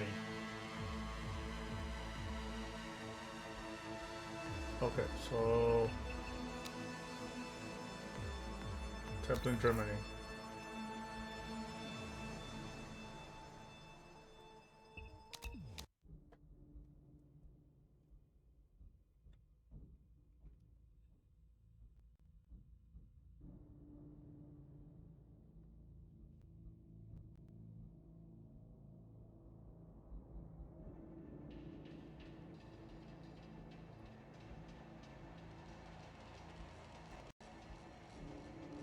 Oh.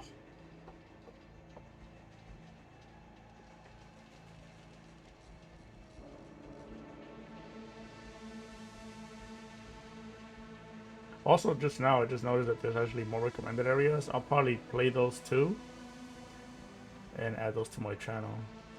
Because I have the first 5 areas survive the whole demo, which was like 10 in-game days. Now that the game actually get out, there's more days The world is just 10 that you can play. Let's see, here we go. There's the walls right here. Operator, this is first squad leader. okay. Find everything as fast as possible. So you see these walls here? Oh, they're actually but they're bigger if you compare them to the actual brick walls that you can build. Let's see, where's the gap?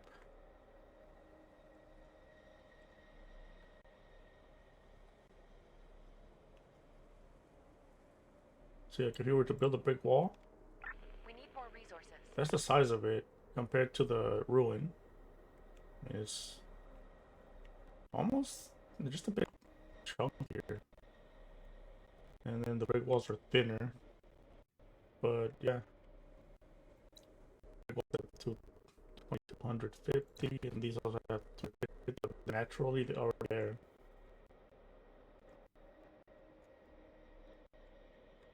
So if you were to not start this scenario as the recommended area, but look for this yourself, you could actually it would actually be a lot better to choose a building in here as an HQ, and then just scavenge everything inside, and then fill in the gaps, fill in the gates, and then explore the rest of the map. You would have what about 50% of the walls already made.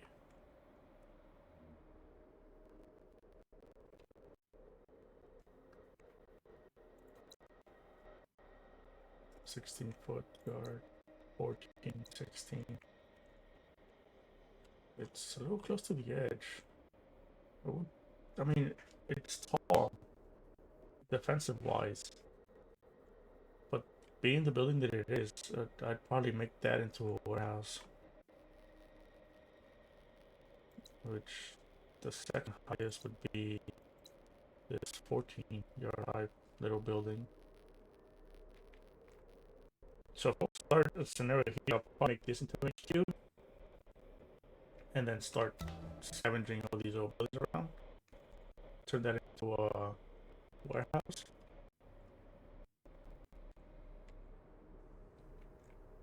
Demolish these here.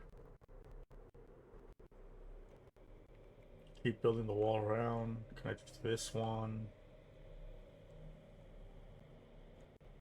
Probably demolish this here and then put a gate here.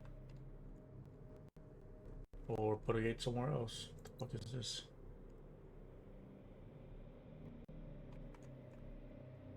Actually, put a gate here. And you just connect these. Demolish this, put a gate here. Build a wall around here. Demolish this, put a gate there. Put the wall back around. Demolish these two, put a gate here. Yeah, 3 gates. HQ, warehouse, and then just start converting buildings. Noble agent, take the raid. Appreciate you. Thank you for joining the community. People coming in with Noble Agent. Welcome, welcome. My name's Boy the Pumpkin. You call me Pumpkin Boy or the that works. I'm a variety streamer. I haven't really been on something like that lately. I was supposed to play today, but I jumped before I we're playing in actually Free Zone, which is an open world survival colony sim game. Not really a base builder, but you create buildings in your bases and factories and all that shit. Stories to bits pieces of Fallout and The Walking Dead and I Am Legend. If you've seen those movies, Infection in this game is similar to I Am Legend. Feral people that are weak or afraid of the sunlight. You start on the down and you come back to the top and try and rebuild society. I was just showing Scorpa that if a city in real life already has a wall, the wall appears on the map. This game kind of uses something similar to Google Maps too, where you can choose anywhere in the world, and it uses the Google Map to create your game scenario. And we're just looking at these walls here.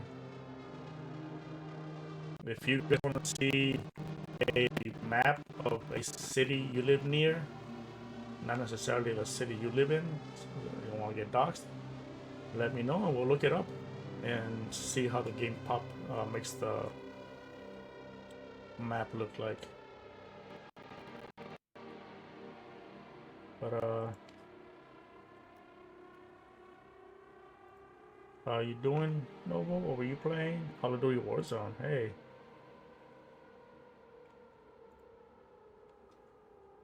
How was your stream? How was your game? Oh yeah, this is the walls that they have. Also, let me show you something. Something I was doing a long time ago off stream.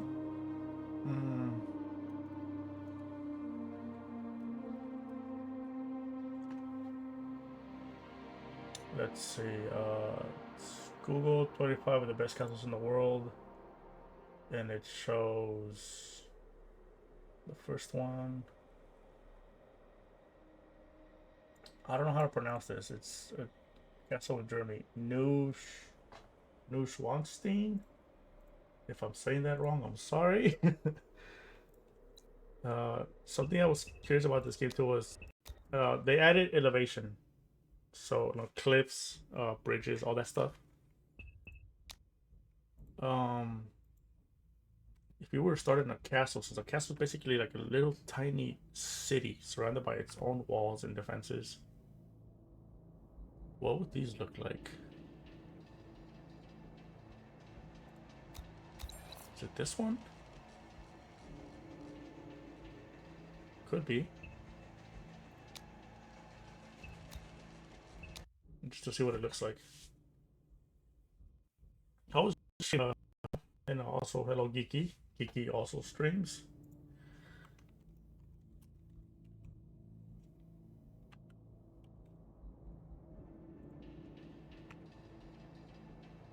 And he was playing Marble Rivals. Look at them booty cheeks on.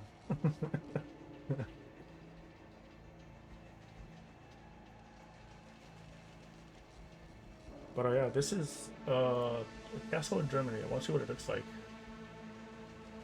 Let's see, another one would be. It's actually a lot of castles in Germany.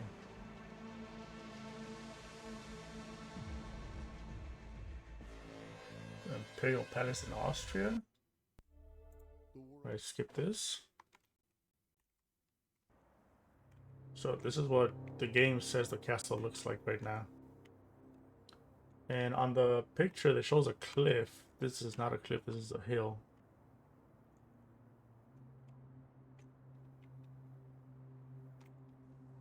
A really, really steep hill, which the Infected can probably climb up.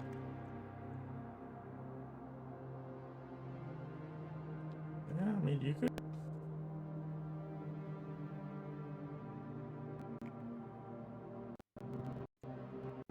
That's not bad. Tower HQ?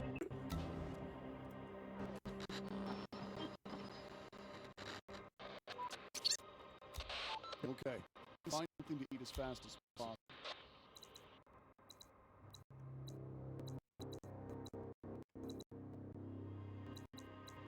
So you start off with 72 capacity shelter. Now 1,000 capacity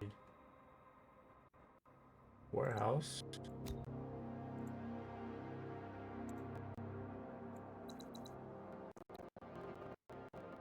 A really nearby forester area. And there isn't much to scavenge. I mean, there's this, which means the rest of the stuff that you get or you need will have to come from you doing the forestry, makeshift buildings, probably demolish everything around here after you scavenge it.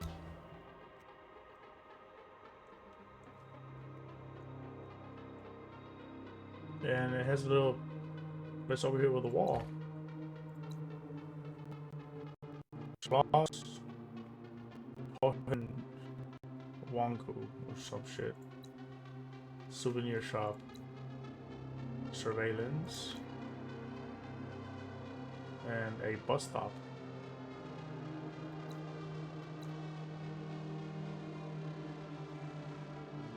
What is this place? I'm curious now. Let's see,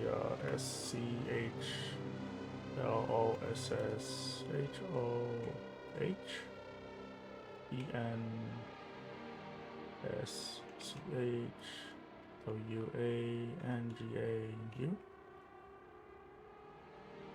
It's another castle.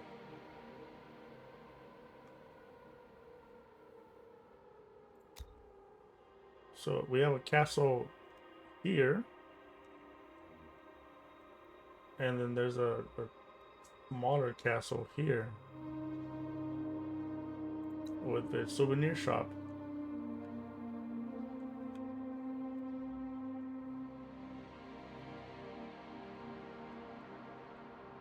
We would have started here. We would have had the town in our view, and then that castle would also be in our view, and then we probably would have had extra little places to scavenge.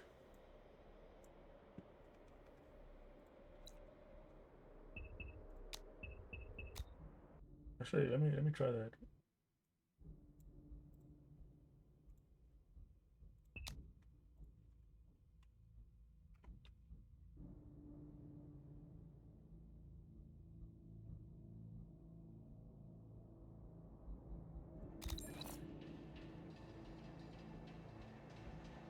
No, that's not the same place, is it?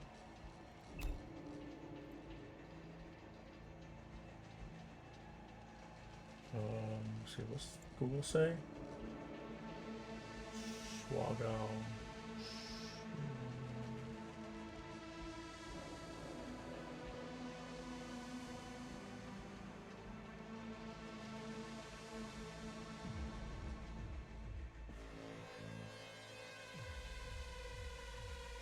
Couche? Is it this one? Yeah, it's this one.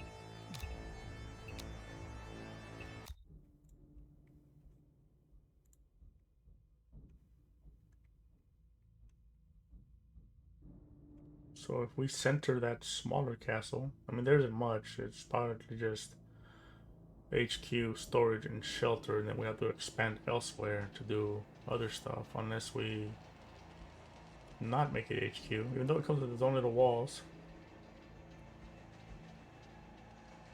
And then you have the three basic things, which is HQ, shelter, warehouse.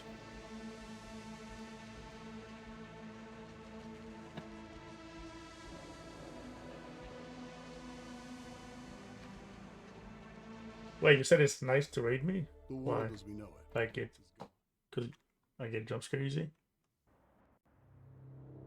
All right, so here we have the castle, souvenir shop, and then in the same view we have the other castle that we were just at,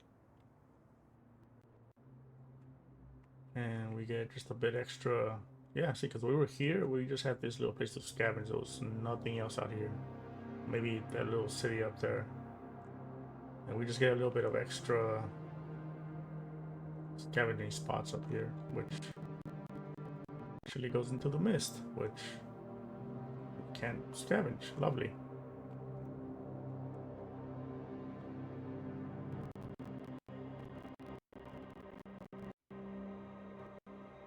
Wait, I would actually turn the surveillance to HQ.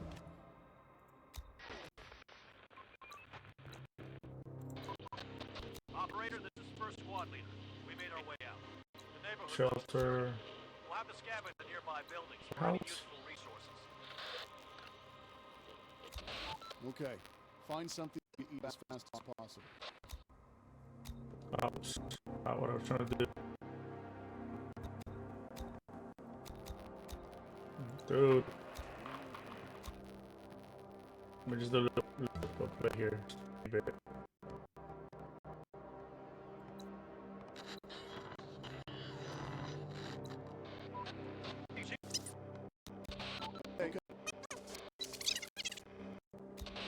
Okay, let's build a cookhouse. Wait, they automatically become scavenged if you claim them? That's kind of cheap.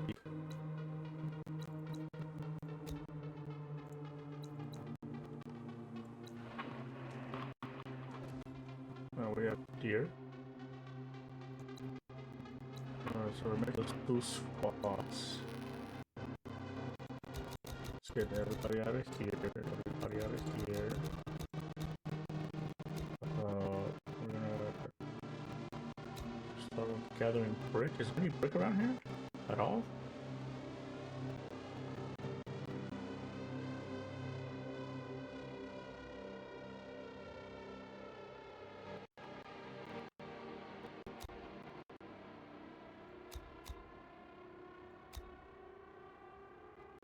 Got a brick. There's no brick.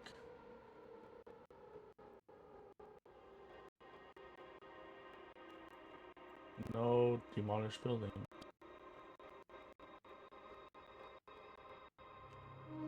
No abandoned quarries. There's no bricks.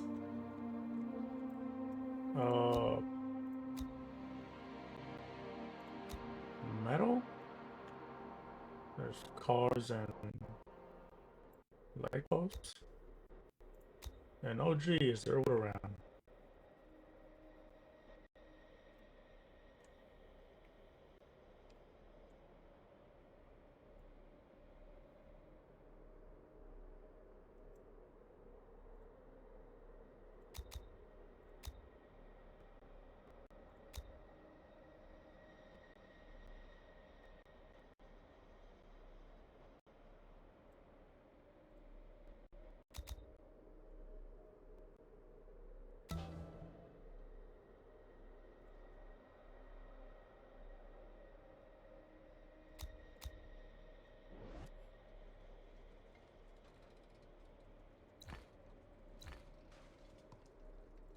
Can't tear down the fountain. It kinda sucks.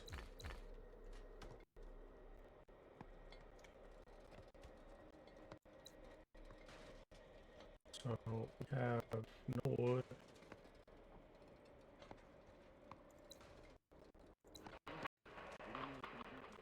Maybe squats pop up. There's one. Operator. Not much to. Sir, the crates are in the HQ. We have to think what to scavenge first. Okay, I'll point you where. We have 16 people.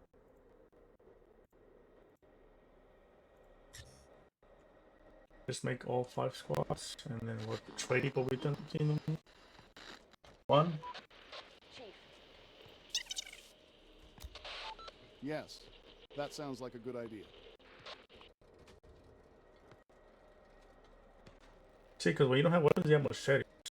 And then find melee weapons on the map. I'm curious about if they manage to survive with just melee and get beefed up and then turn back into civilian, well, that should be beefed up as well too.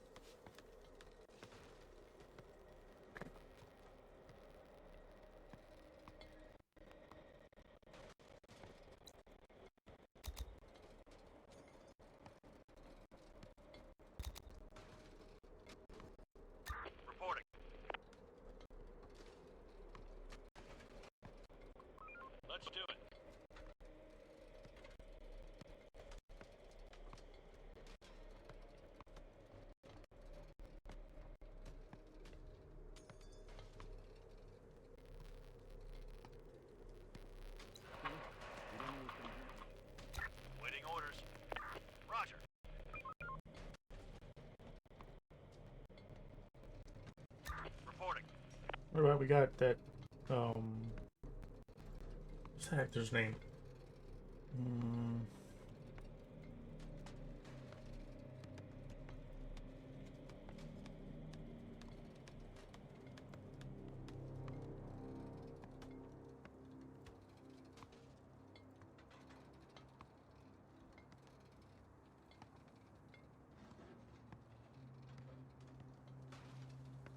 oh, there we go. We got Jeff Bridges over here.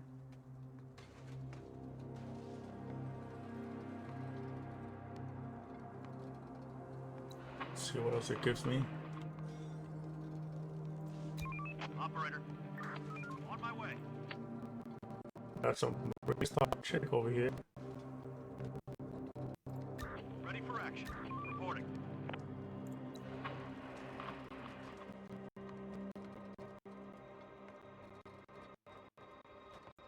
Ready for action. On my way. Let's see what they give me. What about you guys? What are you guys?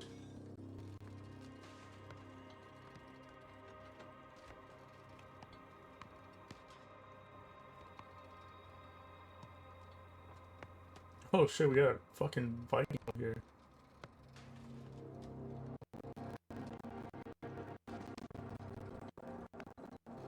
See, dude with a scar? What can we get him? I wish we could choose them directly.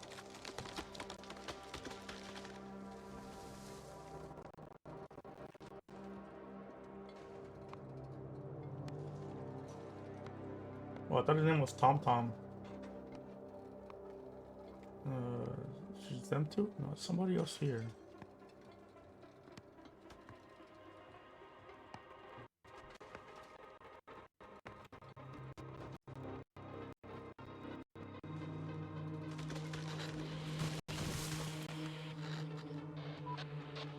Sir? Everyone should be back in the HQ. The workers will return home too. Oh, you guys. Unarmed civilians do not walk after dark.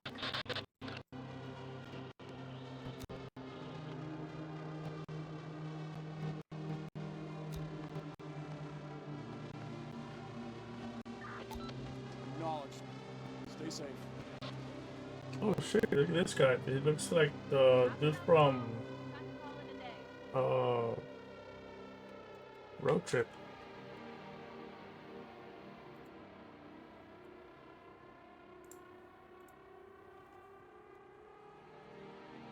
What's his face?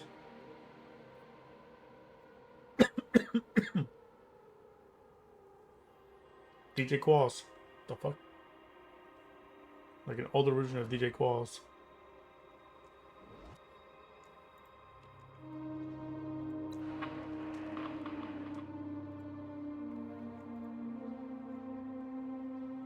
Alright, the last one. Horde, spotted! Get ready to fight. Ready Alright. for action. Let's do it. Waiting orders. Operator.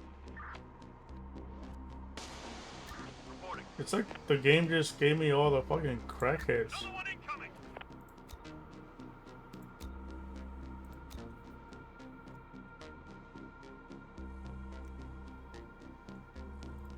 Waiting orders. We're on the move. Waiting orders.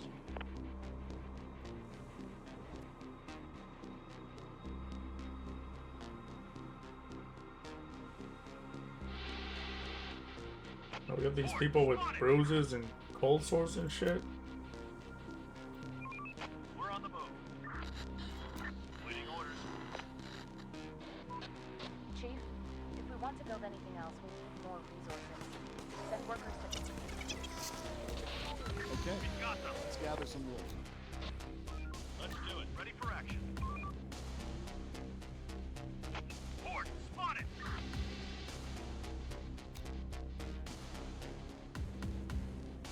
Going there.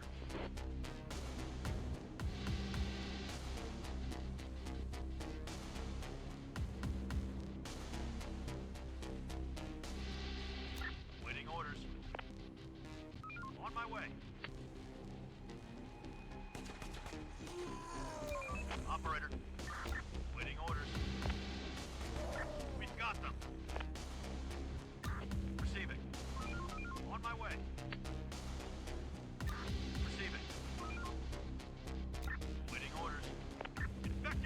Oh, ha ha ha ha, that's nice and cheeky.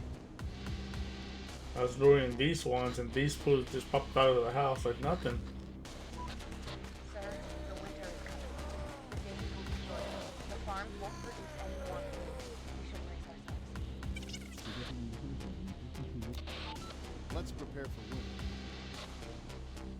I saw that, right? I was going for these guys. The other ones weren't on the map. They were in the house, and Let's do it. Hostiles inbound. oh, there's two groups right there.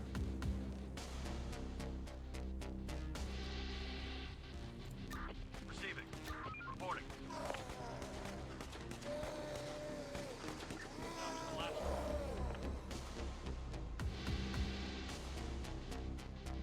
Well, anyway, this is this place. Let me check what's other places.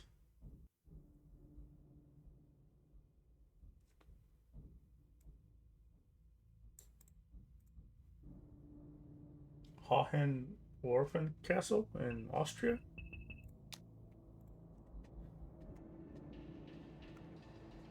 Says this place also has a it's on a cliff.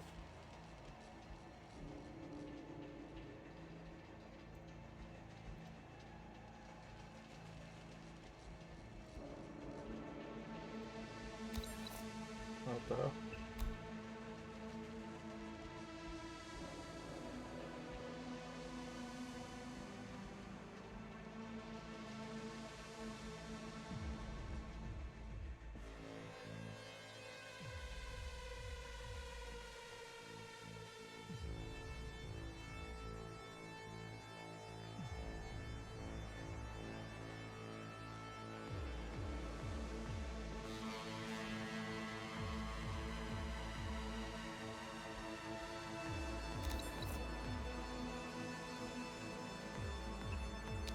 Is it this place?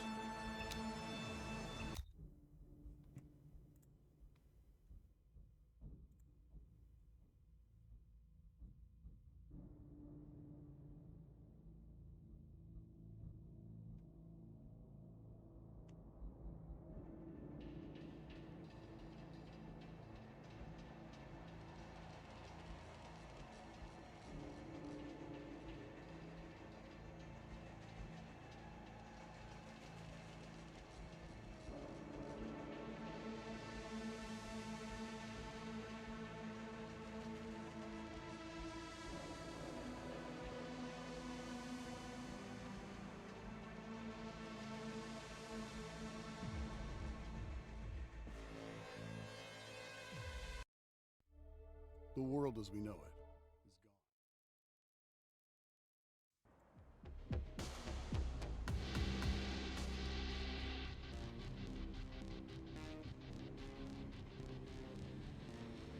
gone. Oh, there it is. So they turn the walls into buildings.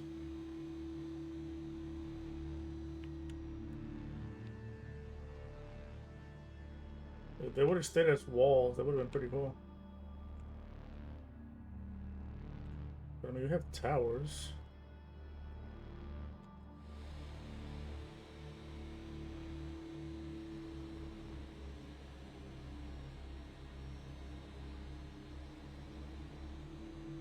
Little headquarters here.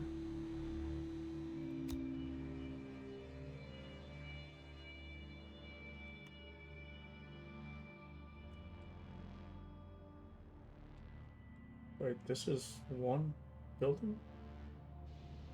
Has a lot of cover. Headquarters can't be on water. Hello? Water?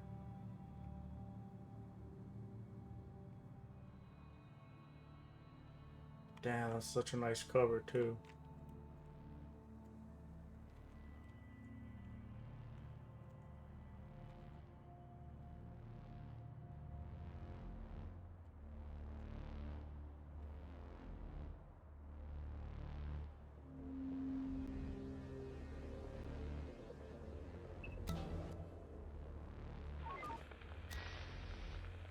Reporting.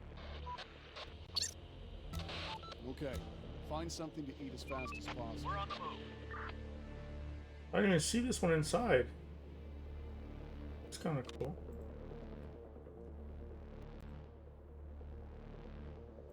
On my way.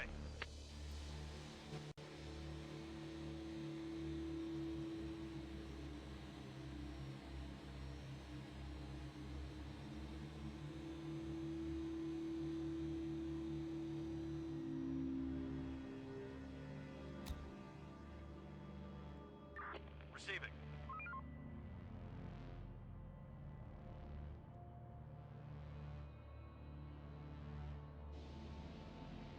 Don't even let me look at anything else.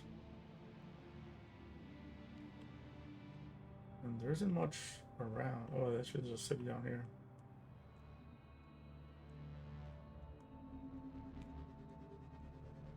Also, I think the cliffs need a tune-up, but they just look like hills. Little train tracks.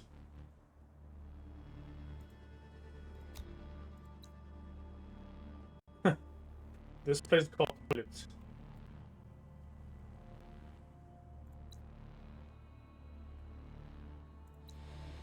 House.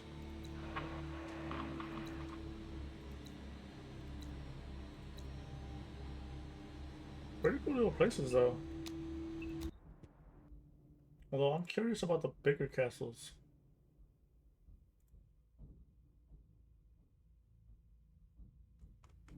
Let's see,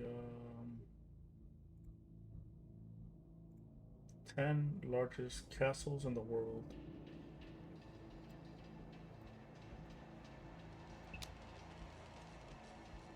Number 10, we have Edinburgh in Scotland? Really now? I'm just gonna look at these for a little bit and then I'll go back to my game.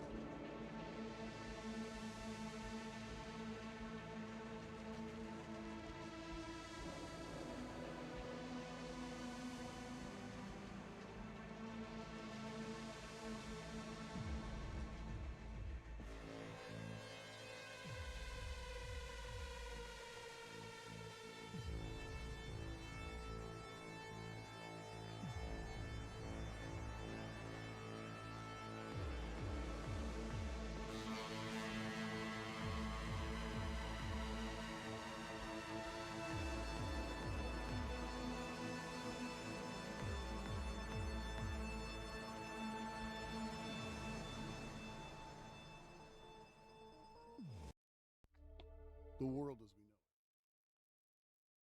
know. Let's see. The fuck, it just chose HQ for me? Operator, this is first. Okay. Find something to eat as fast as possible. I mean, it's not, but it has literally its own wall. There's a little gap over here.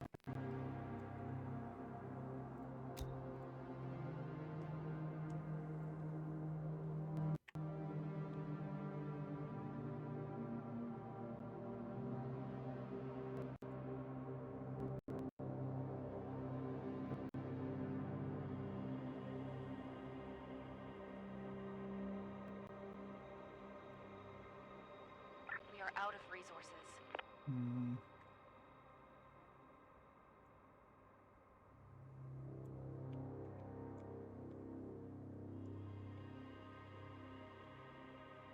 This is literally a cliffside. I don't know if they can climb that.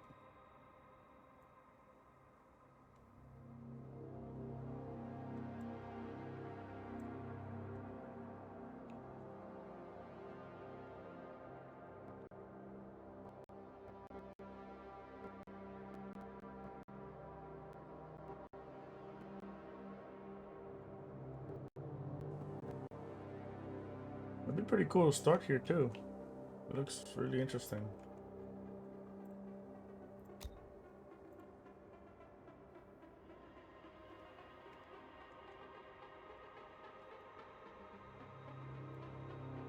We're running out of resources.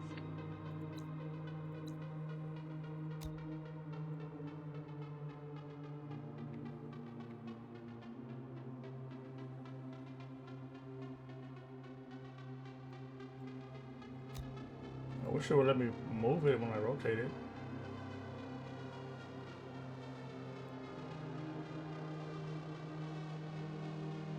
Well, it does, but it doesn't let me build it.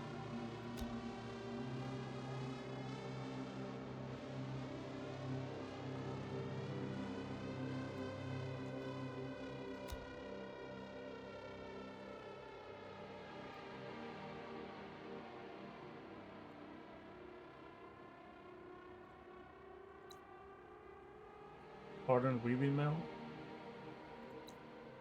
and apartments. I probably have to demolish these two to get through, or not really.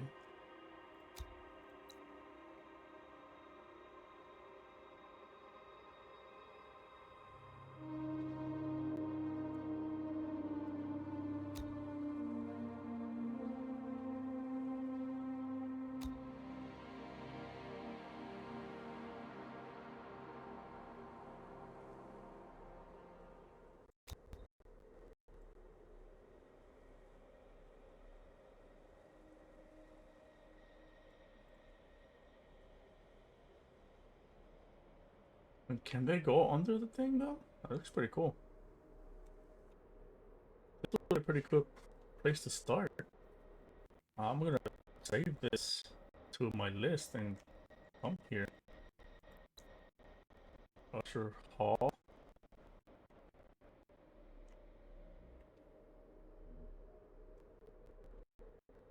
A lot of fucking buildings on the inside here. Just like your own little progress of storage and production. Spot here for farmland, which can't even make yet. Receiving.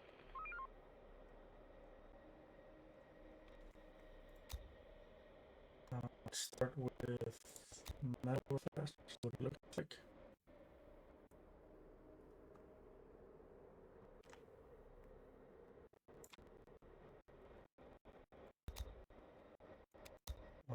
Any bricks? Some bricks.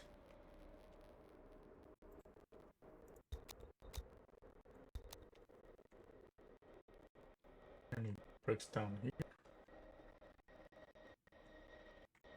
Church? Yeah, it's church.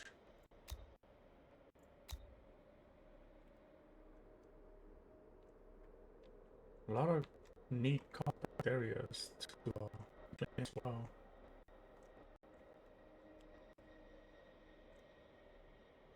This is a really good place. Really good place. Let's see.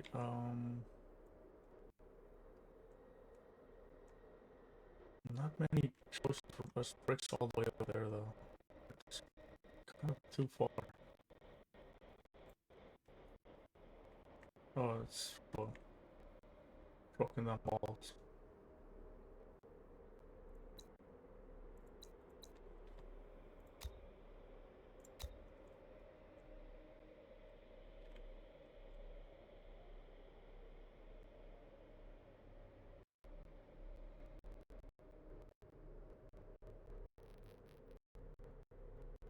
Wait, where's all my flat? Oh, they're building the gates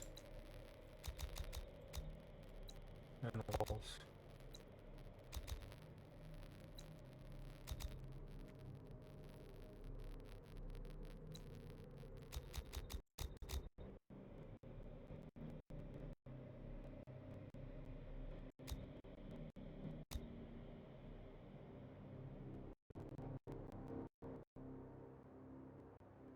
Oh, you can harvest a train. That's pretty cool.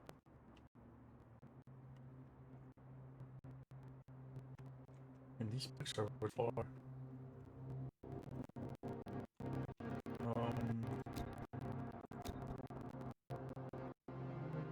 35 here.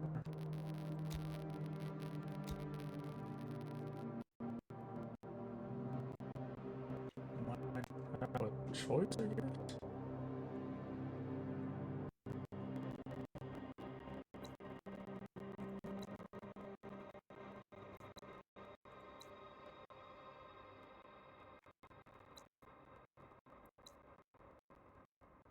Birth chamber.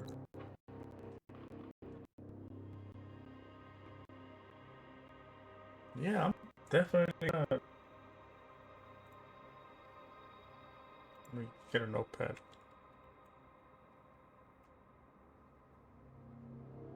And this was.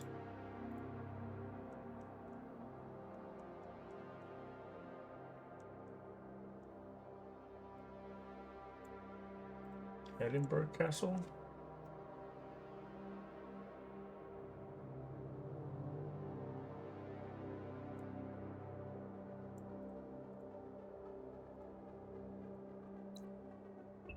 Alright. I'm only gonna check a couple other places real fast. They just seem interesting. Citadel of Aleppo.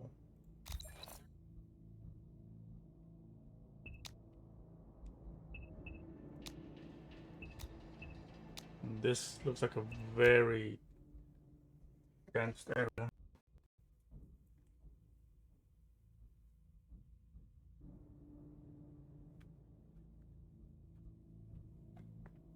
I mean, if you don't have to worry about the walls, then that just leaves you to scavenging and production.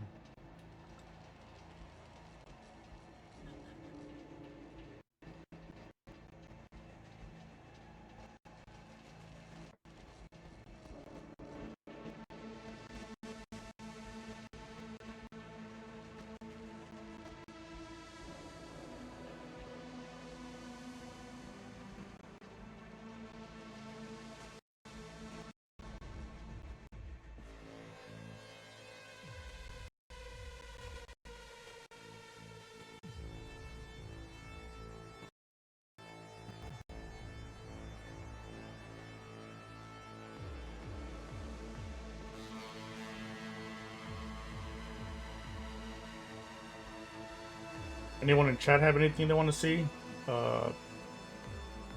in around the world in form of the game? Before I look up these, see, 1, 2, other 3 places. 1, 2, 3. Yeah, this place, another 3 places, and then I'm gonna go back to my game. So, Citadel of Aleppo is the one we're loading in right now. I'm also gonna look up Porto Castle, Prague Castle, and Marangar Fort.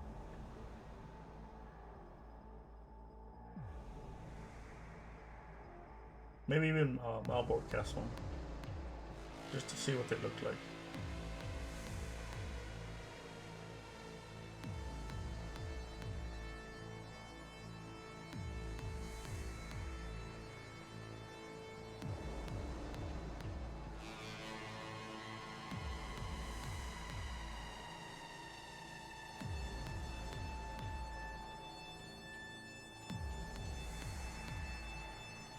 World War Z moment.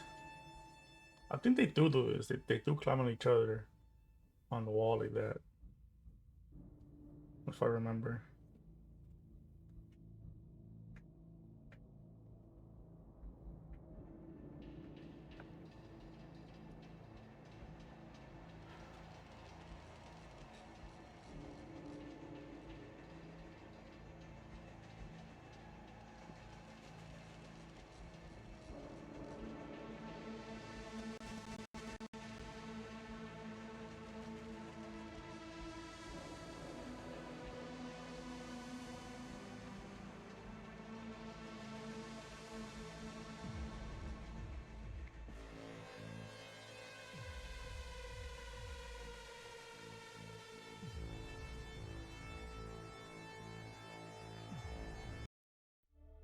The world as we know it. Okay.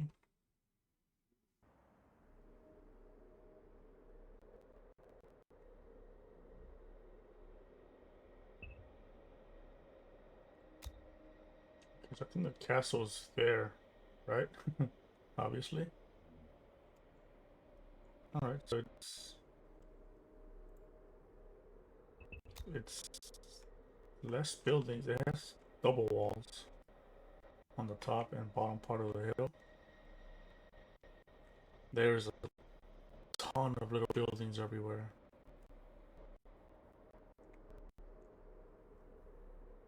Alright, so HQ. Look at that.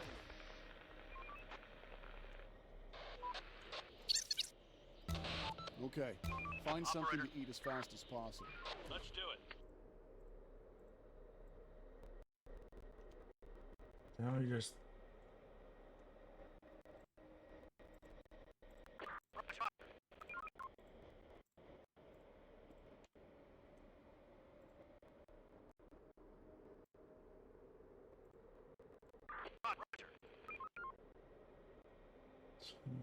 um,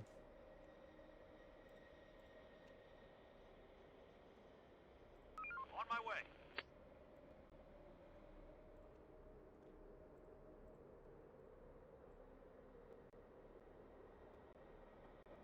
On my way.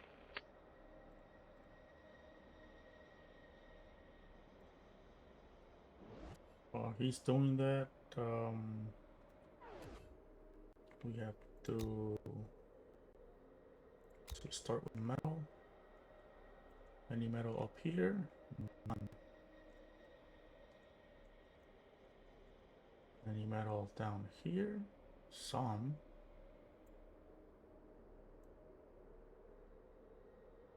Mostly from the cars.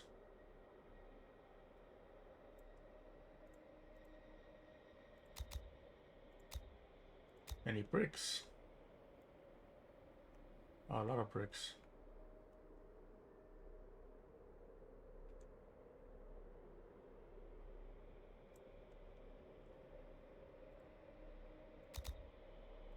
And then a wood.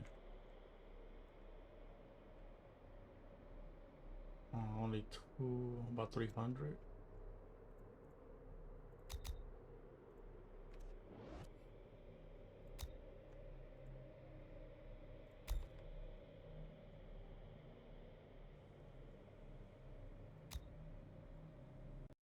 And if we're to finish this wall,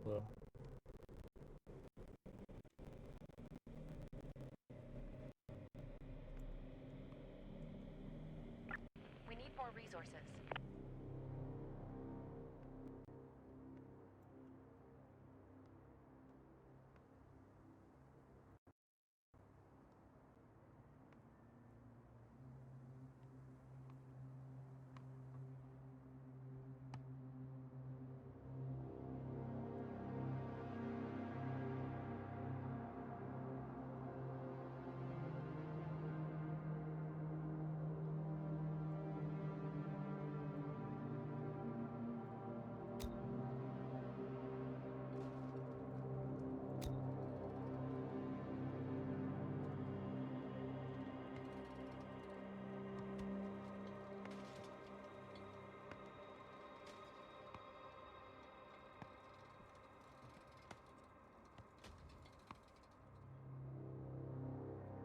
something like that.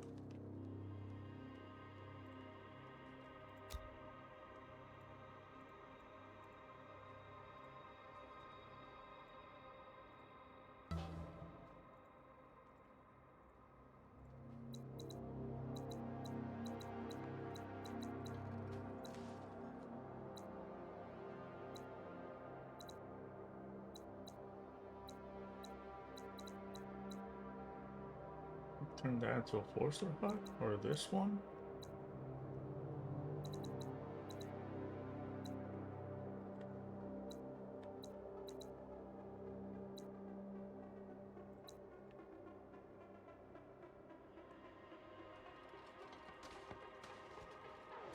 Wait, who the hell's building walls? Well,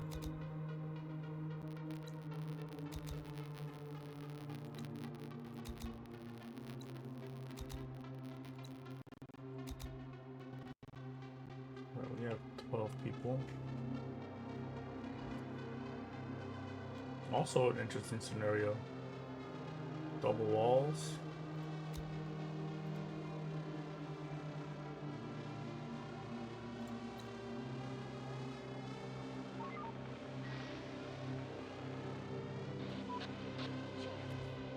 I will start on behalf of the...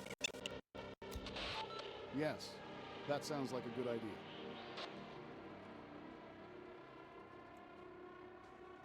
We are out of resources.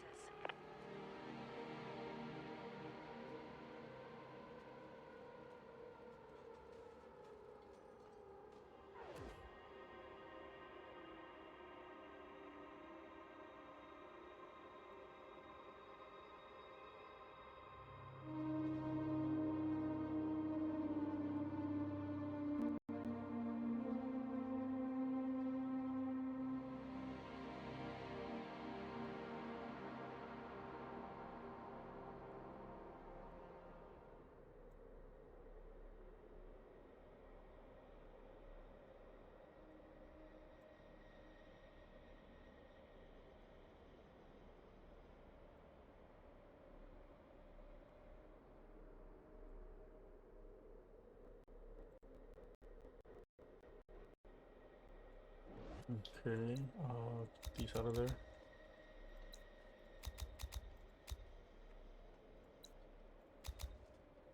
So this is 4, 5, 6, 7, 8, 9, 10, 12, 14, 16, 18, 20, 22 spare people to defend the outer wall.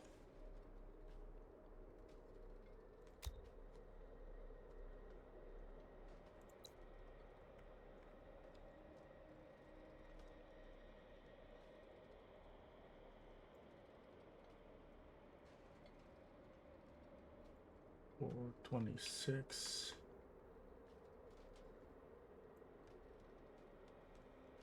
28,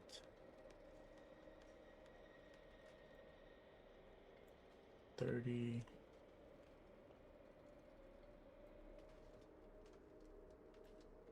32,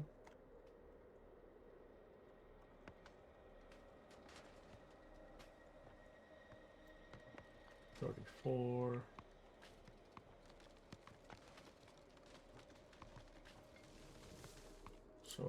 36.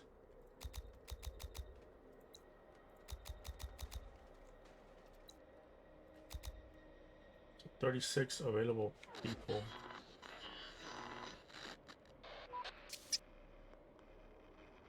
Carry on. Okay, let's be safe. So around 36 available people to defend gates and towers. And right now, if we use them, then we'll have only 4 people to scavenge. Also a perfect spot for an antenna on top of this place.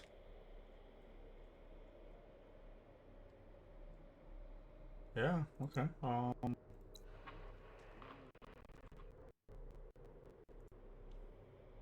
probably try this someday. Which one was this? This was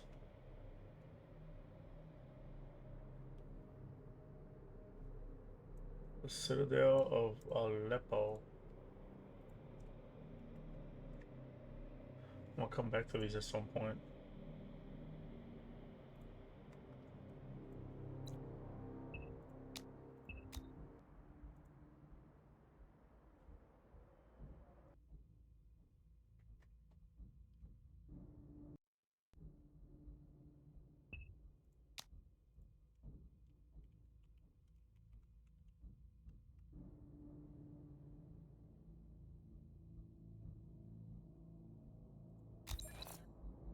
This one?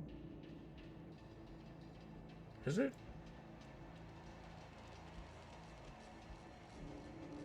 Yeah, it's next to like a river.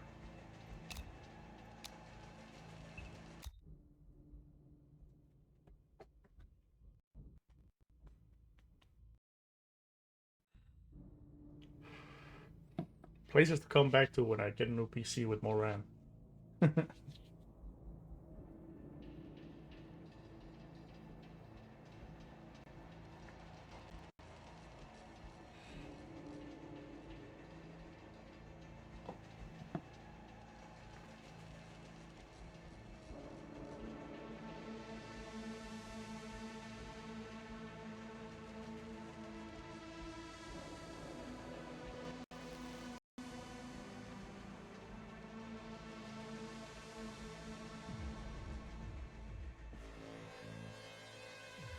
Or you can spread the towers out more and have one person use a sniper, one person use an AK. That way the sniper can lure the infected towards the tower, and then the AK can just clear them out.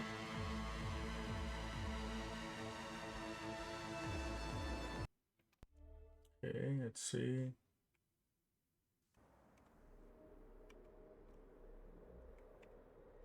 Is this it? The only place that has walls.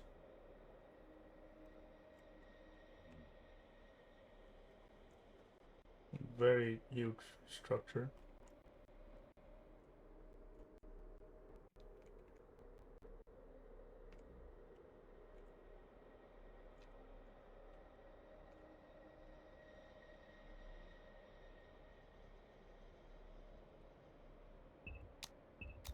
Okay, not a place I would personally play at.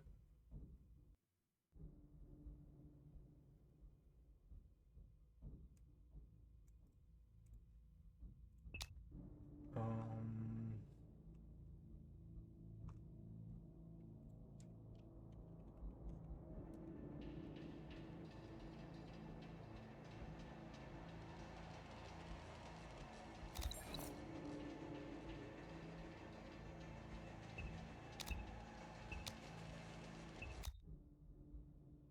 see this place.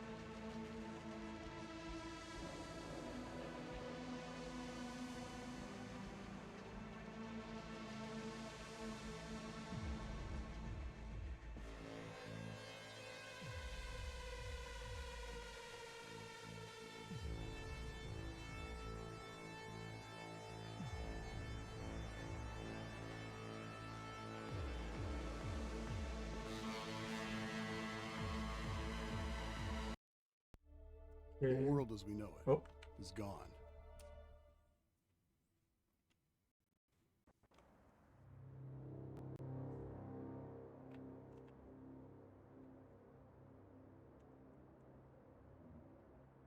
oh, shit. A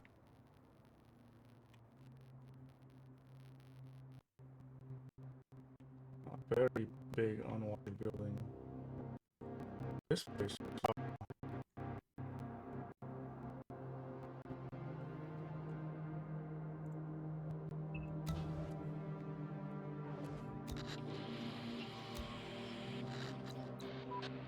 Operator, this is First Squad Leader.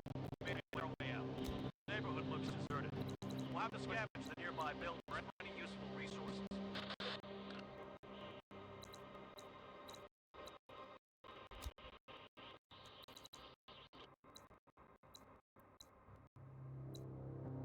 Are you there?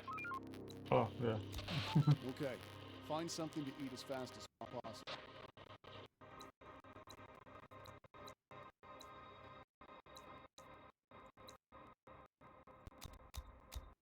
We're running out of stock.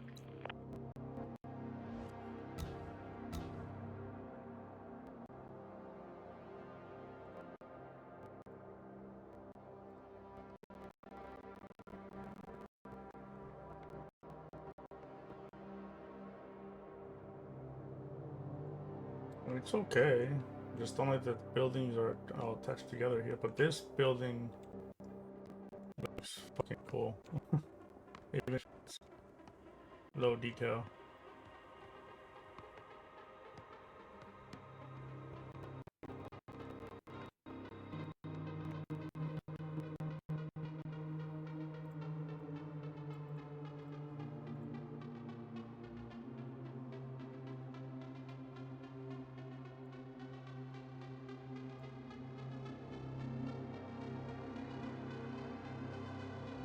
Okay. This place has walls too. Civic. This is a big ass wall they turned into a building.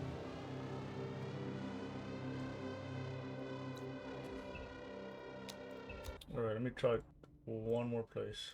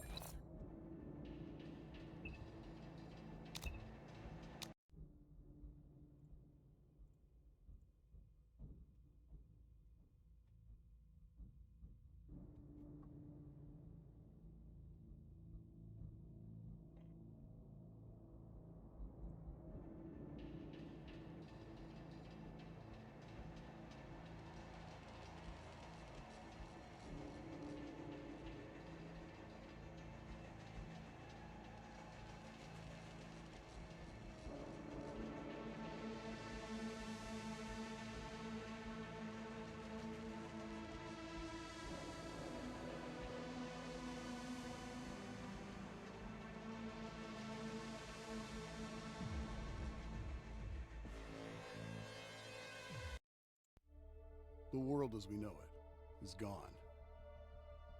What we called the mad virus appeared out of nowhere.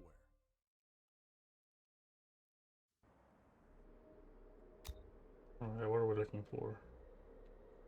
This?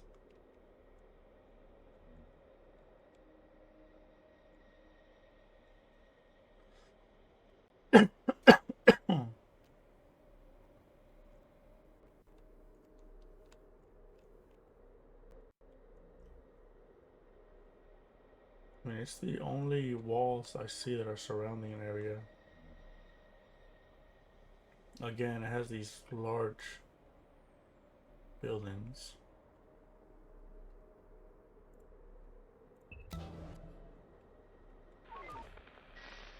There's a statue. Operator, Okay, find something to eat as fast as possible. It's okay. I guess the other places are something I will try.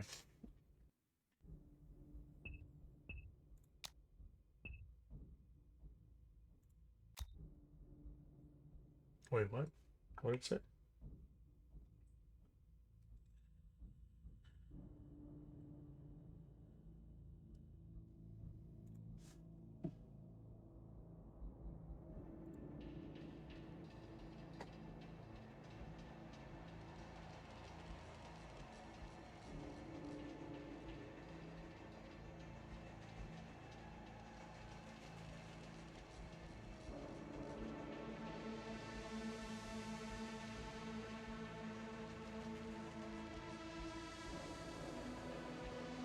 Oh, okay, cool. If your zone is located near water bodies, use the fisherman building to, I guess, to put fish and shit, right? No, it's not the place I wanted to come.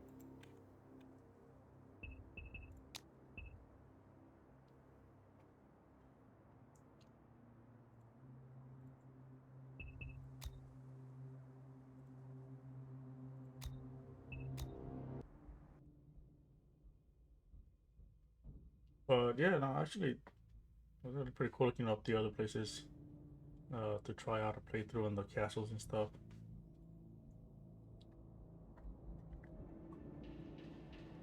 I like two of them. Was that big one with the two inner outer walls, and then the other one that was like kind of on top of that hill, where you just had to fill in the gaps. Looks interesting.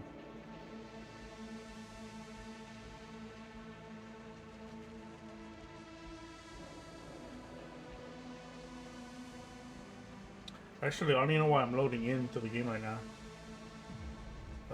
It's almost 5 hours. I need to get some food.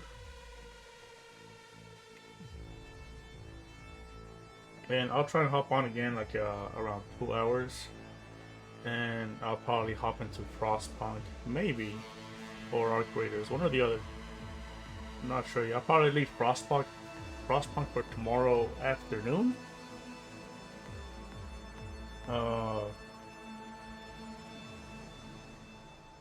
Noble Agent, thank you so much for the raid. Lurkers, thank you for being out there. Scorp, thanks for being here and everything.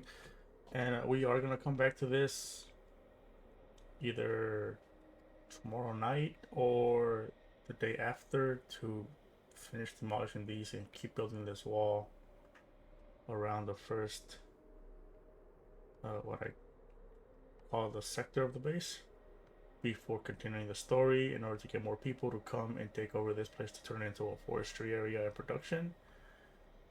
I'm actually gonna take you guys over to Tandiz's stream. He's playing what's that game again called? Clear Obscure, the Expedition 33. Tandiz is a chill guy. He does photography. He almost looks like an anime character.